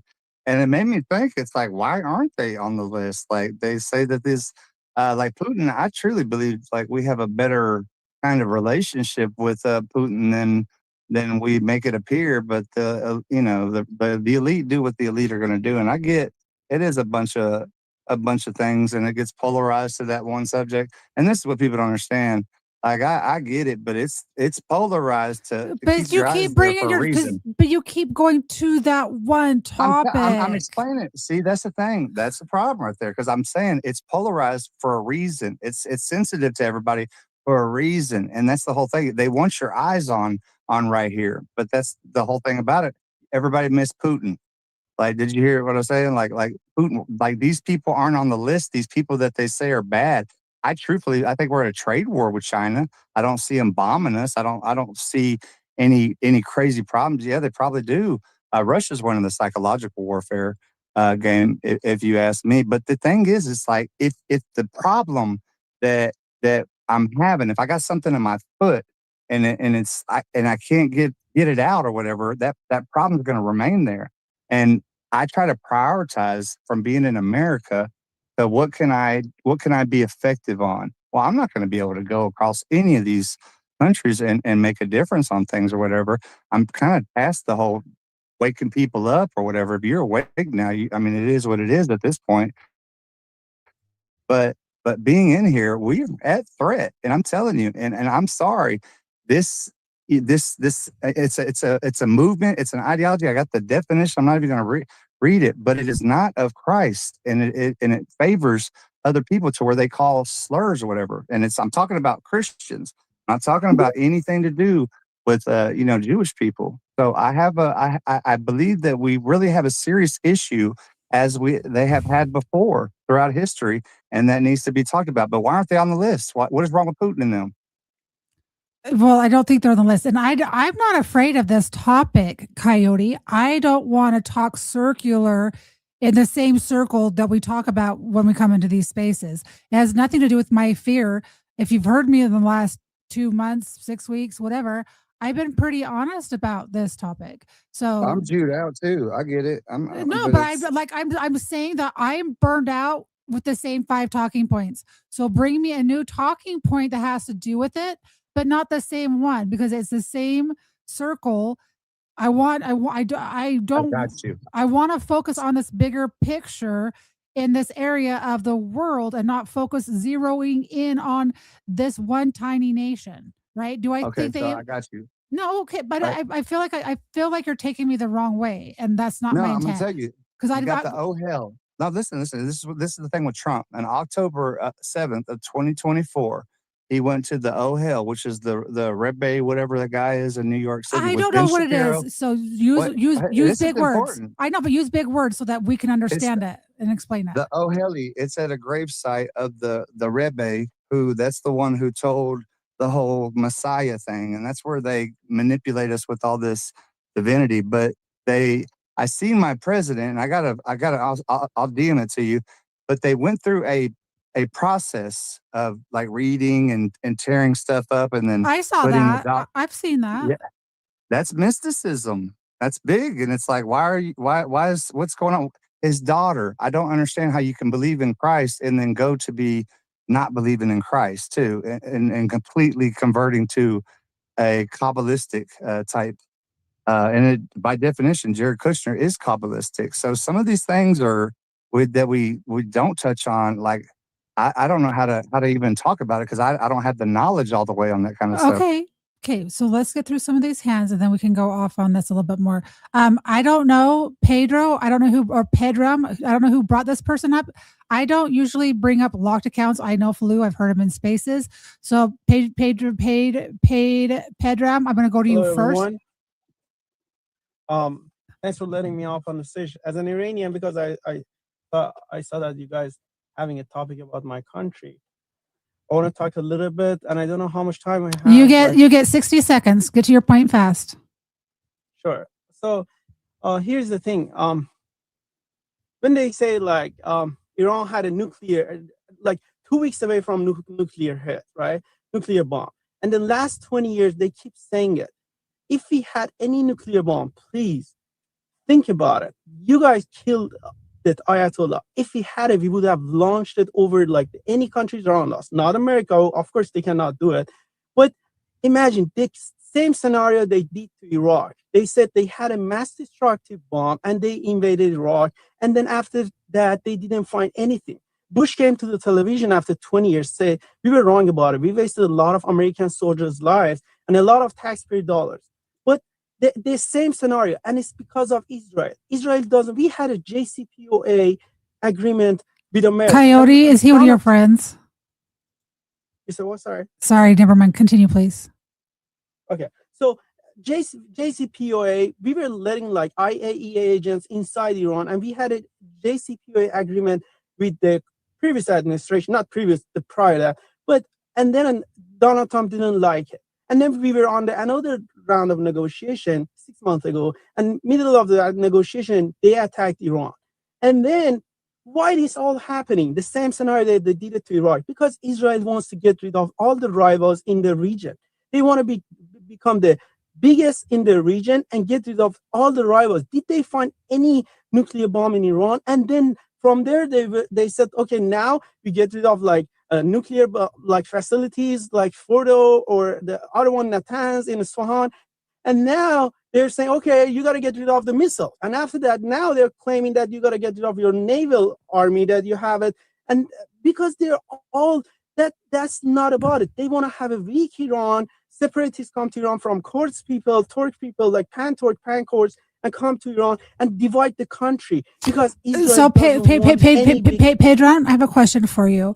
Have you watched the Tucker Carlson interview or podcast that he just put out yesterday? It's very unstable right now. Okay, okay, just hold on, because everything that you're saying right now is stuff that we've already talked about in the last 5 hours. So you're repeating things that we've already talked about. Okay, so I wasn't in your space. Sorry. No, you're what?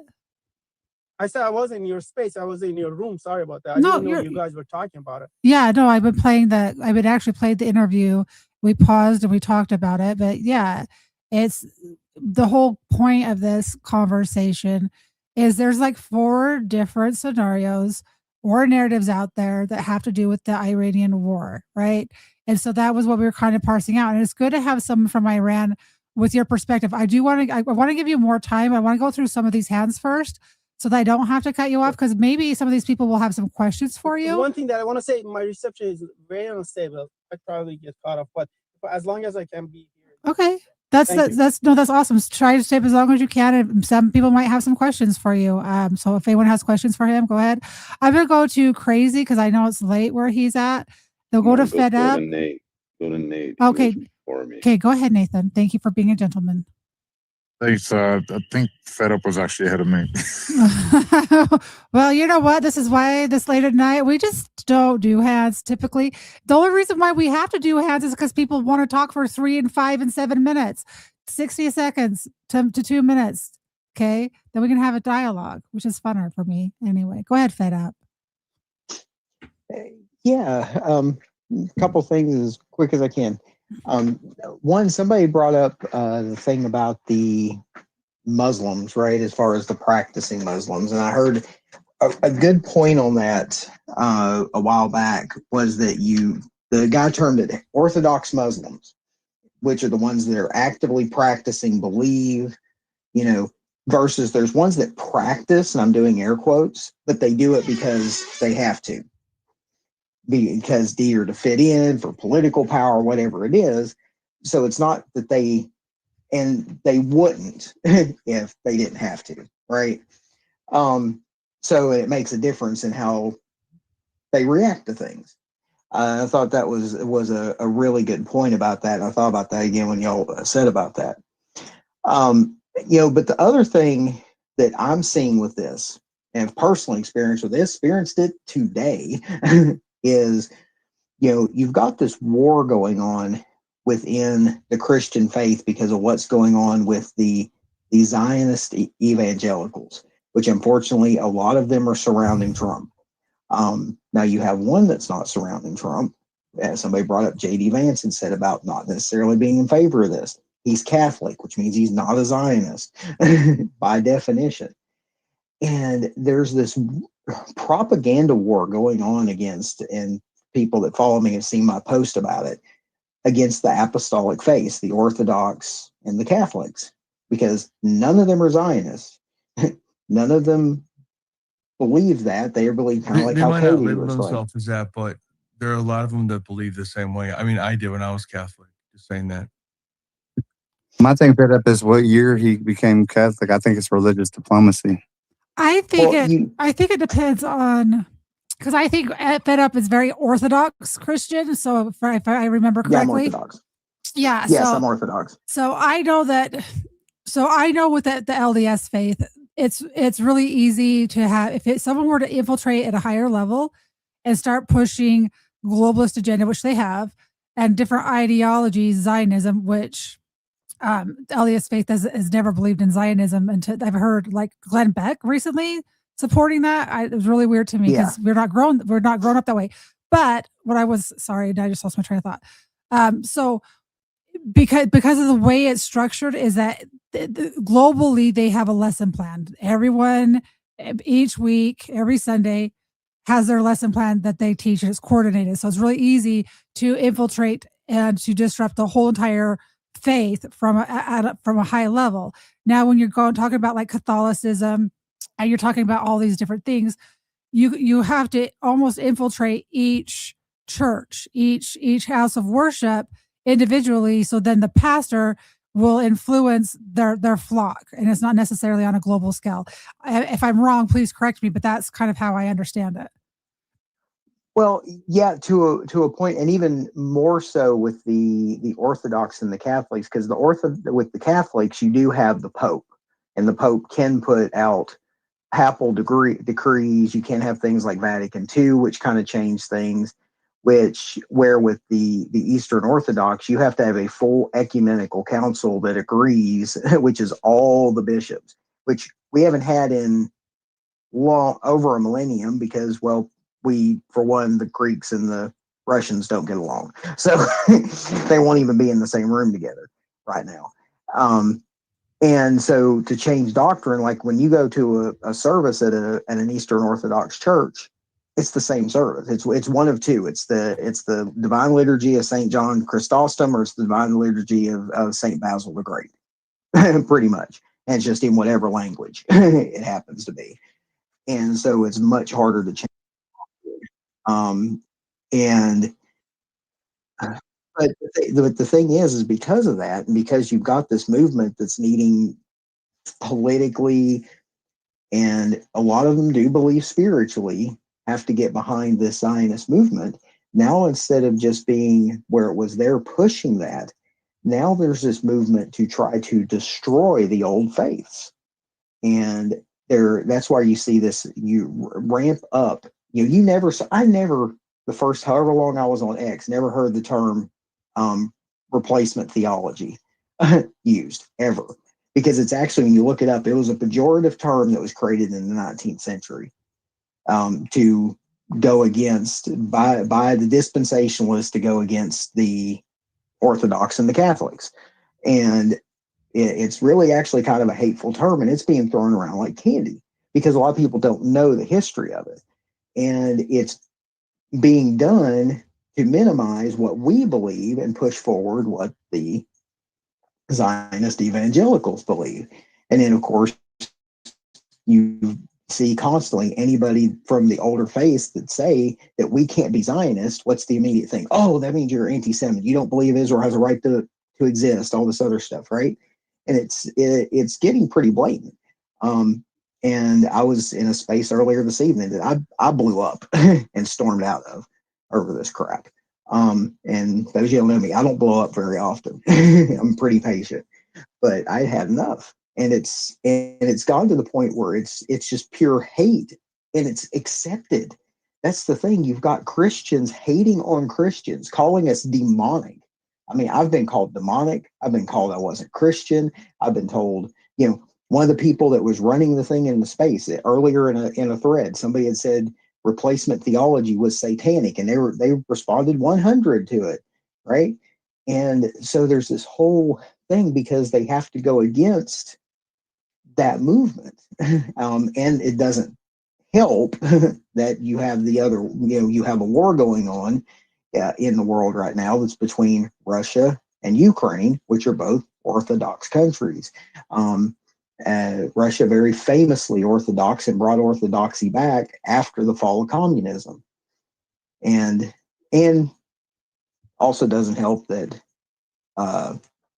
what's the word? What's I'm saying wrong? I'll end here. It doesn't help that you've got Putin, whether you like him or not. He's one of the few who's standing up against the general globalist cabal, talks about it actively, and doing it probably for his own interest, of course. And doesn't is the end. You were talking about the corruption. The head of the Russian church right now, Kirill, he's kind of suspect. There are some questions there, but heck, the last head of the Catholic Church was pretty suspect too. So you have some issues, but it's so that's the other aspect to really watch with this, because I have seen and personally experienced the just ramping up of the attacks from within, the Christian against Christian attacks, the division. Are you speaking more? Terrible. Are you speaking more of like Christian faith against Christian faith? Are you there, Fed Up? Are you speaking? Are you listening?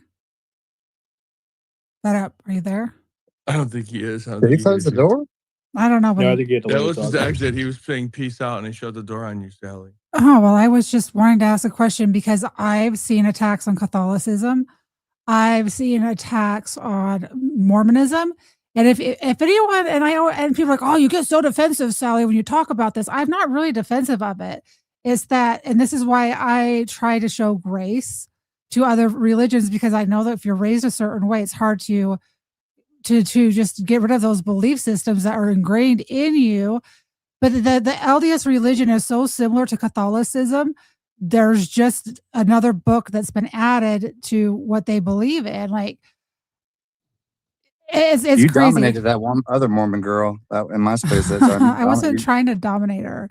It's just that I know what I know. But I've seen attacks, especially in the Israel spaces lately. I'll go in there and they're talking about Mormons as if they're polygamous, and they're talking about the cultist offshoots, which do exist, but they are not sanctioned by the church. They're not Latter-day Saints. And so I've seen it with Catholicism. I've seen it with Orthodox Christianity. Anyone that is against Zionism and that belief system seems to be very much under attack. I do want to go to Crazy. I haven't heard from him tonight. I'll go ahead, Julian, then we'll go to Crazy. Just very quickly, it's not along with the rise in this pitting Christians against Christians on behalf of Zionism, the term like Judeo-Christian it didn't exist really before the 60s. There was maybe a couple instances after 1900, but after the 1960s is when it took off. That makes sense. Go to Nate first. Nate, guys, he put his hand down when you guys were having the battle of the hands. Go ahead, Nathan. Yeah, well, there's zero accountability, even with Epstein or anything else for that matter. And this is why they blame Mormonism. Just look at Hollywood, who we know beyond a reasonable doubt that is controlled by Zionists. And yet, the past year they've been trying to pin it on China. So that kind of makes me question, okay, well, how many more things are actually getting blamed on China that are actually is actually the state of Israel? And blessings come from prayer, not from blind loyalty or taxing us to death as if they're the new Caesar. All of our money is going there, and they use this justification. Oh, well, we have to bless Israel. Well, no, blessings come from prayer, not from any of that. And Netanyahu, he had a video recently where he's talking about justification using scripture. Samuel, I forget the exact verse, but it's in the book of Samuel, and saying, well, Iran is the Amalek, and we have to wipe them out.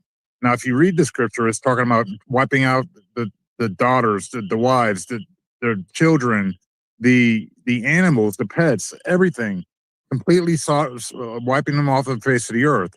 Now, to understand Amalek, the tribe of Amalek, that's from the Esau, and so anyone that's not Jacob, from the tribe of Jacob, which Jacob became Israel, the person, any descendants of Jacob are the ones that are going to be saved according to this scripture. And in their mind, because Jacob is supposed to represent Israel, so every other person on this planet is who they plan on wiping out.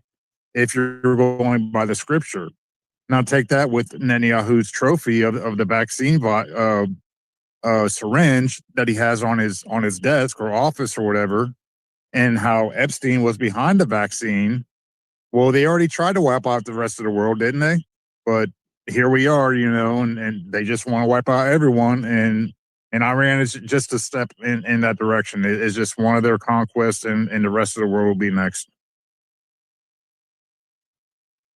Go ahead, Crazy Night. Hoorah, Marine. Hoorah. I've been listening on and off to the space, and I bolted out on Tucker part, so I'm going to comment on that real quick. For everything that's been compartmentalized for a long period of time for pretty much most of the world, that's become vocal now and put into context. For anything that Tucker says, why would it benefit him to lie? It wouldn't. I'm done. I appreciate you saying that. It's that I get lots of crap when I listen to Tucker. What benefit does he have to say the things that he says? And that is very poignant.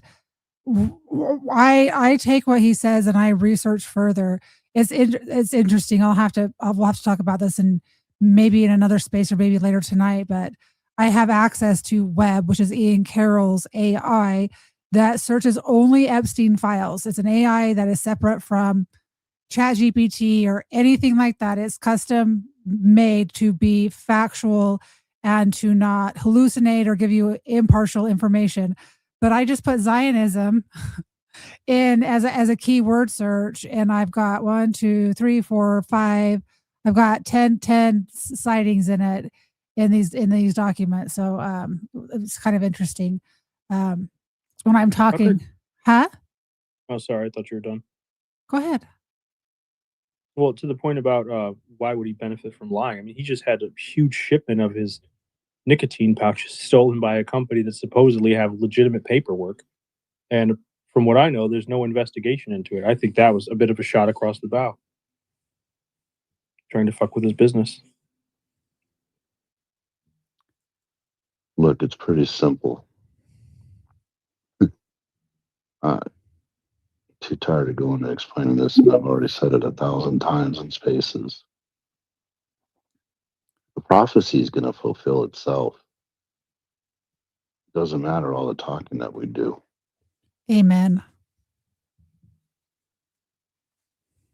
That was one thing that I thought was poignant with the what Tucker had said is 2 different times that temple that was built on that rock has been destroyed.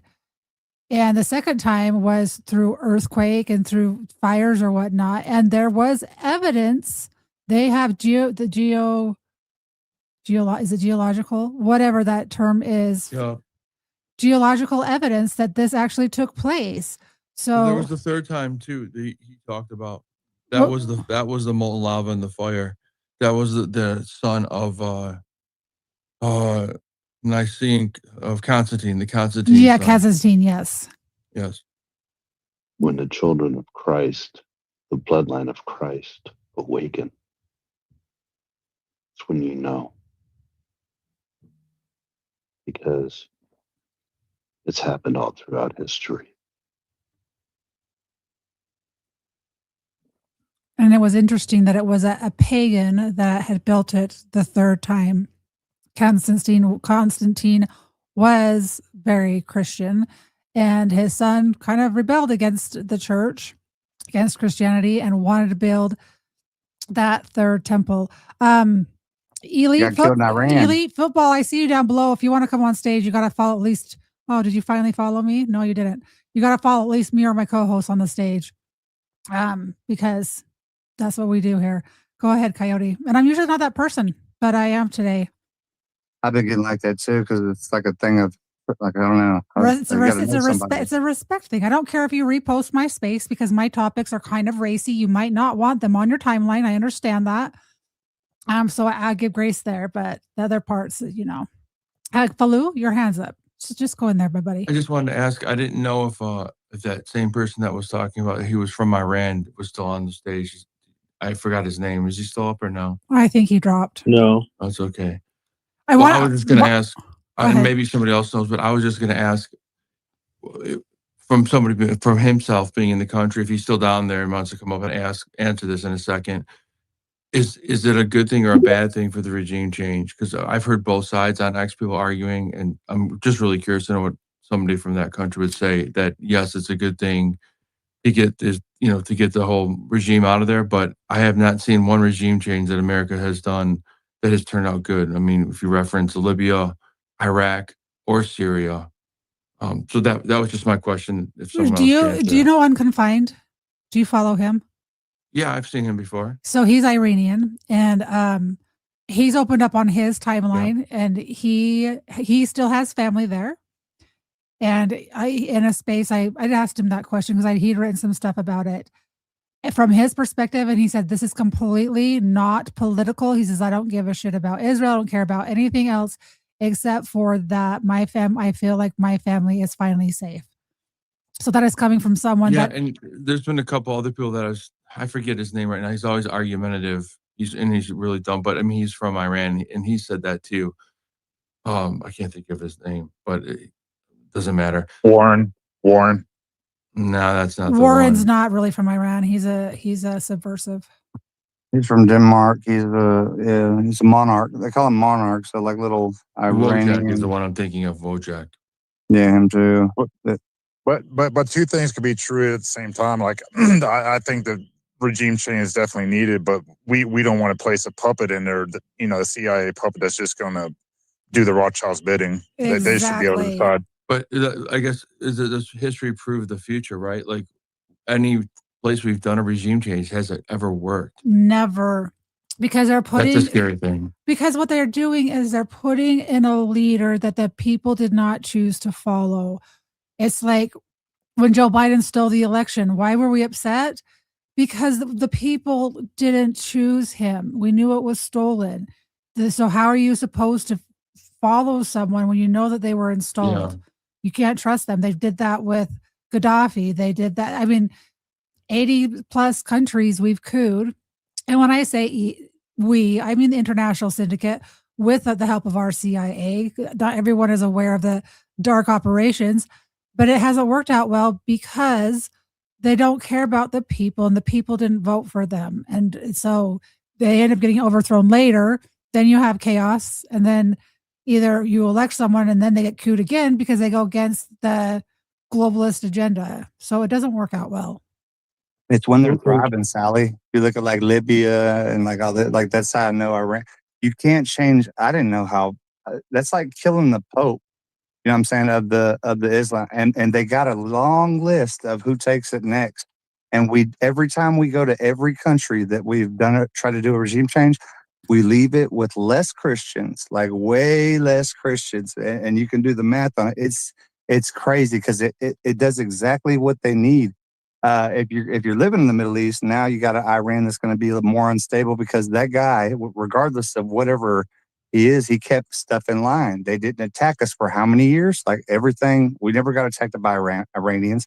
And then after we do this, we're going to get a bunch of Iranians in this country as they institutionalize, the immigration and they weaponize it. And that's what's like people don't understand when they're cheering for us to send people to go to war for what? For somebody that doesn't have a nuclear weapon to prove because you want to change their religion? Well, our Constitution does not read like that in the First Amendment. So why are we going against our Constitution and doing religious, like trying to switch religions? I don't get why people, it's just so crazy. And we're broke. Okay, Well, this is exactly. Go ahead, Julian. This is exactly what's meant by all the videos of the rabbis you see talking about how it's necessary for the Christians and Muslims to go to war with each other so that the Jews can bring in the Mashiach. Like what Coyote said is just 100% right. And in this case with Iran, I've heard it spun that we're going to go in and just topple the current regime, and we're not going to be there to like construct the new one. But I don't see how that's realistic at all. If we leave, then somebody else, like China, Russia, whoever's going to get in there, and it's going to go their way. So, like, on what grounds could you possibly believe that you could make a big mess and then just walk away? Well, Julian, is that the map that they're wearing on their shoulders, like the new Israel? That the Greater Israel Plan. Yeah. The- So, like, it's when called we the leave, Greater are they Israel. just going to start taking stuff over? Yeah, well, that's their plan. And if I could speak to that exactly. Hold on. My hand is up and I'm the host. So if I have to raise my hand to speak, just give me a second. And I've got another hand before you. So go ahead and, I don't know if you know how to raise your hand, but you just click on that heart. You're going to see a bunch of emojis on the, yep, there you go. Just real quick. I want to read this because this is in the Epstein files. Because while you guys were speaking, I read this. It's just 3 short paragraphs. When Israel's founders wrote the country's Declaration of Independence, which calls for a Jewish state that ensures complete equality of social and political rights to all its inhabitants, irrespective of religion, race, or sex, they understood that Zionism and democracy were not only compatible, the two were inseparable. More than 6 decades later, they look prophetic. If Israel makes the occupation permanent and Zionism ceases to be a democratic project, Israel's foes will eventually overflow Zionism itself. We are closer to that day than many American Jews want to admit. Sticking to the old comfortable ways endangers Israel's democratic future. If we want to effectively oppose the forces that threaten Israel from without, we must also oppose the forces that threaten it from within. And this is in the, let's see, Peter Beinart, a professor at the City University of New York and the editor of the Daily Beast blog, Zion Square, is author of the Crisis of Zionism. So this is actually a 30-page article, but that was just when you ask when you ask a question, it'll take you exactly to that page. So there's probably more context to that, but that's interesting. I'm actually going to pin that because that might be interesting to read later. Go ahead, Fed Up. Yeah. Sorry, the quick X earlier. My phone decided to update. Oh, I just thought you didn't want to hear what I wanted to ask you, but that's fine. That's whatever. Yeah, no, just my phone went black. I was like, what the heck? And then it came up with the update screen. I was like, oh, thank you, Android. That's what you get for having an Android. But, one other thing, and Cody will find this interesting with what you were saying earlier about the Greek versus Hebrew word for nation, which is important because I was discussing some of this stuff, having a back and forth with a Zionist earlier a couple days ago, and they denied that the Septuagint exists. And for those people who don't know, you've got 2 translations of the Old Testament that are basically used within most Christianity. You have the Septuagint, which is the Greek, Kanani Greek translation, which is what Paul taught out of, by the way. And you have the Masoretic, which is the current Hebrew translation, which wasn't finalized till 4 to 5 AD, wasn't technically written down fully till 10. But and most of your King James version of the Bible, when you pick it up, any of the newer versions of the Bible, NIV, all of that, all use the Masoretic. There's where you have another difference where, like Cody was bringing up, those differences between the Greek and the Hebrew translation. Most of the older churches use the Septuagint. I know we do in the Orthodox. I've got an Orthodox study Bible. It's the Septuagint version for the Old Testament. And then the New King James version of the New Testament, kind of. we before it was put down, it was looked through for canonical errors. So it's important too when Cody brings up stuff like that, or you see things like that. There's been a lot of things done through the translations, through changes in them over the years. like even the King James if you go pick up a King James Bible out of the, go to the store, pick up a King James Bible right now. It is not the King James Bible. It's not the 1611 King James Bible as it was done back then. There are some translation changes. There's some differences in it. As some people call them, the apocryphal, or as we call them, the canonical text, Dude, I'm are not. taken You're really out. going into the weeds, and I think you're wrong on a lot of this. But I wanted to ask you before you get too far, if that's okay. Because I'm the not king, wrong on any the of king, that. No, the not the king. Bible. Let's not do Bible war. No, Well, no, no, but I'm let him have saying it. Let him have it back and forth because I would like to have some clarity as well. So because the please. Septuagint was Greek, right? Paul was a Jew, so he was teaching to the Greeks in Greek. But Correct. if he was referencing the Old Testament, that wasn't originally in Greek. The New Testament was Greek, right? I'm not really familiar with a lot of Septuagint, but I know the Septuagint is basically the Greek Bible. Is that correct? It's the Greek, the Septuagint, yes, the canonic Greek translation of the Old Testament. So was he teaching out of that because he was teaching the Greek people? Well, Because he the was speaking canonic, Greek and he spoke Hebrew and Rome. I mean, It was the spoke a lot of- Gentiles. well, Right, and right. in the areas where he was teaching, especially to begin with, canonic Greek tended to be what they used in a lot of the teaching at that time. Okay, And so so that that was makes the more sense. general. So it made sense why he was using that. And the big thing is too that and even the Septuagint, there's been some changes, but they were not as far down. Is the current most used, especially within the Bibles that that have the New and Old Testament. Most of them are using the Masoretic, which is a later Hebrew translations too. Another point of it. It's But when you go been through your heavily Strongs, changed. when you go through your Strongs, like your Strongs goes directly to Hebrew or directly to Greek. I mean, so that there's only 66 books in the Bible, the Pseudepigrapha and the Apocrypha. And I know you had mentioned that before. Like those that's not the Bible, right? The Bible is what we have as the 66 books, the Old Testament, and then what we have in the New Testament. The Old Testament was always Hebrew, and then the New Testament, well, maybe some Aramaic, I would imagine, but the New Testament, which is what we have, was Greek. Wasn't the So Apocrypha, wasn't that before the other writings? Because from what I understand, the some of it Orthodox, could have been like Enoch. the Greek Bible, because I ordered it, because Mhm. I know someone who's Greek Orthodox, and he's very well studied in it, and he was telling me that it is the oldest writings of the Bible. Everyone says that, but it's ridiculous because the Bible is 66 books of the Bible. Like, okay, the first English Bible would be the Tyndale or the Wycliffe, which they literally burnt them at the stake for transcribing.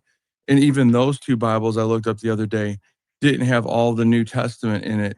I'll stand up and grab the Bible, and I'll see what books are in there.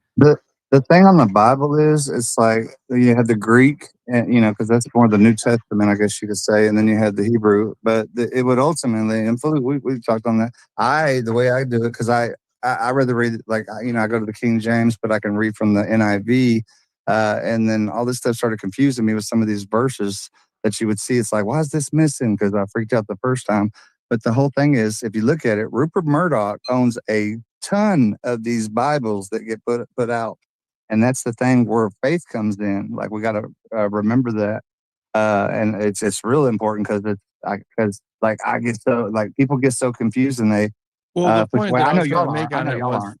when we start going back and saying like this is this, like there's a definite movement of people that basically say like the Bible's not real, and here's why it's not real. And And look who does that's a that. problem. Well, look who pushes. This is the thing I think about the Christians, right? I think that we need to not talk. You know, what I'm saying like argue and stuff on because we got different denominations because they come up in my spaces. I've been noticing that. I don't know what's up with this Catholic thing right now, but I got people coming and they'll say like Protestant, Catholic. They'll start narrative seeding, and then they'll go to Christian, Catholic, and then Lutheran, and they'll start like dividing, and then people Yeah. start. I watched it, yeah, and it's like, okay, I see what they're doing. And the whole thing is, every time it's a freaking Christian Zionist, bro. It's it's like, why are you coming up attacking whenever you're supposed to be of a Christian? So I'm really starting to think of a lot of these people, it's for like a social or a monetary gain, because it's Well, I better to think the be. more that the disruption you cause in that, it makes you can always see when they do that, it always ends with, so how can you trust it? And what I'm trying to say is the Old Testament, which has been proven through the Dead Sea Scrolls, has been around for 3,000 years. The books that Sally was talking about, like the Pseudepigrapha and the Apocrypha, those books are, they have not been able to date them prior to Christ. Like the book of Enoch is not dated prior to Christ. So they have no proof of that. In fact, I'm looking at going and see the Dead Sea Scrolls in Washington on the 28th of March, if I can get over there to see Wesley Huff is doing the tour. But a lot of people talk, and there's a lot of confusion. They have no idea what they're talking about. The Bible is 66 books. It was a canonized 66 book. The Old Testament, which was there before, and the canonized books before or after that. The Gospels, which are in every Bible, Matthew, Mark, Luke, and John, which basically, and then Acts, where you get your salvation from, which is the most important part of what we're reading in the Bible, right? That doesn't change. So, like, out of the 99%, that 1% or 0.5% that you might have a different word or a period or a comma, it's completely irrelevant when you're talking about salvation. And that's what that's You really got the only thing different I was on the point. scribes. So Yeah, you have the scribes. in this one, I've got Matthew, Mark, Luke, and John.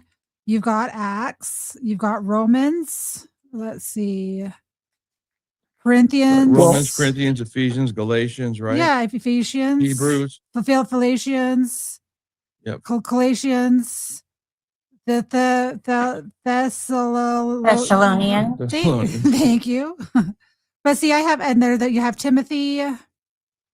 Right. You The letter, like the letters to Paul. and then it has the Hebrews. No Esther, though, huh? No, Esther's in the Old Testament. And then you have another John. Is there two Johns in here? Or is that just something? Yeah, there's First John. I think there's actually three There's Johns. Peter. There's Peter as well. So there's James, Peter, Jude. Where you get James and Jude, which are the brothers of Jude, Christ, yep, right? Which didn't Jude. believe in Jesus. Yeah. So until this after the is resurrection. just the oldest book of the New Testament, from what I was understood. What's that? You said Peter, First Peter. It's Matthew, Mark, Luke, and John. Is the first four books. Yeah, that's always the gospel. Yeah, and then you have Acts, and then you have Which is basically the beginning of the church. That, yeah, like, if you want to read about Romans. how a church should be, we read it in Acts. Yeah, there's Have y'all- Acts, Romans, Corinthians. This book cost me $40, and I've never spent Have that y'all much. on noticed it. that? Have y'all noticed on Galatians they'll refer to Abraham as Israel? They won't say Abraham. I don't understand that. It's like I a know, but Ted I Cruz don't want to stuff. go. Okay, so this is my thing. When I'm having this conversation, and I know that religion's going to come up into it, because there's no way not to have it come up, especially when I'm listening to Tucker Carlson. I don't want to get into the weeds of this verse versus that verse and the comparison of it. I'm just going to tell you what I believe, guys. I don't believe in Zionism. I believe that Zion exists within you. Your body is a temple. That's I was raised. Your body is a temple. It's the body of Christ. You got to treat it as such, right? That's why we don't drink. You're not supposed to drink beer. You're not supposed to drink coffee or teas or anything that's addictive that can cause harm to the body, whatever. I wasn't grown up that way. I try to understand these people, but it has become, and even in Epstein files, that it is a political movement. Zionism is a political movement, to the point that in the UN in 1975, they were equating Zionism with racism, and subsequent debates comparing Zionism to apartheid. So there's a lot of stuff in, like, we can go down this discussion and go further into Zionism. I just don't want to tonight, because this would be another 3-hour space. And I don't. It's vain babbling, Sally, and that's what I was trying to say. Like, you can get really deep into vain babblings, but you're missing the whole point, which is you could stick with the four gospels and nothing would change at all. Uh-oh, my stream has 666 in it. Somebody come watch my stream or drop out. Someone drop out, or someone come in, join. A big issue with the fact that Zionism is a political movement is that it's predicated on a religious cause, and the religion is always used as the shield, as the defense. And Israel as a nation has gone out of its way to maintain its like ethnic and religious identity, not just simply a non-religious political state. So on one hand, it'll be claimed that it's just a political movement. On the other hand, the entire thing, the whole reason they're there in that part of the world is predicated on a religious claim. But they don't follow through all the way because the Messianic, you can't believe in Jesus and get the right of return. This is crazy. The Zionism racism resolution was followed by a deluge of anti-Israel sentiment in the General Assembly, the Security Council, and the UN Council on Human Rights.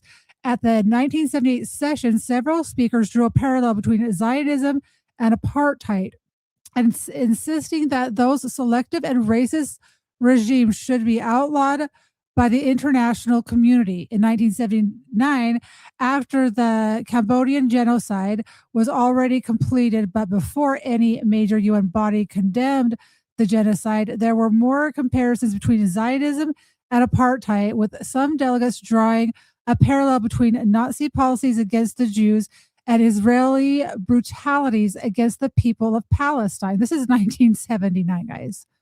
Yeah, it hasn't been around that long.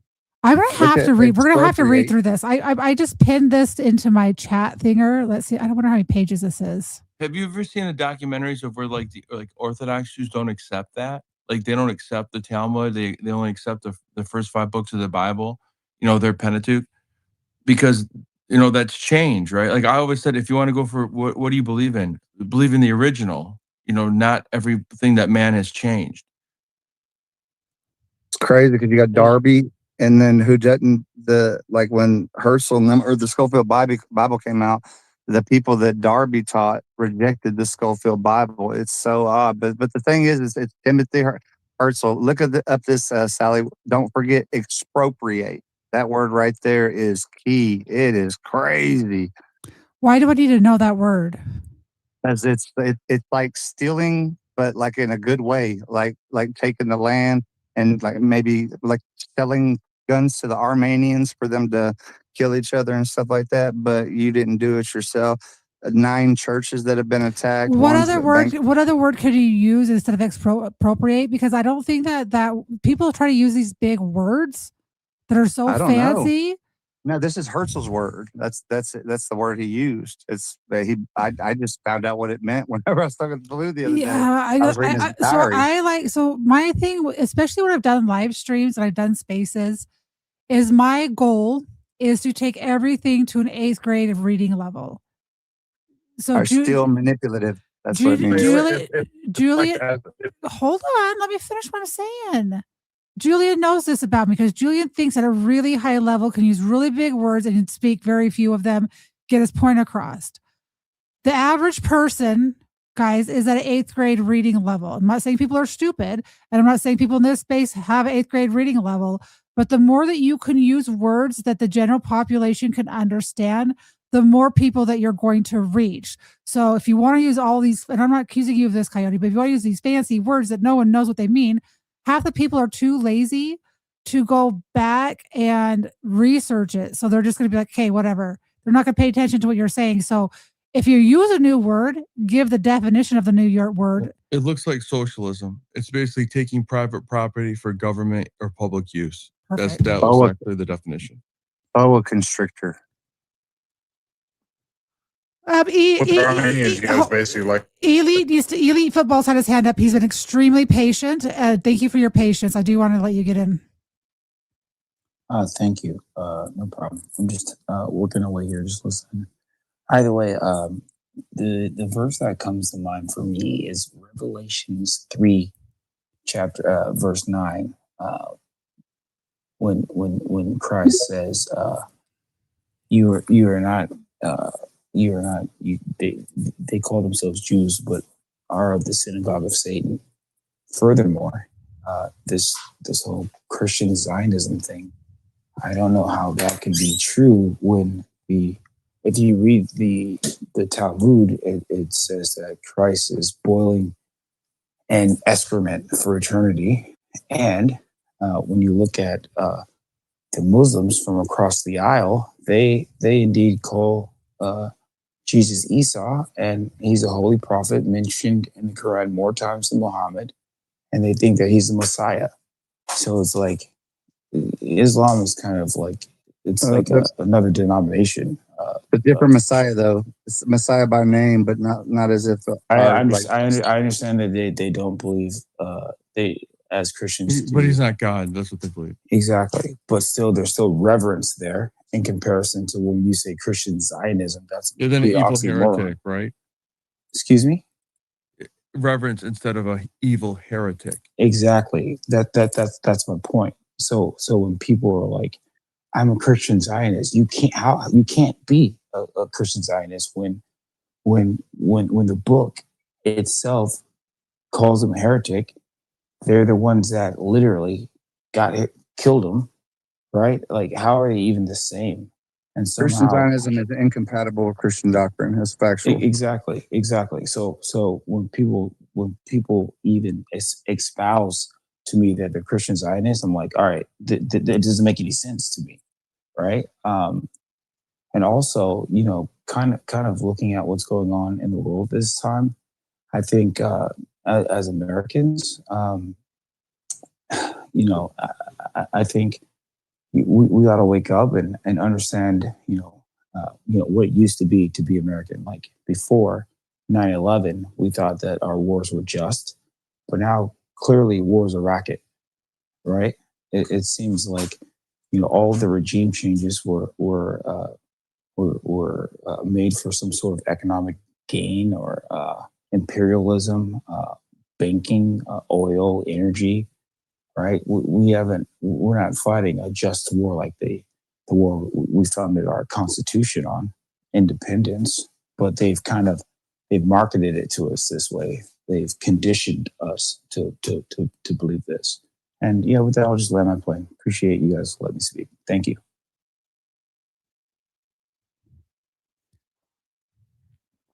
Thank you for adding to that context. Miss Kimberly, please go. I just wanted to jump in based on what you were just talking about. The Zionism, those three different types that people refer to. And so I'm not saying this because I believe in either of these three. I'm just referencing. The first one is what you said, the political Zionism, where they support the modern state of Israel. And that's the one that is getting weaponized to the political pieces to act upon Israel interest. Then you have cultural Zionism, which is the emphasis on preserving the Jewish culture, language, and all of that. And then you have the religious Zionism, which is the belief that from some Jews and Christians that the return of the Jewish people to Israel fulfills biblical prophecy. But here's the thing. Israel is in that emphasis, it's not a place, it's the returning to God. So when Jesus comes back and Jews finally say, oh yeah, he is the Messiah, that's the piece that is the fulfilling. It's not about the returning to the land. And that's why those two terms, political Zionism, religious Zionism, are convoluted and used misappropriately to push an agenda and hatred and division and all of that other stuff. It's because if you go back to before the 1979, when all of that was kind of coined, and you asked a question, if, what was your belief in Revelation or that, it wasn't about, oh, we were all going to go to Israel, the state, and that's what it was going to do. It was about the second coming when they all fell to their knees and proclaimed Messiah as Messiah, meaning they had their last chance to believe because God does say that he will give them that as his people. And so That's the convolution thing, and that's the division that they use for their purposes to push the political agenda. Kim, So, I need you to speak more in spaces. I know that you're if you guys don't know Kim Tink, I love her. She's really into the AI art and very creative that way. She used to do the Bible study nights. I don't know if she still does those. She also wants to co-host more, and she wants to host more. So if any of you people who do spaces who want to have her knowledge in scripture, please hit her up, because she's an amazing person, period. But I just want to put that out there. Before I go to the following hands, I am just going to close out my live stream on YouTube, X, and Rumble, because I got to stand up. I can't sit in front of my computer anymore, and it's getting tired. But I want to be able to finish out this space, so I can walk around, take contacts out as we wind this down. I can't go super late anymore because I do have a dog. That's the reason why I want to start earlier at 7. I picked Thursday nights thinking that no one was doing spaces on Thursday nights at 7, and about 8 people that I know were doing spaces. I can continue to keep this time going because I really don't care. The conversation to me is really important. I've enjoyed the conversation tonight. So if there's a different night that works better, that's not conflicting, let me know. But my goal is to start earlier in the evening so that we are fresh of mind. We can have a good conversation, and it keeps the belligerent crazies out. Typically, they come out at a certain time. But with that being said, everybody, I want to thank everyone that has joined me on Rumble and on YouTube and X Live. If you want to listen to the rest of this space, you can follow me over on X at Talk with Sally. That's the T is capitalized, the W is capitalized, and the Sally is capitalized as well. So you can follow me. I do put out a lot of content over there. You can follow me to X Spaces, and you can follow all the amazing people that come into spaces with me. If you are on YouTube, Rumble, or any of those other platforms, please share this on other platforms. That does boost my content in the algorithms. It's all performance based, yada yada yada. So make sure you're leaving comments, thumbs up, all that nifty stuff. Thursday night so far, 9 p.m. Eastern, we're going to be doing a space/live stream, and to be determined when Julian gets back to me what our second space will be of the week, and then hopefully we'll get a live stream scheduled on a regular basis that does not include spaces. Everyone, remember that there's only 2 things in this life that you can control. It's your attitude and your effort, and everything else is beyond your control. Have a amazing night. Don't forget to hit that follow, that subscribe button. That's how you support me the most. And click on that bell, that little notification, so every time I go live, you will get notified. This is Talk with Sally, signing out.